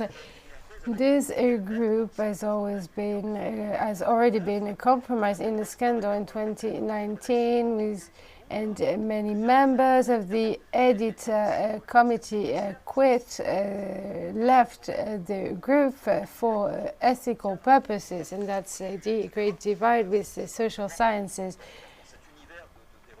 In the world of research, medical research, if you publish an article, publishing an article has bears high cost for the institution. So the huge amounts of money are involved, and this system is here to make industries reach us huge industrial group reaches. So they belong to a Dutch group with the same stakeholders as another group that we'll mention again later. So the industry's power goes beyond with elected representatives. Let's take the group Gilead Science that in 2019 recruited 4 people and spent between $4,000 and $5,000 for lobbying with French representatives. And then another example, there is another group called Relax that spent 500,000 euros for lobbying the European Commission. And as a reminder, a lot has been said, and there's nothing new, as I said before, but the issue is that we have abandoned our criticism, our critical thinking these past 2 years. And as you know, let me remind you of something else, something that everybody knows. Let's take the number of sanctions that have been accumulated by the main industrial groups in the US in the pharmaceutical industry. If you take the last 20 years, Merck received 81 complaints and over $10 billion sanctions, penalties. And you might have noticed these past days in the media, no, this situation doesn't disturb anybody. Governments keep on making contract with this industrial group. And recently in France, the government just granted 800,000 euros grants to the Servier laboratory that were just condemned for treachery and involuntary manslaughter in the Mediator affair. And now we'll talk about governments, and I'll take one example, the French example. The government didn't follow the recommendations that were put forward in different pandemic action plans. So we're not using our past experience. Is it about being incompetent, arrogant, or it is about obeying rules from elsewhere? So we are likely to see how we shifted from indifference to panic within a few days during the winter 2020, and it will play a crucial role then, and I really hope that one day we might have more element, more data to understand this crazy situation. Governments imposed an unprecedented lockdown, and there were many laws, many rules that were created, and there had been over 2 million penalties in 1 year. So there was no assessment whatsoever of the societal impact of the rules imposed. And as it was said this morning, the government pushed the city medicine, close-by medicine aside, as well as private medicine aside. So there were beds available at a few meters. So the veterinary were pushed aside. The government focused on hospitals, degraded public hospitals. They've been focusing on them for decades, and this is an hospital centrism that is quite mediocre. The government created scientific committees that were responsible to claim what science, to talk about science, but they never opposed any political decision. And there is also the issue of the scientific consensus. We mentioned it, that was mentioned at the beginning of this conference. The government tried to impose the vaccination of the whole population, so there are marketing considerations to take into account. And we did have monitoring pharmaceutical data that were ignored. minister said that the vaccine were 90%, 95% efficient. So are these his words or the words of industrial groups? So we need to take that into account. The government carried out a great propaganda campaign that was orchestrated by the McKinsey cabinet, and there are many players of this network that I'm trying to focus on. So there is a consulting study. So you know that there was a consulted study that had structured it, that organized the presidential campaign of Emmanuel Macron in 2017. And the current boss of Moderna, Stephen Hodge, used to work at McKinsey, and Amir Malik, which is the innovation director at Pfizer, and Ian Davis. He worked in McKinsey management, and he became the non-executive director of Johnson & Johnson. Finally, I would like to add that McKinsey is in the other consulting company, American consulting company that works in France and that works in the healthcare system. But there are many more examples I could give you that go beyond McKinsey. And the government, as many others, has used all the existing administration rules to impose to submit our administration. The government also used liberal doctors that were monitored by the board, by the medical board. So the keywords are to submit and to discipline. And finally, the government made sure that the media, social media and the media in general could help them defend and diffuse their communication. In the end, the crisis didn't let the government reform its very contested, highly contested authority. Let's talk about the media. They're dependent. They're financially dependent on their owners. That is, billionaires in financial group. They're dependent on the state because they get grants from the state, such as France. And it seems that many newspaper covers disappeared because of the state. They're also dependent on digital giants such as Google and Facebook, with whom they have established major partnerships. This is an issue at every level. It all started with great press agencies like Reuters and AFP. But this issue also regards small newspapers as well as radio and television channels. The media are more and more dependent are more and more dependent on organizational sources and on social media. Journalists seem to rely on social media a lot to get information. The office-based journalist doesn't produce any information but keeps on commenting on the information produced by others. So we're not talking about journalists. They're not journalists anymore. They don't produce information. They only comment on what others say.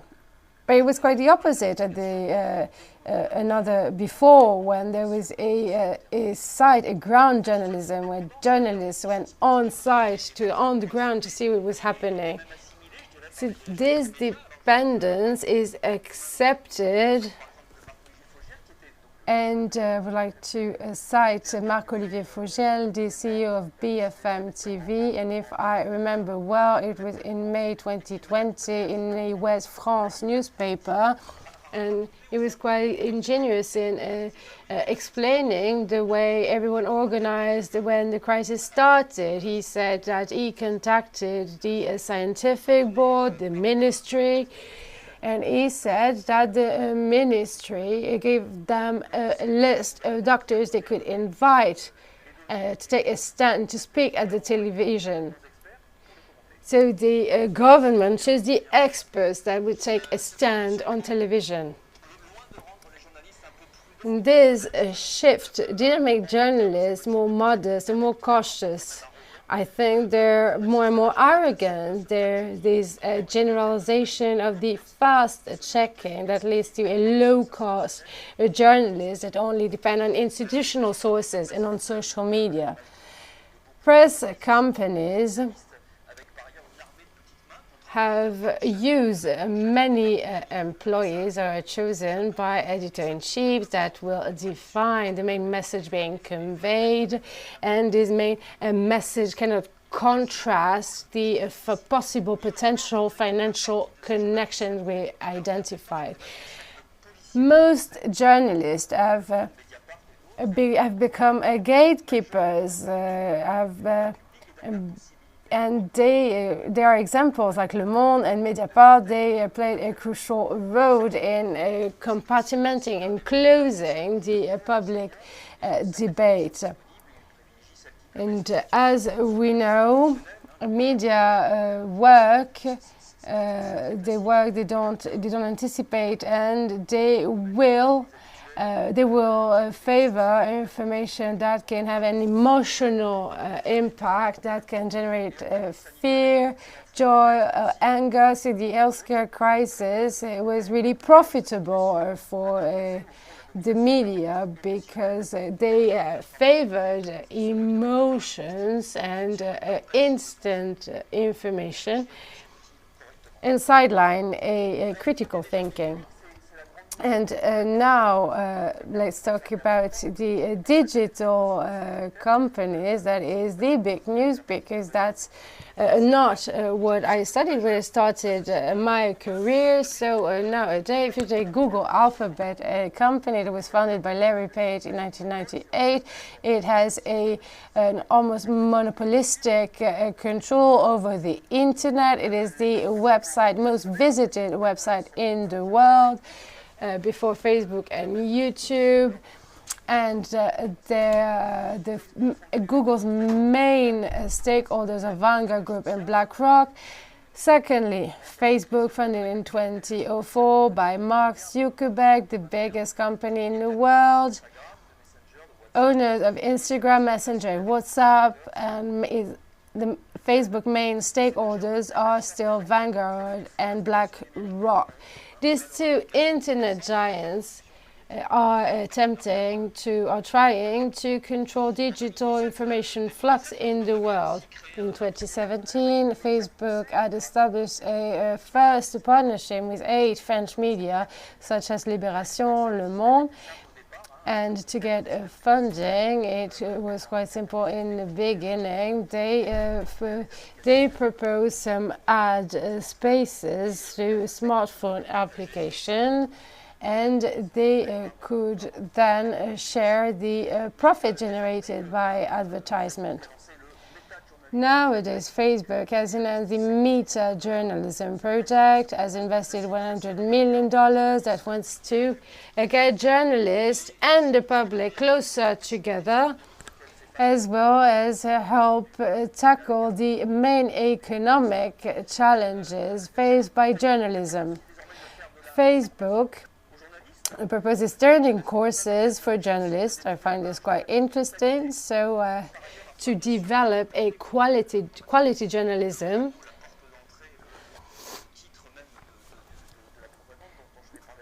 Information and disinformation is mentioned a lot because Facebook also wants to promote a better analysis of news. So in 2020, Facebook allocated $10 million to 144 editors in the US. Facebook also created an emergency fund for the European Centre of Journalism within the framework of the COVID pandemic. 68 other journalist organizations received grants during the second wave, and some online media such as Mars Actu and Mediacité have received grants too. And Facebook recruited a Ministry of Information in France. He's called Laurent Soli. He used to be the cabinet chief of Nicolas Sarkozy and ex-vice director of TF1 channel.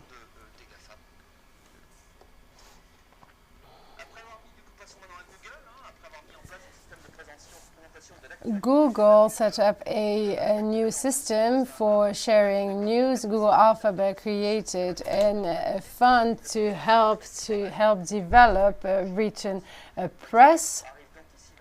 And then there is fact-checking and big data, or the decoder section of Le Monde in 2019-21. French medias received funding for 6.4 million euros.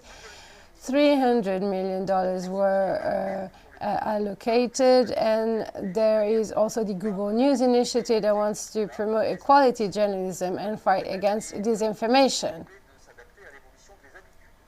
It also aims to adjust to the public's habits. Many organizations have received funds, such as newspapers, or in Quebec or in France. And the objective is to foster a worldwide information community through the digital transformation of the press. In 2020 came the Google News Showcase project with $1 billion funds that aims to bring consistency to the customized information flux proposed by Google. In October 2021, Google organized a worldwide summit to fight against online disinformation in partnership with the University Institute of Florence and the Gulbenkian Foundation. The Vice President of the European Commission, Vera Jourova, was also present. The AFP, the Agence France Presse, is now a major partner of Google. In 2022, they established a partnership for a project called Objectif des Infox. But the political disinformation was the Trojan horse that let them police information before applying this principle and this method to all topics.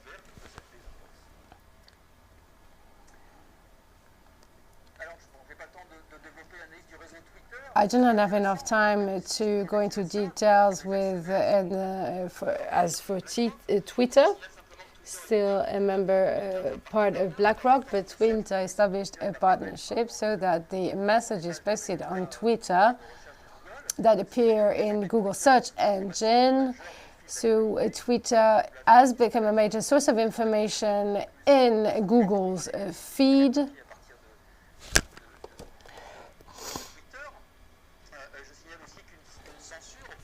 There's also widespread censorship on Twitter as well as on YouTube or Facebook.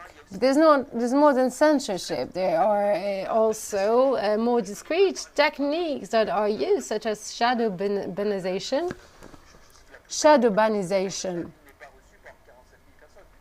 So that happens. It is called a shadow banization. So it means that your account exists, is not censored, but they just make sure that most of your followers won't receive your messages.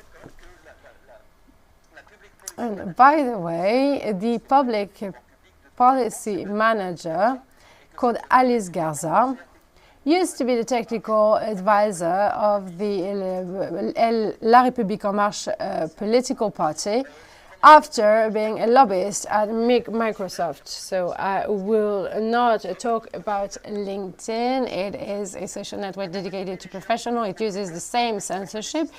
To sum up, big digital companies have systems in place to filter information and to influence knowledge as well.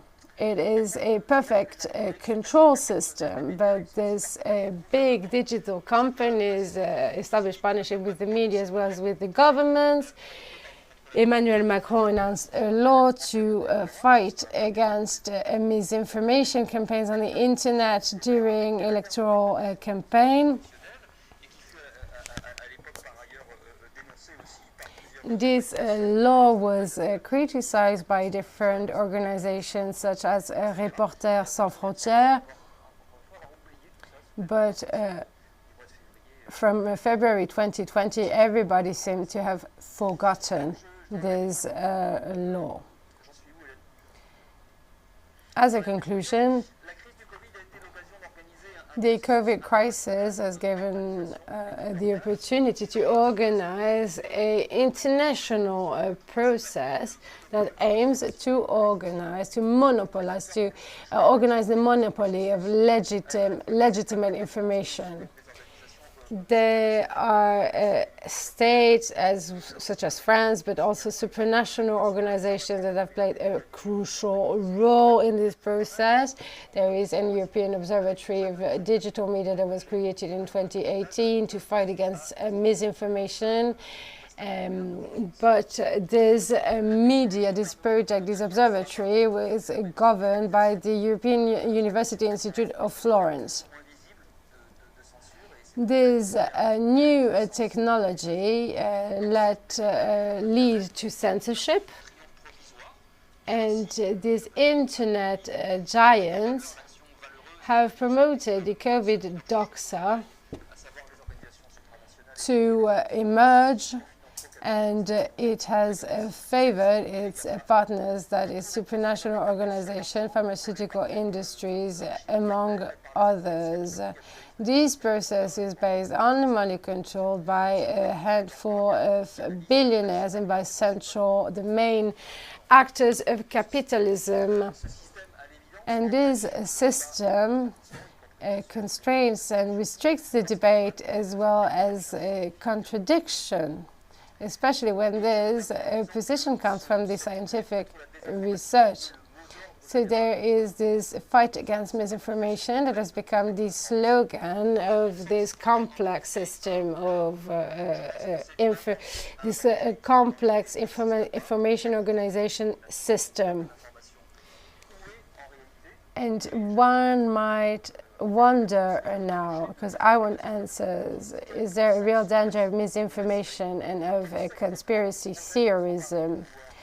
Are there subversive powers who are trying to threaten us? Are there any strange cults that want to extend their powers? So those are questions I won't answer, but I think that all of this is an illusion, a pretext used by politicians to implement a sophisticated technological system to control information and impose a unique way of thinking.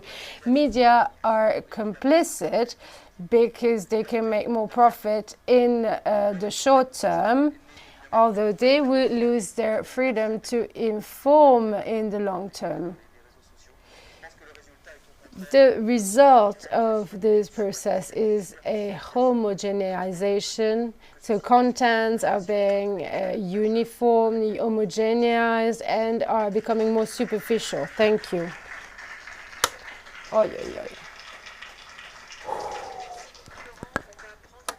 Thank you very much, Laurent. We will take a few questions. Maybe there'll be a break if we have enough time.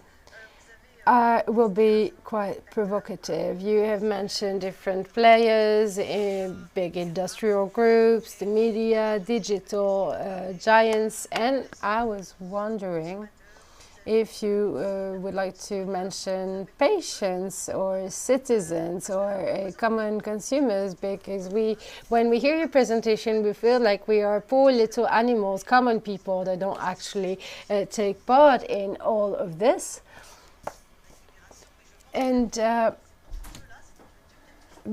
this is a simple process of offer and demand. There's offer and demand between patient and doctors. So I think that the population wanted all of this.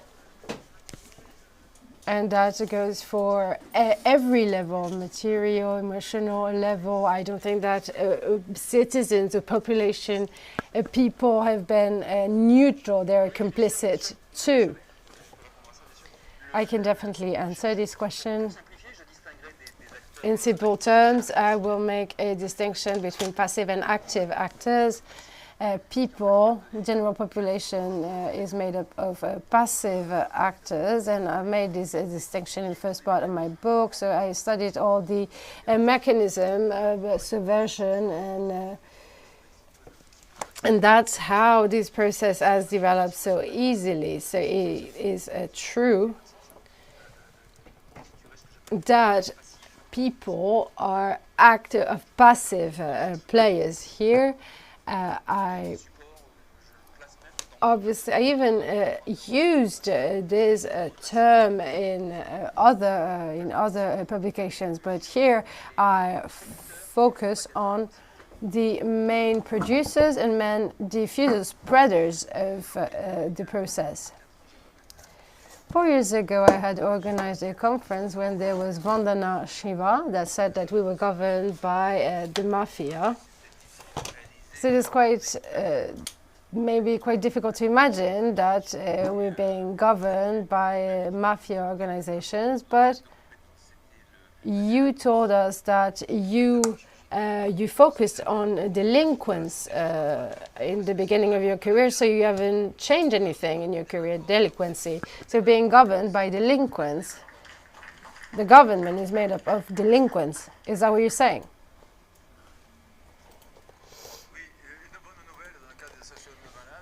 And good news, our association, PGCS, has won at the court in the Levothyrox affair case.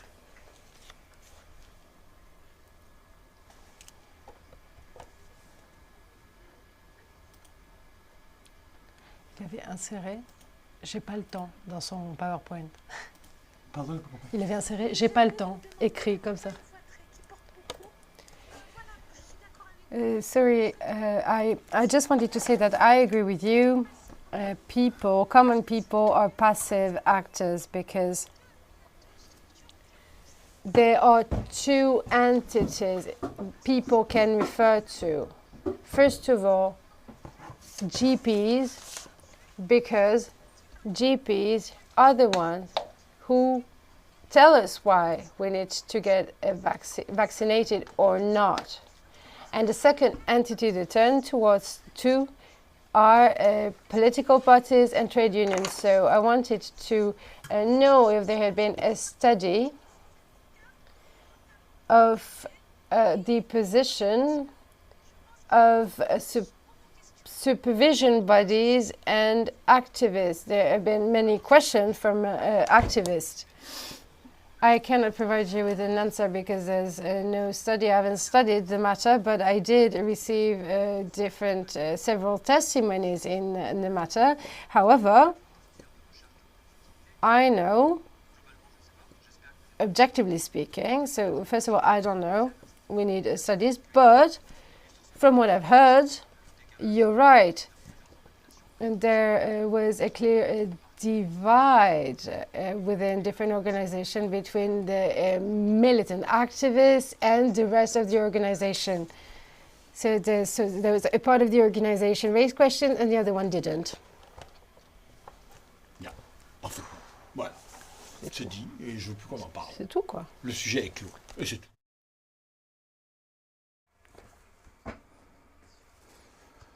Where is the danger of disinformation? What would be the subversive power? Who would like to take power? What sort of organization we can see that for the political power that be would be the political opponents? This crisis makes it possible to hold on to power. I don't know. You can push back political opponents to complotists and anti-vax. And this is what is going on right now in society. So clearly there is a political utilization of this by the governments to play that game. Yeah, absolutely. Yeah, this is one thing I wanted to say. Well, this all those interactions have made it possible, where it was an opportunity, amazing opportunity for power to maintain this control. Absolutely. And what's annoying, and this could be the answer to Madame, at the end, I mean, things which are at a level of a roughness and I mean, which is so obvious. I mean, I remember at the end of August 2021, there was a press release. I think it was the Sud Education. It could be any other organization, which could be on the left. The title was for general vaccination against the extreme right. So how to adopt the rhetorics of the other, or how could you shoot yourself in the foot? Why do you want to do this?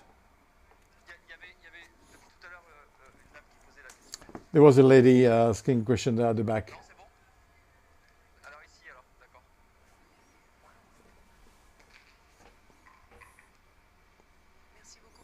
Thank you for this presentation. You talk about doxa and a lot about information which concern France in general, and you generalize talking about the WHO, European Union, and my observation is that this doxa is global and actually mondialistic, and what it might be missing in the links you establish between the GAFAM, and where WHO is the World Economic Forum, because the confiscation of thinking, concern other phenomena which can be observed at the global scale. Climate, economic stakes, strategic stakes. We see what's going on now, and therefore the lobbying of health. The lobby of health. When you step back, you take a step back and you look at all those stakes. We could have a kind of, we can see the images created with this the images caused by this puzzle. So, well, the answer is no. Not that I don't think it's too crucial, but simply this is part of the things I haven't finished yet. So, well, we have not. I'm not advanced yet to assert things like that, but it's part of my research program. Absolutely, the Global Economic Forum. Yes. But with the same basic technique, conventional, look at the flow of money, circulation of individuals, relations, conflicts of interest, interdependences. And I'll do so because we want to study not just the economic stakes, but also look at possible ideological production. So I still don't, I'm not advanced enough to talk about this, but it will.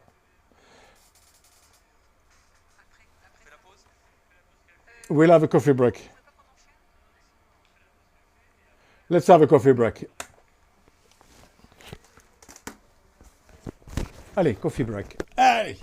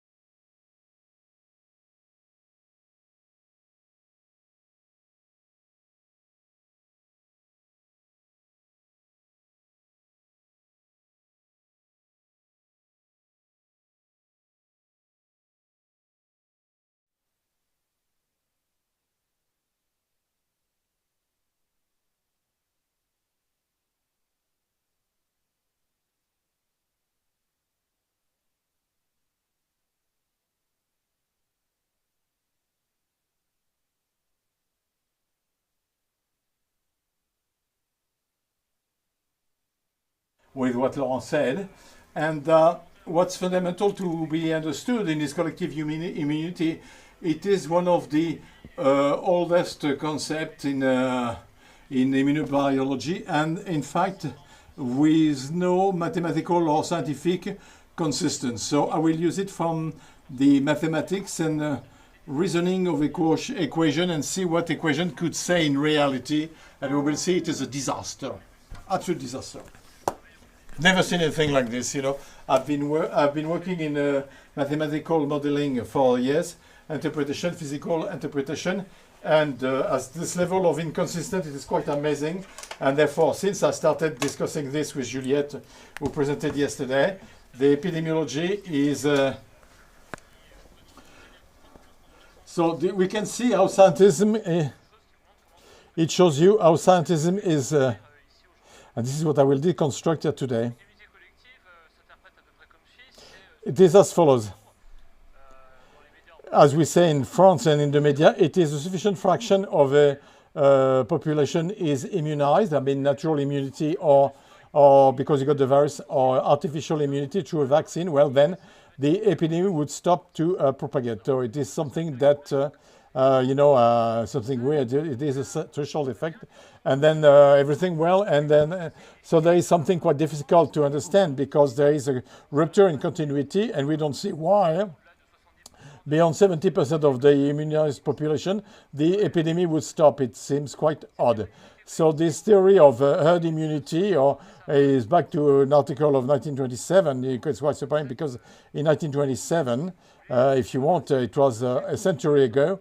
All sciences have evolved, revolutionary. Very few kept their root of the, but this back to 1927, the very famous article from Kermack and McKendrick on this. So I quote the article per se. In general, a threshold density of population found to exist. No epidemic can occur if the population is below this threshold value. This is what is said. And this would be the conclusion of a mathematical conclusion, come equation that would modelize the system, the SIR model type equation. So the differential equations, quite conventional from a mathematical viewpoint.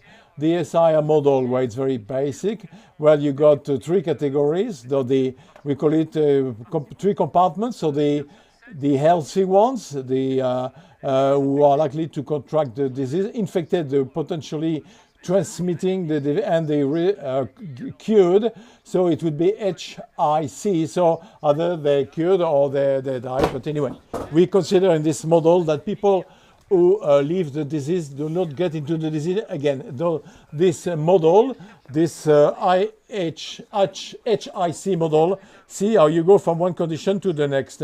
How by being healthy you become infectious, that is, will have the possibility to infect others, and then how you pull out of the disease and you cured, and it is the shift from one compartment to the next that you try to describe with mathematical equation, which would be predictive equations that are able to announce the future through the knowledge of the present via differential equations. So two steps in this model will lead to two equations.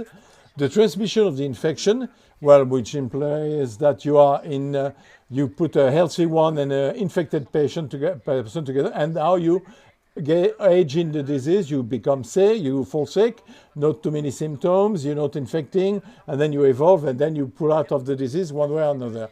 So those are the two ideas that will be.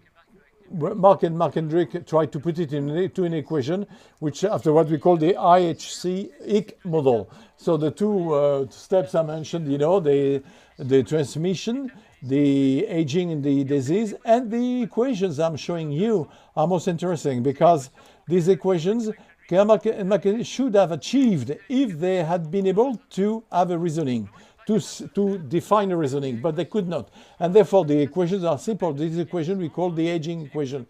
That is the pyramid of age. You age in the disease, and then you can pull out of it with a certain rate, depending on the variable, which is the age of infection in the disease. So basically, it is, you know, a very basic population-based equation. But this equation, they cannot describe because they want to solve it, and therefore they will do a sort of a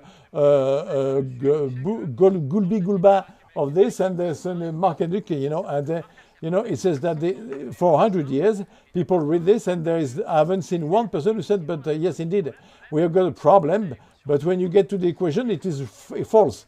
And they confuse the initial condition and the limit condition, and they will die a sum of the two. It's a madness, and they cannot write this. That's for the edging in the disease and the pulling out conditions and the propagation of the infection. When healthy people meet infected people, well, they may get they can be a transmission, which also depends on the age of the disease. If you are young in it, beginner, you know, it's a diffusion coefficient, which depends on the age into the infection. It's a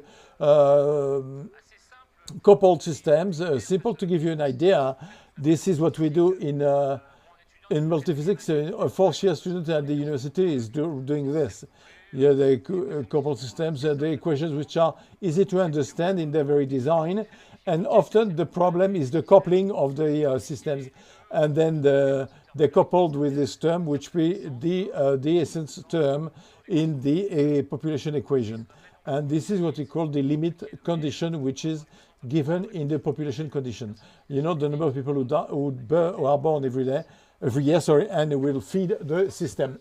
So the system is somewhat complicated. However, when you consider that the diffusion and correction or curing time are constant, which to Kermack and McCormick, where you obtain an equation system, which is supposed to give you the evolution in time of the contagion, the number of healthy people, the number of infected people, and people cured.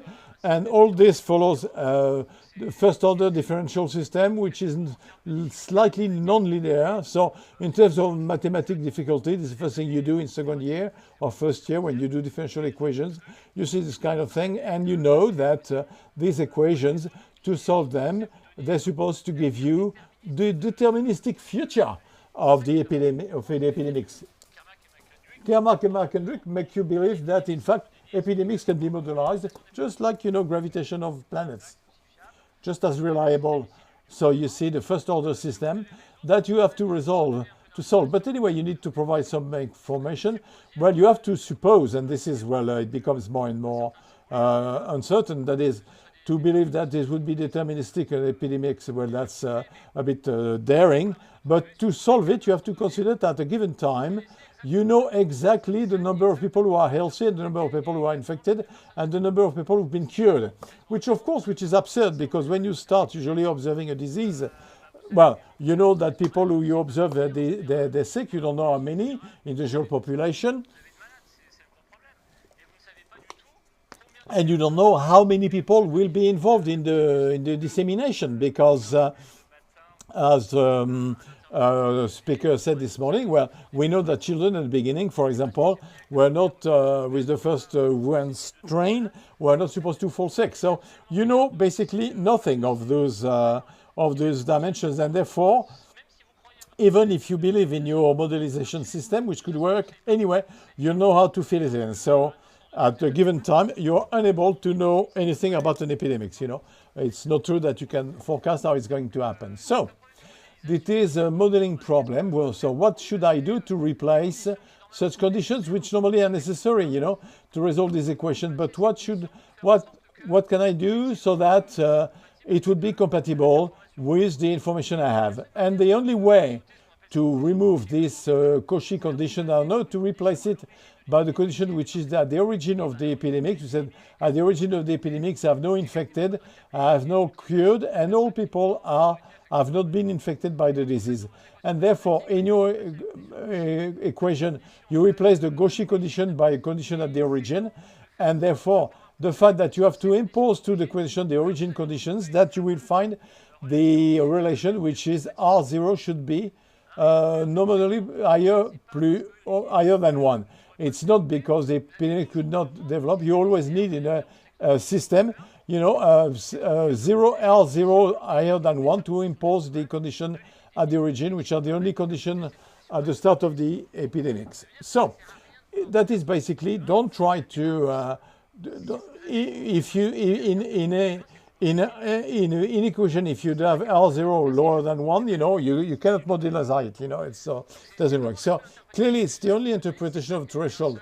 It's not that there is a threshold that could be manipulated and the epidemic could not develop, but if you don't have this relation, your model that has no sense. And this is a mythology that has to be kicked out, because R0, we heard it in all the aspects, he never said the same thing, and nobody knows where it comes from. When Carnac and McHenrick define this condition, it is because they want to impose this limit condition, even though they don't see it well, because they're not necessarily very good at the equation in mathematics, but this is where it comes from, the ICR. What is the IC model? What is it? It's not an absolute model, it's a model which may work. I gave you on the mortality curve in Italy in the spring, well, the fact that there was a very good IC model that could match the data, and I explained to you how we can reconstruct this curve from the data measured of mortality. And in fact, if you recalculate the IC model on the mortality data, you can go back to the beta gamma rate, diffusion and recovering, which is the IC model can modelize things, but it cannot be used to deduce collective immunity. Oh, it's ventilation, sorry. So when I rebuilt IC model for European countries, I realized something most interesting. That is, first, most of the European countries had a IC model that could explain mortality, and that when we looked at the diffusion and overlapping constant for the system of mortality, we realized that in fact all countries in Europe, Italy, France, UK, Netherlands, and Switzerland, Belgium, Germany, Austria, well, all have the same diffusion coefficient, 0.24, 0.21, 36, very not scattered, just one comes out, Sweden. One is an outlier, 1.5 times below the others. The only country did not have a lockdown in Europe where he has the lowest diffusion coefficient. Therefore, I did the ICR model to show that they didn't work initially. I was disappointed to see that it worked, because I thought it so happened that it works, but not the way we thought, because when you redo the own calculation, you realize that the one comes out of all the list is really Sweden. And what's remarkable, they all have the same coefficient, and they all locked down in the same way. So something is solid scientifically to say, okay, those who were, the lockdown, it was to spread the peak, slow down the diffusion. Well, it was the Swedish and not the European countries. So that's the first conclusion. So we can use IC models to understand what took place at spring, but it's not a model that can work in a universal way. Sometimes it can or not. And it's after the epidemic that you know that the model was efficient or not. Don't use it before. You have to wait for the end of the epidemics to do the analysis. But you cannot predict anything. So how do we get back to the coefficient? Well, it is an asymmetric method I invented about a year ago.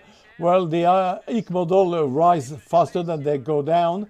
Time between the peak and the time when you take the measurement here, and the one side is always longer than the left. You do the ratio, calculate the average, and you have something which is characteristic of R0, beta over gamma, and then you look for gamma for a small equation on the mortality curve with the maximum, depending on R0, and then you get the answer to your question.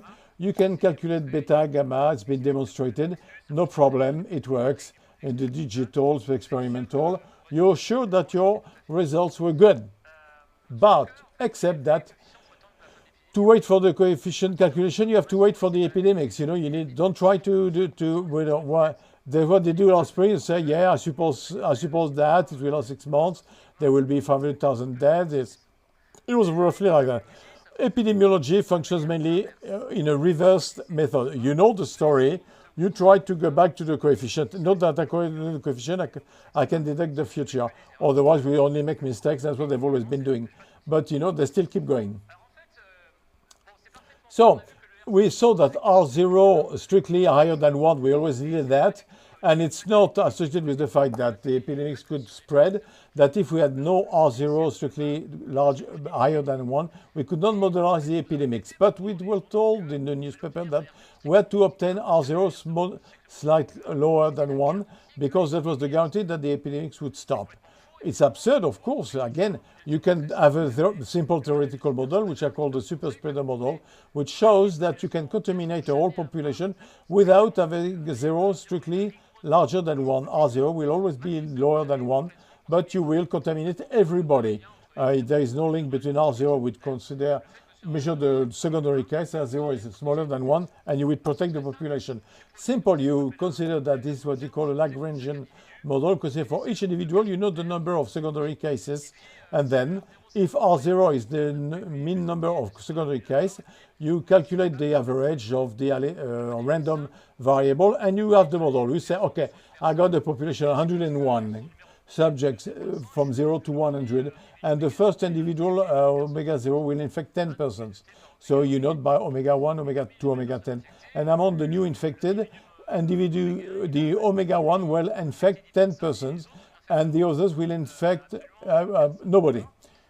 So you note omega 11 to omega 20 are infected by omega 1, and then you continue like that until the omega 81 who will infect 10 people, which is 91 to omega 100.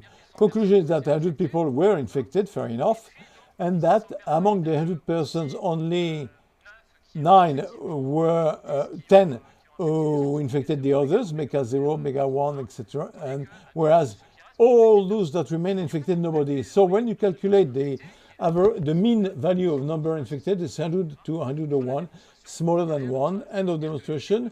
The idea of trying to establish a link to a certain number of secondary cases to the fact that the epidemic cannot spread. Well, you can build many models.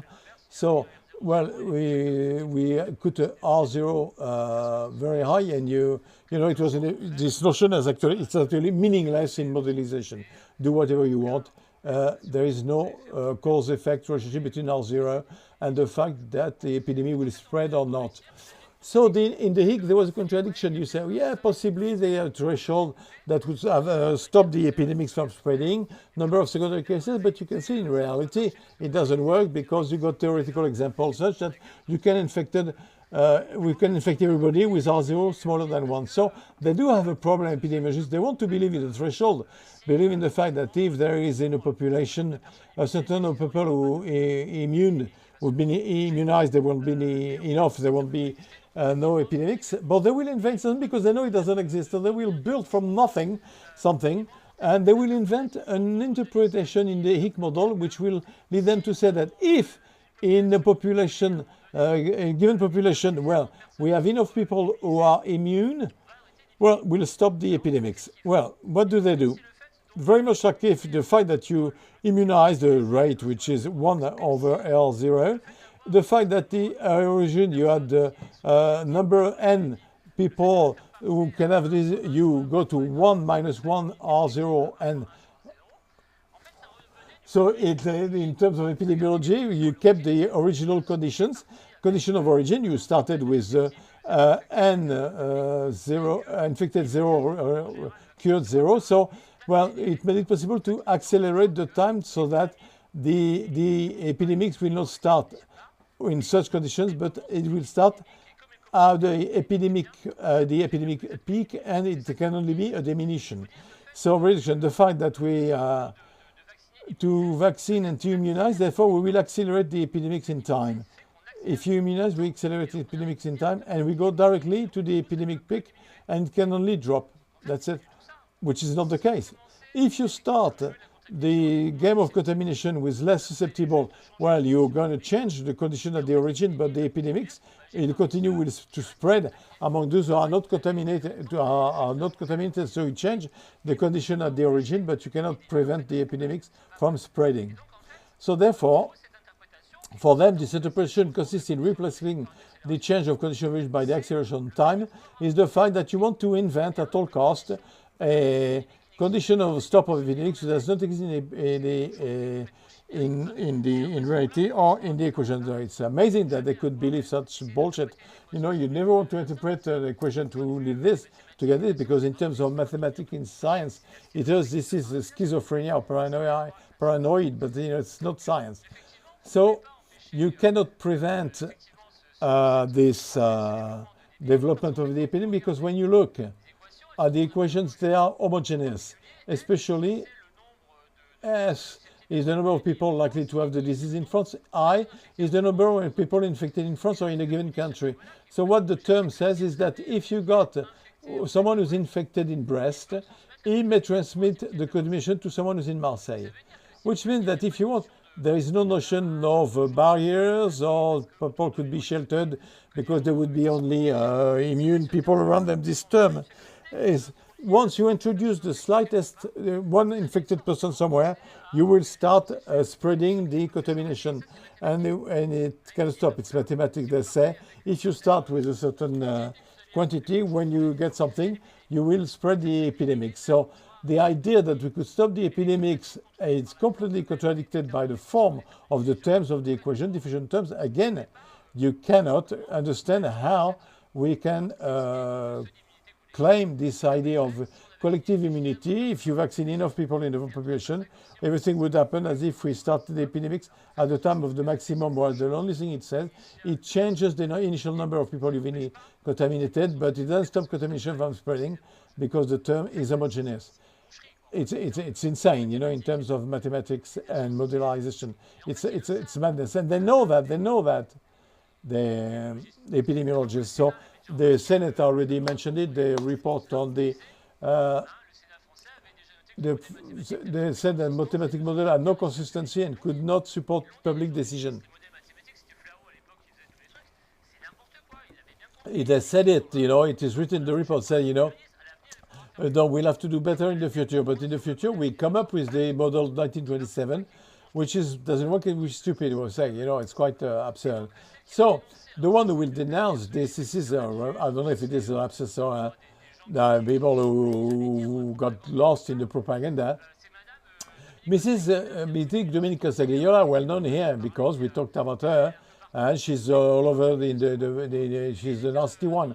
She was interviewed by France Inter on 6 November morning, and she said, okay, the journalist asked questions, we said, okay, we are 75% at the full vaccinal pattern, 88% of those who receive at least one dose. This has not suffice to reach this collective immunity we dream all about. Because she's done her work, you know. I mean, I said, you know, 6 months you talk about collective immunity.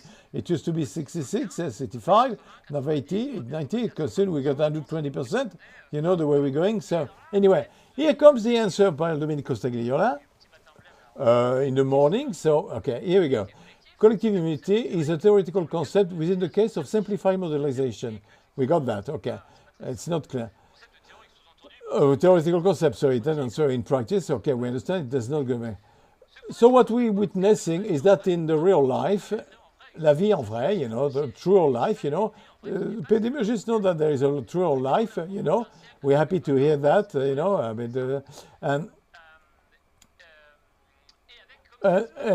the way it goes when it's not simplified, because it's rather complex, the transmission. Okay, well, okay, yeah, wherefore, yeah, and transmission, there are some people who do not transmit at all, although who transmit a lot. I've seen that, you know, with the super spreader to say we got to prepare for the model. You see R0 does a smaller, well, so anyway, well, so it doesn't work. It doesn't work. Well, you know, I don't think she's idiot. She's stupid. So they know that they've been bullshitting for a long time. But you know, they don't stop to and R0 collective immunity. Well, you know, but you said 88% of vaccinated people. You know, we're not there. Well, simply because it doesn't exist. Simple as that. So to conclude about this collective immunity, well, understand that the article of 2097 we set the idea of a threshold is totally absurd. It's a mathematical mistake per line, you know. I mean, and everything is wrong, every line.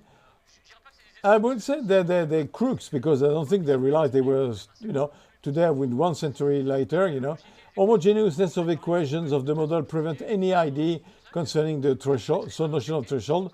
When you got one infected, the whole population will be infected. Those who will infect, so there cannot be any threshold. But a report in May 2020 is provided to the OPSST, the Parliamentary Office for the Assessment of Technological and Scientific Choices, you know, which is quite influential, you know,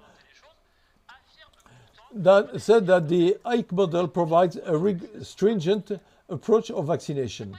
So why do they sell this model, ICE model? Because we need to vaccinate R0 or because so that the immunity, collective immunity threshold is 60, then it is 100%. So this is here simply the vaccination, and it is in the name of the threshold of collective immunity that we will encourage the vaccination of the youngest by saying the kids, you know, they are spreaders, they don't play their role in society, because if they're contaminating and spreading, they will contaminate others, and we stop us from going to the immunity collective immunity threshold, 90% of collective immunity. You have to, so Fisher said it clearly, the children are a variable of numerical adjustment. So you came to a magical formula, so it's a magic formula. And this is what I want to explain to Juliette, who's not here, who maybe will listen to this in replay, but you've got to be mad to believe this when you look at the model behind it. There is nothing is holding, everything is wrong.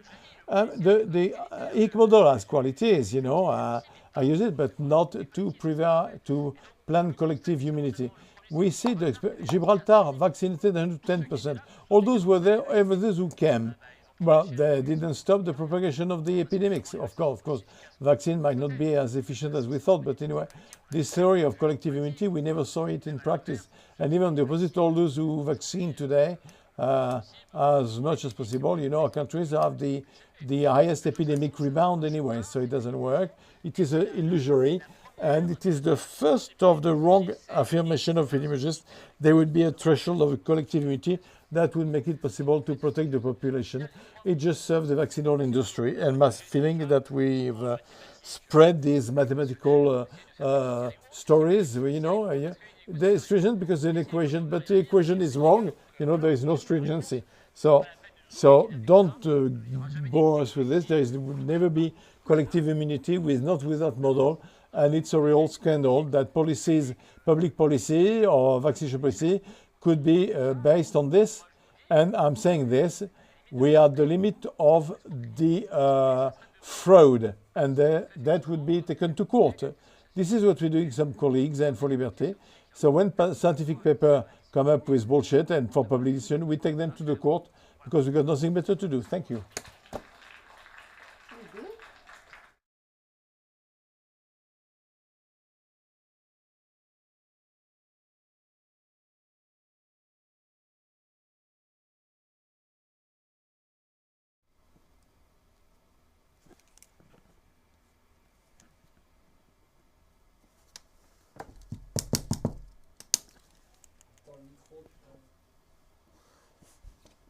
Could we admit that if a population has accumulated enough antibodies to fight against an infectious disease, can we admit that this infectious disease can stop?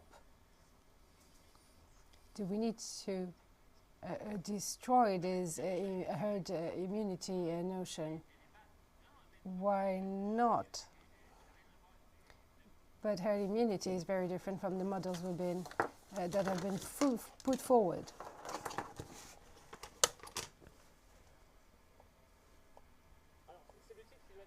Because you challenge the principle of herd immunity. So the title is misleading. I was mentioning herd immunity, the herd immunity that was mentioned in the media. I wasn't talking about experimental herd immunity, and I looked for articles, experimental articles about herd immunity, and I didn't find anything clear. And I never encountered clear papers about this experimental herd immunity. So what I'm saying is that the Hick equation cannot justify the herd immunity that was mentioned in the media. So I will stop here with the OPECST. I cannot tell you that herd immunity doesn't appear. However, what's been recommended is wrong.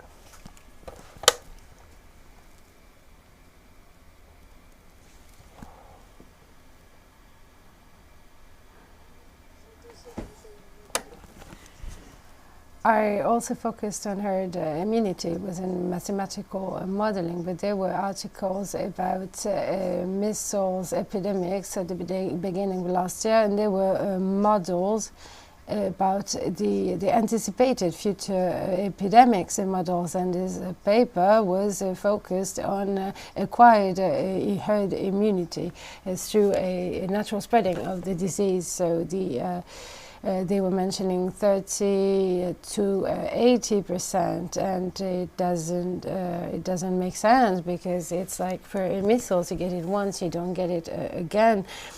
So it is quite crazy now to see it with this disease.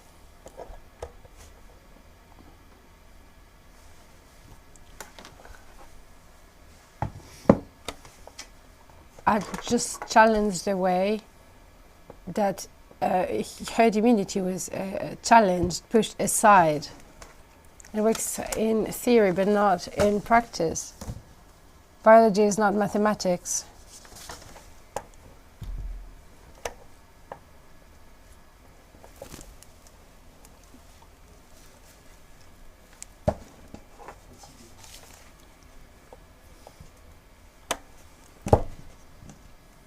Yesterday, a virologist said that immunity evolves with age. J'entends rien. Il est chiant ton copain, ton amoureux. Bah ouais, mais j'ai pas choisi, hein, je fais ce que je peux, quoi. Écoute, là.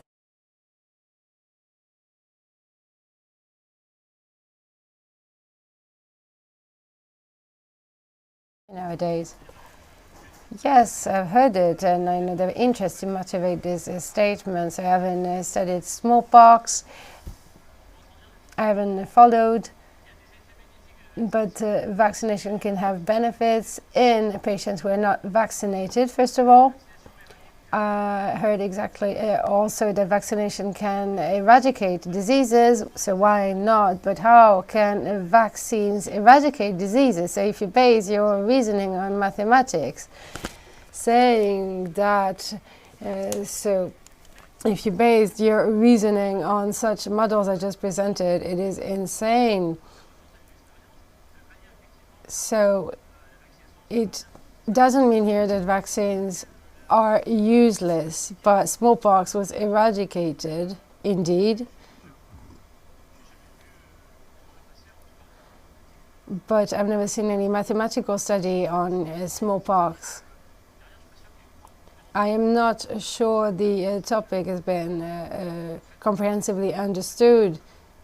There are some links between vaccination and the fact that the disease disappears, that's for sure, but the same was said for the eradication of malaria with the Ross mosquito.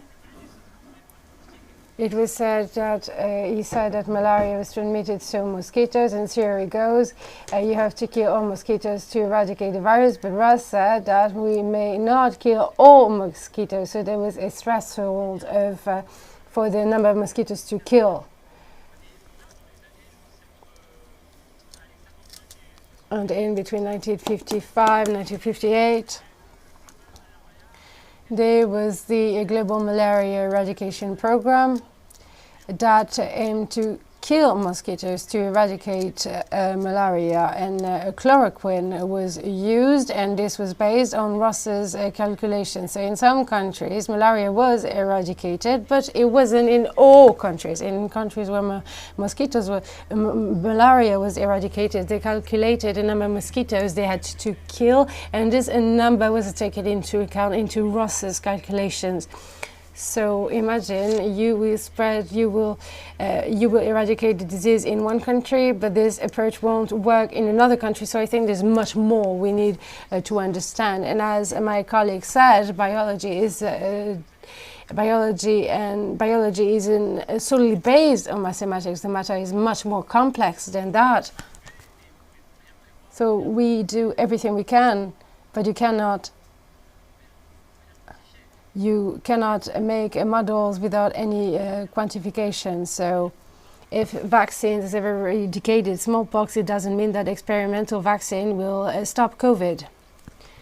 Regarding smallpox, you can read the studies of Bégaud, Robert Guévaux. He's published several articles. He explains, he gives information about WHO reports. And if you read the paper, we understand that smallpox have protected people, but it has been eradicated because contact and the sick people were isolated. It has been run by in a military way. So there was houses where patients were isolated. They were protected by military forces, and because the transmission is solely human and symptoms occur before people become contagious. So those three characteristics are inherent to this disease. So the disease wasn't eradicated solely thanks to vaccines.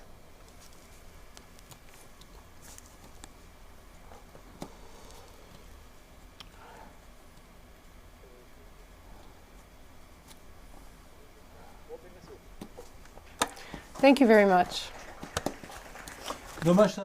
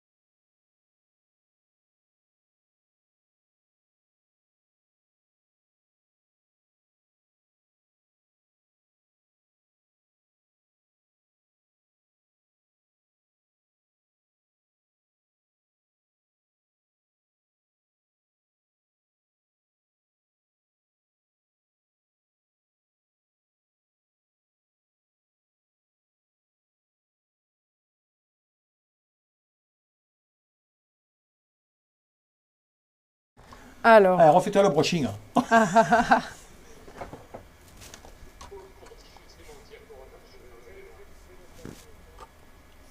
Can you share my slides? You can share your screen. On dirait qu'il se lève, lui. Hein? Il a l'air un peu ahuri.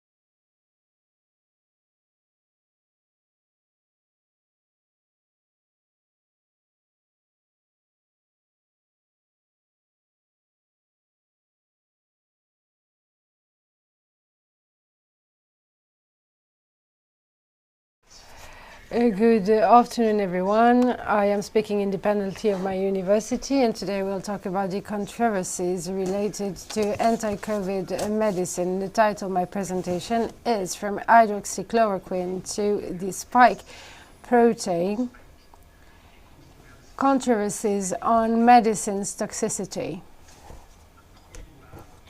And here's the first slide from the ministry that has been spread by main media. So from the start of the epidemics, the chloroquine was judged and sentenced. So there was some lies that appeared in main major medias, just like Le Monde or CNews. For example, they reported that someone died from ingesting, from swallowing chloroquine phosphate. So there was a confusion and saying that hydroxychloroquine was dangerous. So what did the Ministry of Health said? He said that in the United States today, someone that has used hydroxychloroquine had a heart failure. So he said that this person died because of hydroxychloroquine, but actually this person died from swallowing chloroquine phosphate. So these two molecules belong to the same family. It is true, it is shown in their structure, but they have major differences and they have very different toxicology. Chloroquine is liquefied thanks to phosphate and phosphoric acid that you can see here. And here is hydroxychloroquine that can be liquefied thanks to the OH that you can see here circled in red. So these two compounds are different because their toxicity. Then it was said that their toxicity is the same because they belong to the same family, but that's a lie. Here's an article from Le Monde with this lie that Le Monde claimed that the two compounds are the same toxicity because they belong to the same family, and it was claimed by a renowned chemist. However, lethal doses, this 50 lethal doses is a dose that could be lethal in animals, and in animals for the hydroxychloroquine lethality is higher than chloroquine in mice. So the more lethal the dose, so the chloroquine is lethal in animals. So if you take a dog and with a dose of 6 milligrams, you can kill the animal. But for hydroxychloroquine, with a 25 dose, you cannot kill anyone. And this dose in red shows that hydroxychloroquine toxicity is 10 times more toxic than chloroquine, while actually hydroxychloroquine has no effect. In humans, chloroquine's toxicity starts at 20 milligrams per kilo, and 50 grams by kilo is a dose that is used on the first day, and with this dose there was no toxicity shown. For lethal doses, chloroquine 30, hydroxychloroquine 600. This dose seems really different, but hydroxychloroquine is actually a lot less toxical than chloroquine. Third lie, hydroxychloroquine is much more toxic than paracetamol. That's a third lie that was reported in the article of Le Monde. Le Monde stated that hydroxychloroquine was far more toxic than paracetamol. And it also claimed that if you take too much hydroxychloroquine, you can that can lead to an overdose. And another chemist stated wrongly that the effects of hydroxychloroquine are far stronger than those of paracetamol. In mice, the lethal dose of hydroxychloroquine is 5 times higher than that of paracetamol. But what's really important here is the difference between therapeutic doses and doses from which toxicity occurs. This is a safety margin called the therapeutic safety margin that is represented here. There are cases here you can see on the graph with the dose from 7 to 12, and you can see that the toxicity of hydroxychloroquine used at the beginning of the epidemic much lower than the lethal dose. So there were no toxic effects in patients that were treated with hydroxychloroquine. So there is a difference of 50 between the therapeutic threshold and the lethal dose. And now for paracetamol, there's a difference. There is a difference. So there is mortality is observed from 10 grams per kilo. So when you swallow 10 grams, so there is a 2.5 difference as compared with the difference of 50 for hydroxychloroquine. So actually hydroxychloroquine is far less toxic than paracetamol. Paracetamol is an hepatotoxic substance that is quite dangerous if for self-medication. For example, in the States, from 12,000 to 2018, there were over 300,000 hospitalizations for suicide through painkillers. So paracetamol contributed to 48% of this hospitalization and to 65% of deaths. So paracetamol is a mass killer by suicide. Fourth slide, there was a wave of intoxication throughout self-medication because of hydroxychloroquine. So hydroxychloroquine has been accused. So this is a fourth slide that was published by Le Monde as well on 13th of March 2020. And this article claimed that hydroxychloroquine had provoked a wave of intoxication, a wave through self-medication, but there weren't any proof. And in March 2020, Aquitaine was one of the less affected regions by But 3 days before, in the JAMA Cardiology, there was another article that talked about the heart toxicity linked to COVID. But actually, the SARS-CoV-2 that damages heart in 20 to 28% of hospitalized patients. So let's go back to the therapeutic use of hydroxychloroquine as compared to remdesivir. How safe are they? So doctors have promoted remdesivir at the TV. Doctors are opposed to hydroxychloroquine. But the therapeutic range is comprised between 1.1 and 4 milligrams per kilogram. It is quite similar to the 5 milligram dose that can lead to renal failure. So, as regarding remdesivir, we don't have data of the toxicity of the medicine in human beings. And the therapeutic doses inoculated leads to a blood concentration of 5.4 milligrams a liter, which is really similar of the dose of 5 milligrams per kilo that is supposed to be very toxic among apes. Actually, the WHO database, monitoring database, stated in 2020 that remdesivir was the most incriminated medication.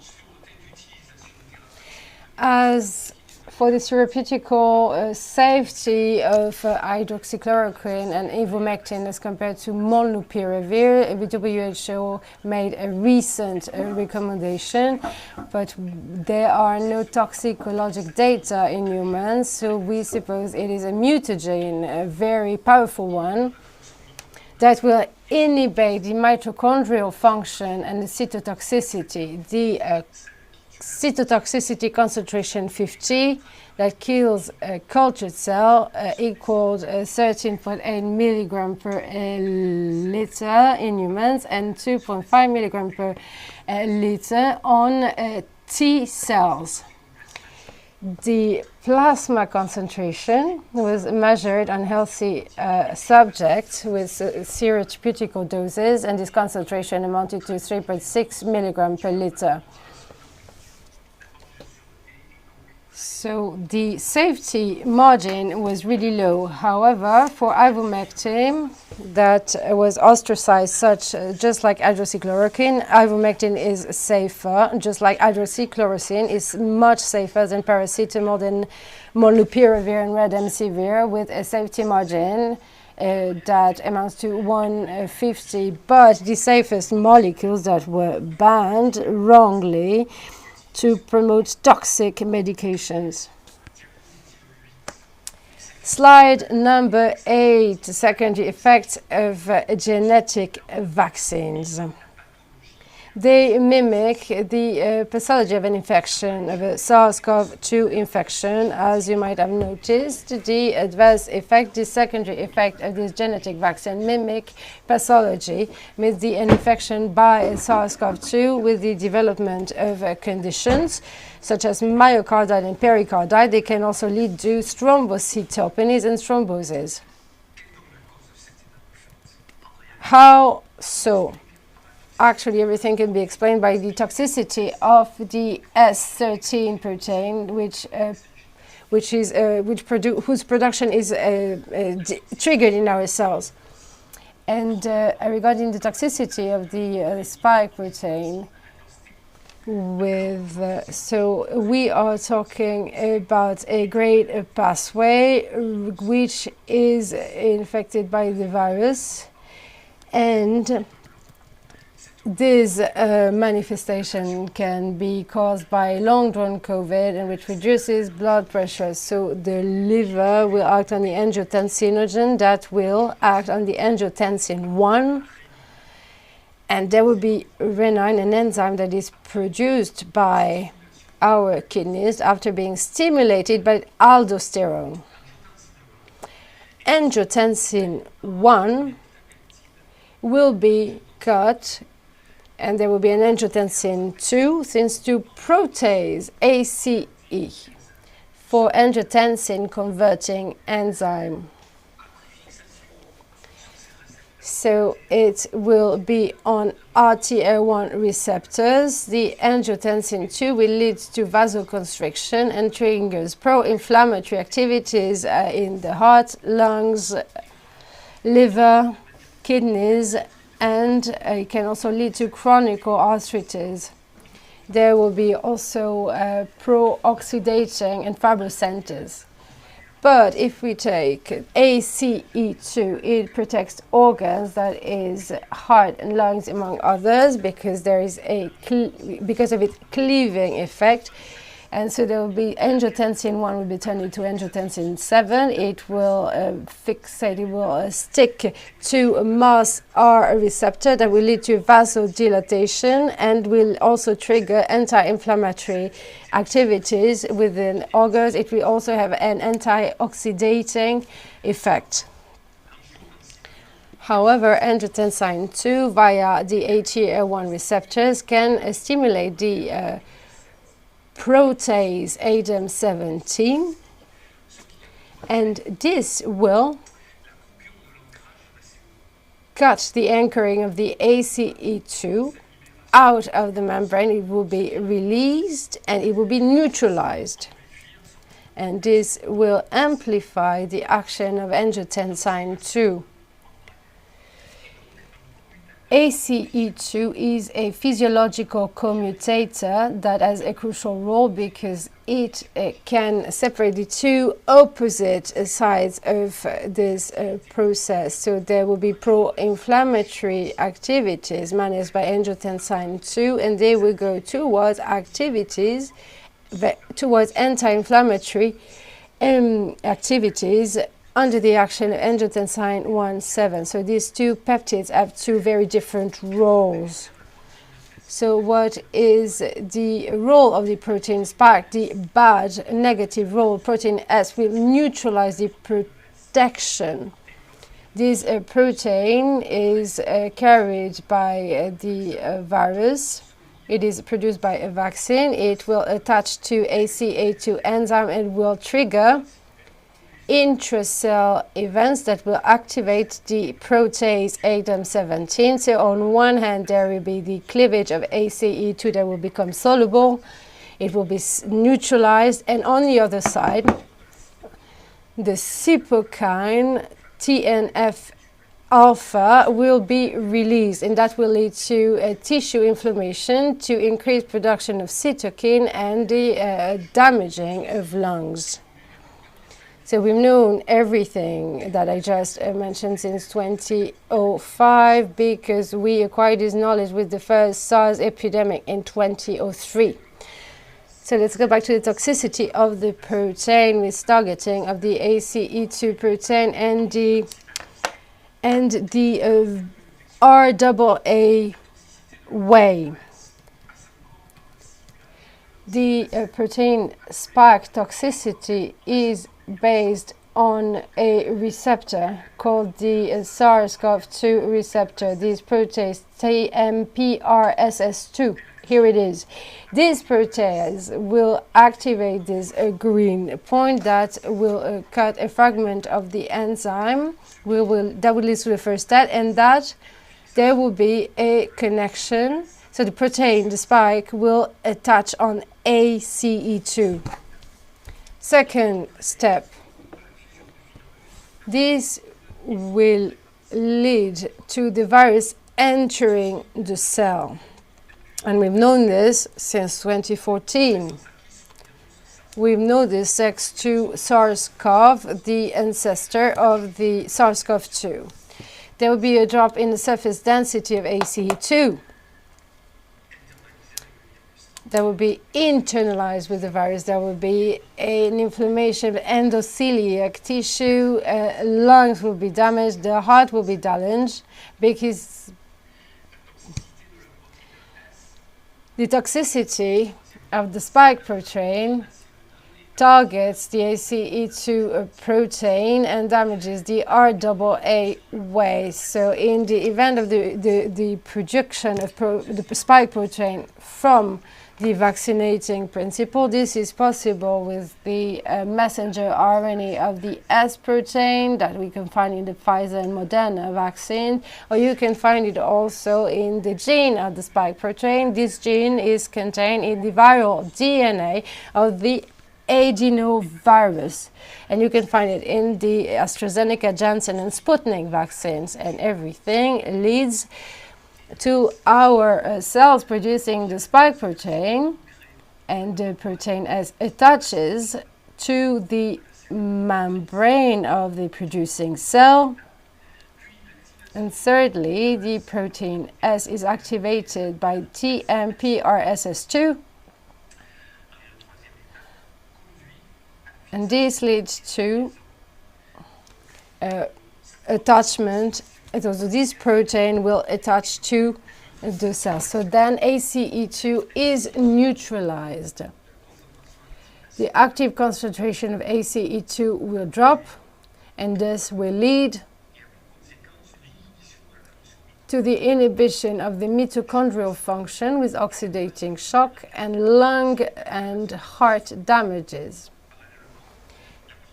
And simultaneously, the soluble S protein will also attach to the soluble form of ACE2 to strengthen this loop. The toxicity of S protein with the production of autoimmune antibodies, anti-FP4 and thrombotic process. The toxicity of the protein thus implies the production or of FP-card, and there is also a thrombotic process.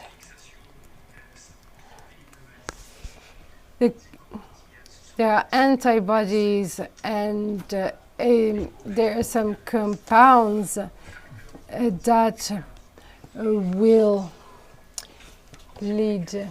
So you can see on the graph the soluble spike protein antibodies anti-FP4.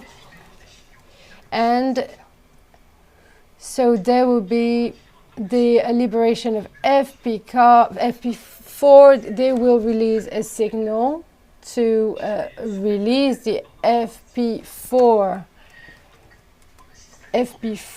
So FP4s are released. And I would like to underline that after vaccinations of patients were with thrombosis, we always identify FP4 that can attach the S protein. After the release of the factor FP4, there are complex FP4 S protein antibodies, a complex being created.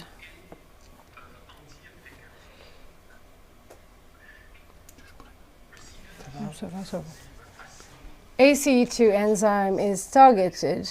It is attached to the surface of the S protein, and this leads to the formation of immune complexes with anti-S antibodies, and this will enable a counting of platelets. So there is an activated platelets, for example, so it is then aggregated in the blood vessels. The blood vessel will be obstructed, and this will lead to thrombosis. And as for the vaccine strategy, it's a vaccine, non-toxic vaccine are being pushed aside, and they favor toxic vaccines. So those so-called non-toxic vaccines have been pushed aside, so they don't understand that this knowledge was already known. It had been done since 2003, so we can't understand why these genetic vaccines were privileged. And here you can see the messenger RNA vaccines, Pfizer, Moderna, and the recombinated adenoviral vaccines. So Sanofi had announced a vaccine that would be based upon the recombinating S protein that will be purified, but that will remain toxic. So why inactivated virus vaccines were pushed aside? Why didn't we promote other vaccines, such as chimeric protein-based vaccines with abiding domains merged with the ACE2? Why didn't we promote the Cuban vaccine, Soberana? Or why didn't we promote another vaccine that was based on an article published by the INSERM? So why, contrary to what has been said in Le Monde? Thank you for your attention. Il n'y aura pas de questions, je pense pas.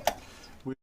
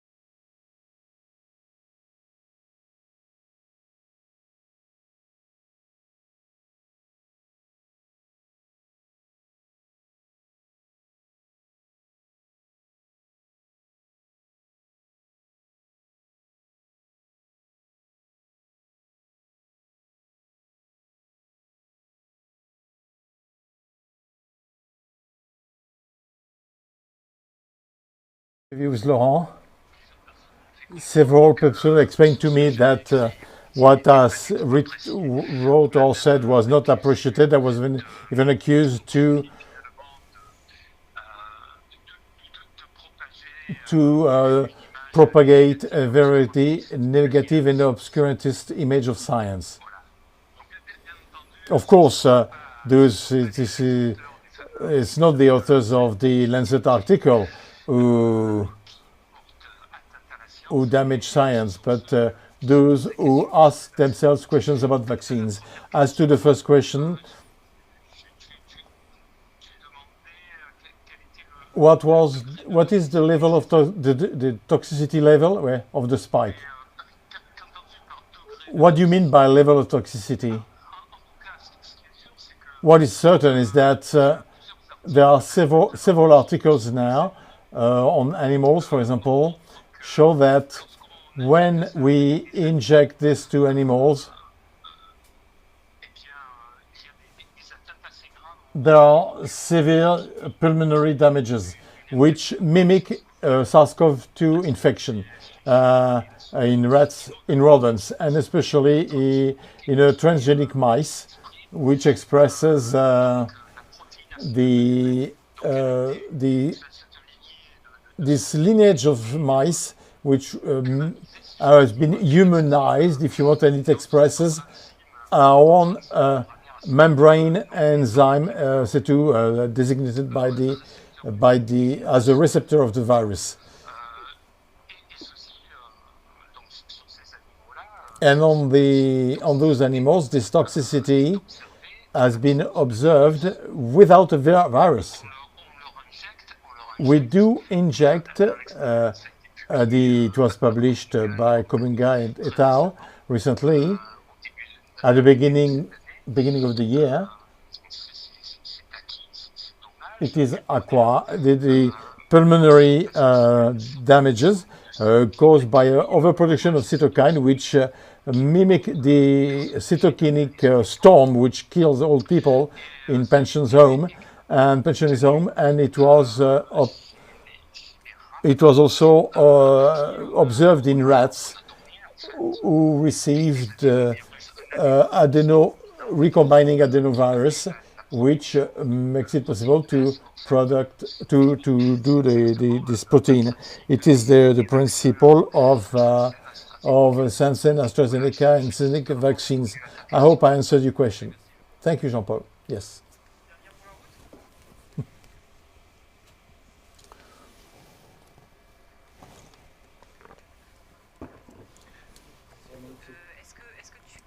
Do you think, honestly, Jean-Paul, that is it madness to have launched this vaccination campaign with no guarantee or with opposite guarantees, and how do you explain this absurdity?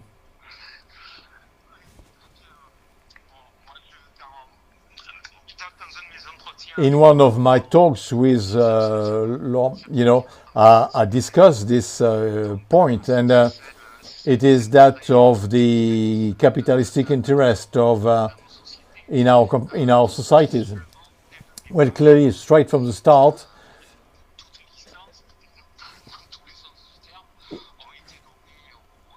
the big pharmas in the US and in England were given a free hand to produce genetic vaccines, which were promoted by the press, by the media, as the achievement of modernity. But they say it's modern, but in fact we know now. We've known for a long time, and even Robert Malone was one of the contributors of that technology of RNA vaccine since the 80s. So it is clearly there is a capitalistic aspect, and my last plate shows it that the safest vaccine have been willingly pushed aside by the European Union early on. Laurent reminded us that Mrs. von der Leyen had close relationship with the pharma, basically, in Pfizer, and her own husband had a company which contributes to the production of mRNA. So, well, Well, usually just, the justice will take less time to convict an innocent. Thank you, Jean-Paul. Thank you. You didn't hear the applauds, but you will hear them now.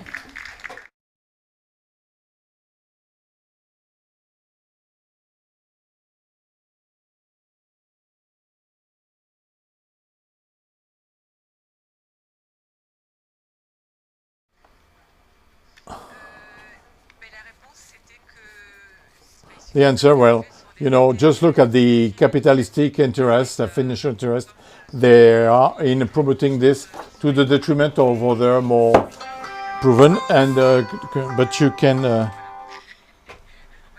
So we'll say that in a familiar way. So thank you all, and thank you for being here till the end. And I leave the floor to Laurent. Tu peux prendre?